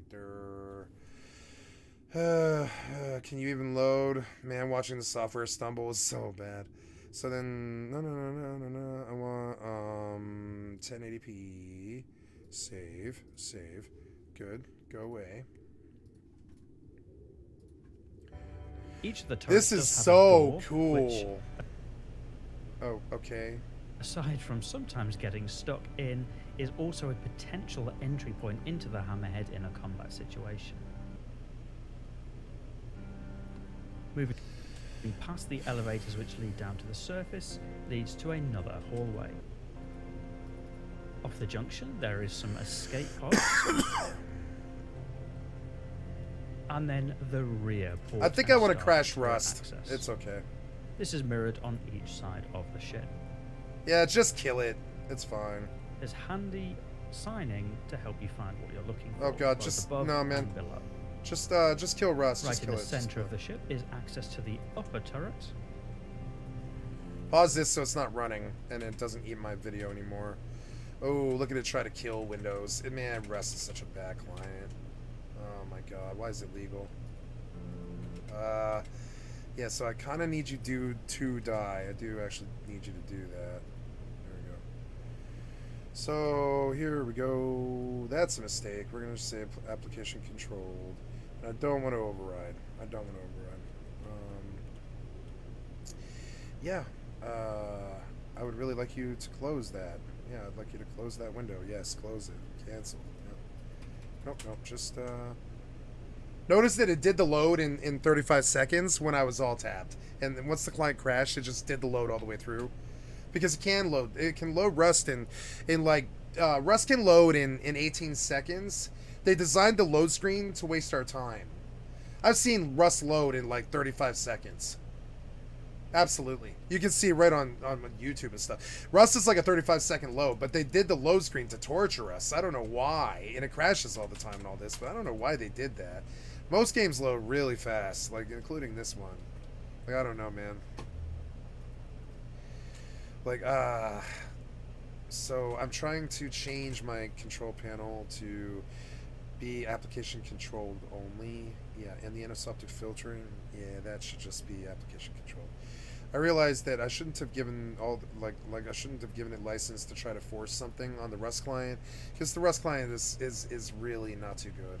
So it'll like any change at all will just make the client unstable, is a good way to say it. Any change at all. So I changed graphics mid-low, so I have to come back in again. But now that it's not forcing things on the client that it doesn't like, it'll probably load better, hopefully. There's also an elevator. I mean, but I was just trying to make other games like Baldur's Gate 3 look better with my card. That's all. It sucks that Rust sucks so much dick as a client, you know? Which leads to the it's just tragic. upper deck of the Hammerhead. After watching Elden Ring loads, you're like, oh man, why does Rust suck so much dick? In terms of the client, not the game. You know? Oh man, why did they design it like that? Or even anything new. Anything new just loads in like 15 seconds. Watching the Rust load is like, oh. You know?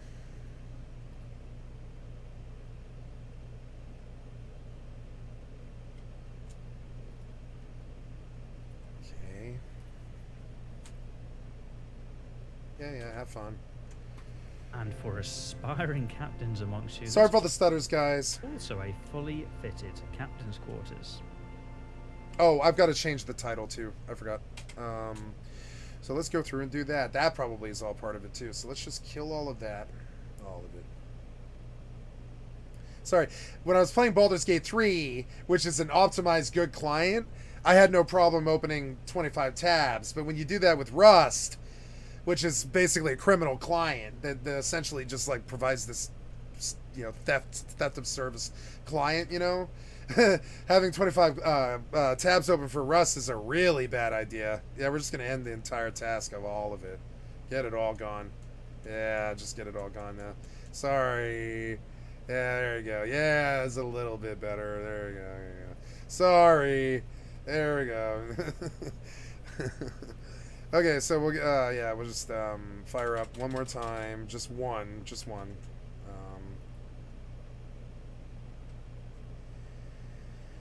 So we come here and we say YouTube, yep, enable the extension, yep, and oops, sorry, we say Twitch. See, and it's loading all these extensions in the background too, which is lagging it, and it's like, come on, man, hurry up, you. Hurry up, you. Oh my god, the Rust load. Yeah, it seems that a lot of Google tabs are really bad for Rust. You can see it. I mean, I knew this, but I mean, like, I don't know. It's really hard for me not to do that. You know, it's hard for me in this job not to do it. I have a lot of stuff I've got to do in the background. This is what it's like to go at being a streamer if you're poor and you can't afford 2 computers. Understand that your main computer has to do all of it. It's kind of tragic. Rust hardcore mode. Rust hardcore mode. Trio. Zombies. And the MMO lifestyle. And then we're going to say Rust.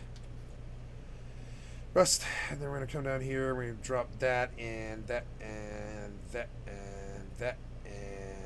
Cool, drops were enabled, but not for Rust. And RPG, CRPG, solo, TIFF, but that does fit. Rust, zombies, Rust, hardcore mode, trios, and no tech tree is also another one that I could probably do. There we go. Oh, and also English, comma, American. English, comma, American. Oh, okay. Oh, that's it, huh? Okay, well, that's okay.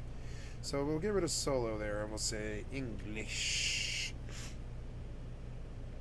Oof. Yeah, that really, wow. Yeah, that's a pretty intensive process there. Yeah, good. And then we go save that, and we say done. We go across the board, and we go and we change the next title. Hello. Oh, what's up, Hop? I've never really understood how to sync the 2 devices. If you really want to, could you use a cheap laptop to stream off and play the games off your main PC? I could. Yeah, I could. But I have no money, Hop. I've got like, I don't know. I don't know. I don't know how much I have in savings. I'm not going to disclose, but the only money I have is savings. And I'm reluctant to spend any more money on a computer because in about 6 months here, I will buy a computer in January. And I don't wish to spend any more money on a computer than I already did. And I want this computer to last for 6 more months. So we're going to have to suffer through this together. And I realize that sucks, but I mean, I'm not rich and I don't make a lot of money doing this, so this is a necessity.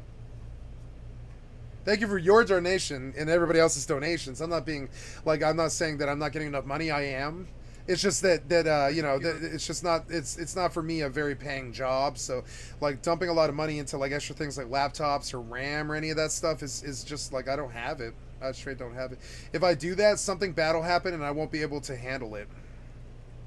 So, oh cool, I got bold somehow. How did I get bold like that? Oh, because I did Control B, I guess. I didn't know you could do that. Wait, can you do that on all of them? No way. Wait, can you do that on all of them? No, but you can on YouTube. That's kind of cool. I didn't know you could do that. Cool, cool. I learned something new. English, oh yeah, the tags, right? The tags, right? Okay, so Rust, hardcore mode, Rust, zombies, trios, rusting, dead, and English, American, survival, zombie survival. That should do. And then finally, recording date, gaming, and then we go for the title and we say Rust. And this is how you change platforms across all. Save.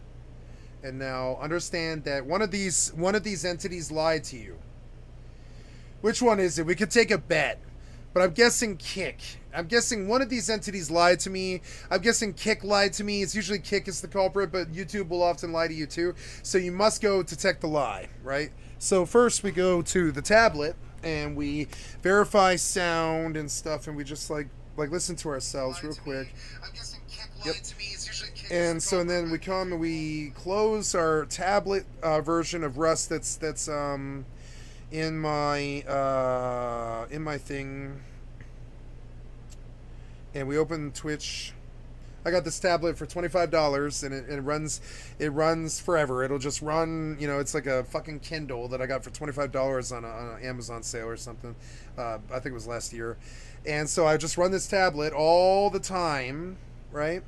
And this is one of the ways that I monitor myself, as well as keep somebody else in my stream so it doesn't look like I'm alone all the time, which is an important thing to do if you're a streamer. A lot of the times you're alone, but if you make it seem like you're not, more people come in, which is a good thing. I'm alone most of the time. It's a reality that I'm very aware of. And, so everything looks good, and we look at the title on the stream, which is correct. So Twitch is not lying to me. That's good. Twitch doesn't usually lie to me. Twitch is not usually a liar, I will say. But Kick and YouTube tend to be. So we have to go watch these triple anus people trying to triple anus our lives with their thievery. You have to very much go verify what you saw. And wow, we see very much so that maybe, just maybe, none of them lied to me. That is uncommon. It's very uncommon, but it happens once in a while. Occasionally it won't lie to you.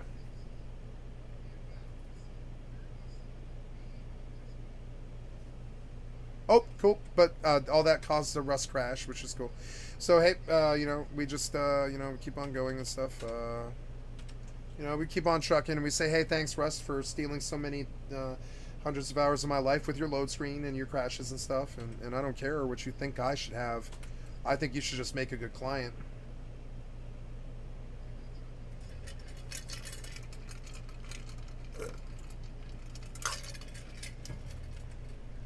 Not a whole lot of other games treat me like Rust does. No other game crashes like Rust. Never had a game crash like Rust. Nope. Never. So, anyways, I don't want to talk about the Rust load. Let's go back to what we were doing. Yep, there you go. Yeah, like, see, I don't do large clan play because I am more of a content provider than a Rust streamer. So, while people might think that I am here to try to vogue as some kind of Rust player, or that I'm trying to extol my level of skill at Rust or something, nope. I'll tell anybody who cares to listen that I'm bad at Rust, and I don't care to say it. You know, I'm fine with saying it. So, like, my thing is, I'm trying to entertain people, and that I think I do just fine. I think I do succeed at that. And that's the aim. So, we'll see. This is so cool. So fucking Sadly, cool. the captain's quarters poses limited use in-game at the moment, but does come with its own bed and bathroom. Some days, like, I don't even bother getting on Rust because it'll just crash 7 times right after reformat, you know? And you're just like, oh god. I'm sorry, my 16 gigs of RAM DDR4 are not good for you. Good enough for you, but boy, they are for every other title on the fucking market except Rust.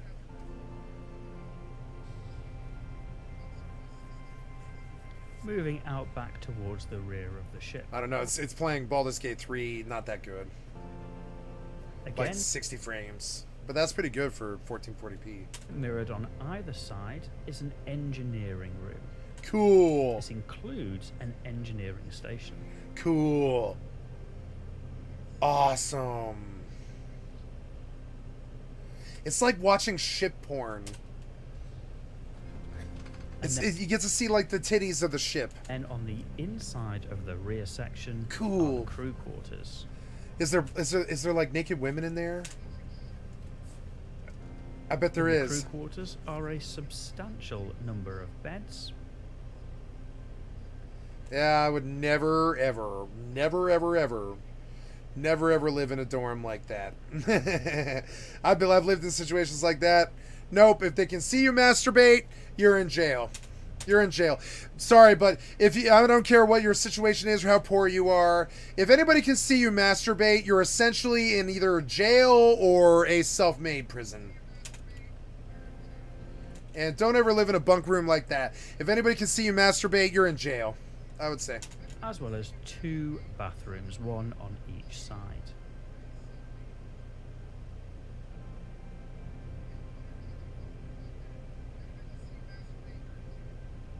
As you'll see, each bathroom is fairly similar in looks.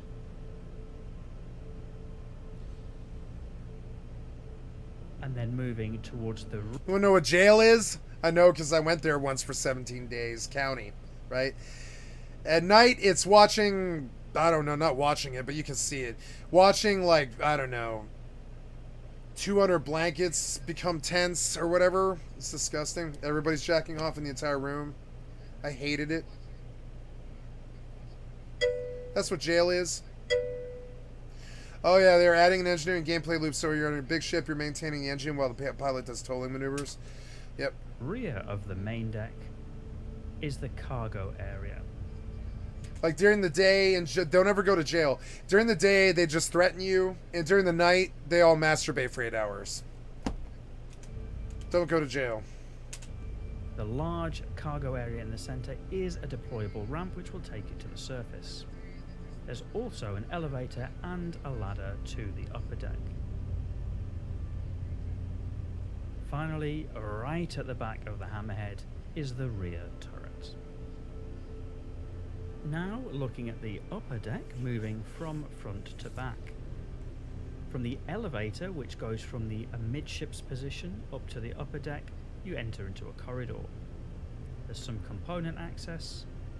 Oh man, Rust is getting close, so it might crash if I don't tab over.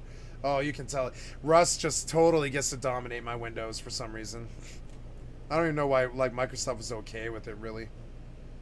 I think Microsoft should have stepped and been like, yeah, you can't really do this to Windows.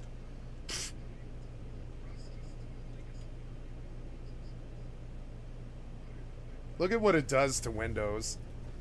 I'm kind of surprised it's legal. I'm surprised like Microsoft didn't threaten to sue them. They're like, oh man, yeah, your client can't really work with like alongside Windows. It'll work for like probably like oh cool, you crashed again, huh? Great. Guys, I'm gonna restart my computer, I guess. No, I don't need to restart my computer. It's just that Rust sucks dick. It is. It is that the client is constantly crashing, you know? Come on, man. Oh, it could be my VPN too, I suppose. But yeah, I don't know. I'll try again. Fuck it. Oh, you're so boring, Rust. You constantly crash all the time, and you eat my life. I can't wait for you to die.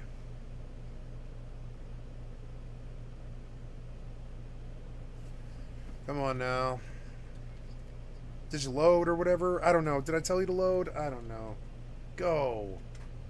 Okay, so we'll do this differently, right? We'll stay on the load and we'll run the cool video, but we'll put it in the background. Sorry for all the crashes, guys. I can't do anything about these fucking software failing.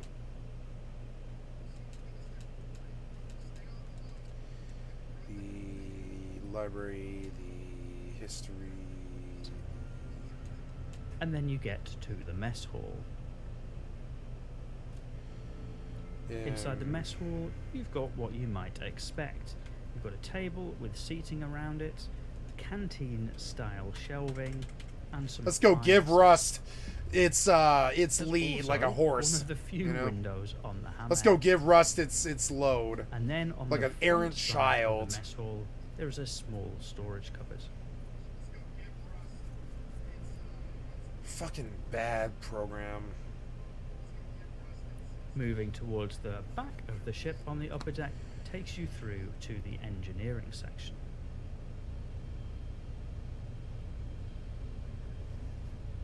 What is the video currently in? From the top deck, there's a little window which shows down, as well as an engineer. No, Hop, that is a Google Chrome. That is a Google Chrome extension called...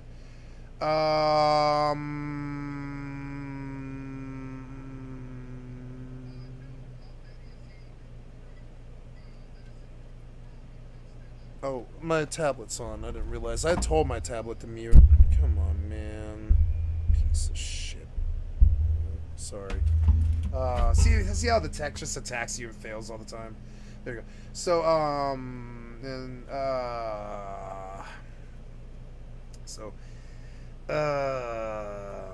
I don't remember the name of the extension, but it is called...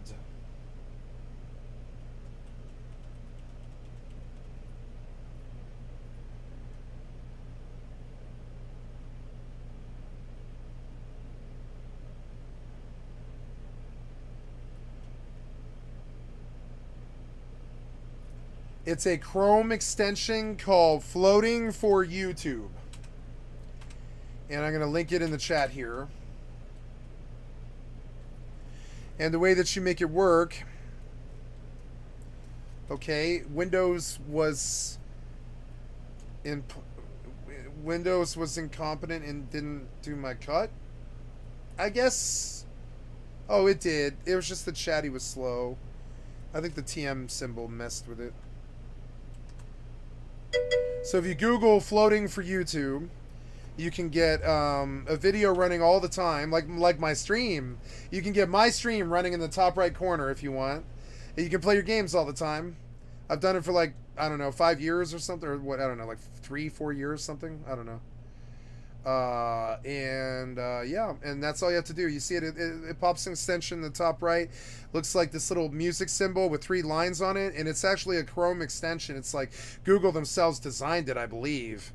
And all you have to do is hit this little button, and you can also steer the video. You can also cast to a device if you want. You can live caption the video if you want. You can make it bigger or smaller if you want. You can drag it around and, you know, move it up and down around the screen and stuff. So for a long time, the first year that I was a streamer, I kept a YouTube video running in the top right when I played all my MMO games, and I would watch videos with other people, and I really liked doing that. But the problem is now, if I play Rust and I... see, there's a difference now. One of the ways that they committed some billion-dollar theft is Streamlabs now. Oh, God, look at Streamlabs fail. Oh, God, please stop it. Please stop it. Sorry, Streamlabs is really an off-the-hook program like Rust 2. It's a really bad example of corporate theft. Streamlabs, it's pretty bad. They ran with that money like Face Punch. You'll notice that there's a difference between game capture and display capture, and we're on display capture right now. But if I wanted to, I could just shut you out by going game capture only, and now you can only see the Rust, which I have to go get the Streamlabs to load. first before it can even see it. Like the game has to load once before Streamlabs can even see the game. Now, if I run in display capture, you can see everything that I'm doing, like including the Streamlabs desktop program, which is what I would prefer to do. But one of the ways that Streamlabs and Rust and Overwatch and Blizzard and all these other corporate fucking, you know, billionaire programs and stuff work is they break their programs on purpose to make sure that you can't use them in completion and actually get your money's worth, or then you wouldn't freak out and waste a lot of time trying to use the program. They call it time sink. They literally steal from you by breaking the program on purpose, which is what I suspect happens here a lot. And so, yeah, if we come here and we see that, you know, if Rust is running, it breaks Windows. If Chrome has issues, it'll break Windows. It has a lot of these programs are very insidious in terms of what their loads are, and be aware of it. If you're ever a streamer, you're going to be attacked by it. Even with the best computer in the world, you'll see XQC crash on shit all the time. It doesn't matter. Even with a really good computer, it doesn't change the fact that the billionaire software developers stole the money and ran with it and made these pieces of shit that break and crash all the time, like this. And so Windows has an issue with the end of the Rust load. Right at cleaning up, Rust crashes a lot. And it sometimes dies permanently. As you can see, it killed Windows. This is technically illegal, but the same guys, you know, but Face Punch, but you know, the same guys that make Face Punch hang out in the back cigar, you know, in the cigar bars and stuff, as the Microsoft people, and they all have these industry conventions where they all hang out and they discuss their theft. And one of the ways they do this is they'll program in a crash at the end of the 7-minute load, so that you're not even experiencing the game, you're just crashing the client all the time. And they do this. We catch them doing this. Now, you won't see a lot of videos about this, but when you understand that it takes the developer making the game do that for it to happen, you begin to understand they programmed a crash into the load screen so that you look at this load screen a lot. And it's and honestly, it's the best thing that they can do for the time sink, right? They wow, I'm dead. Oh yeah, I'm dead. Yeah, I died last night. Yeah. So, oh god. Yeah, look at this render. Oh. Yeah, that's not too good. So, yeah, I'll have to reformat it. It appears that... Oh, no, okay, here we go. It was just rendering the new video settings that I had. There we go. It appears that sometimes Rust actually full-blown corrupts Windows.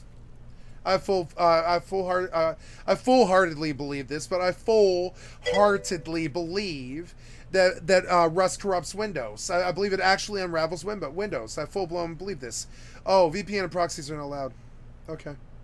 Okay, well, that's fine. I was just trying to have protection from this guy who's been threatening to slice my throat.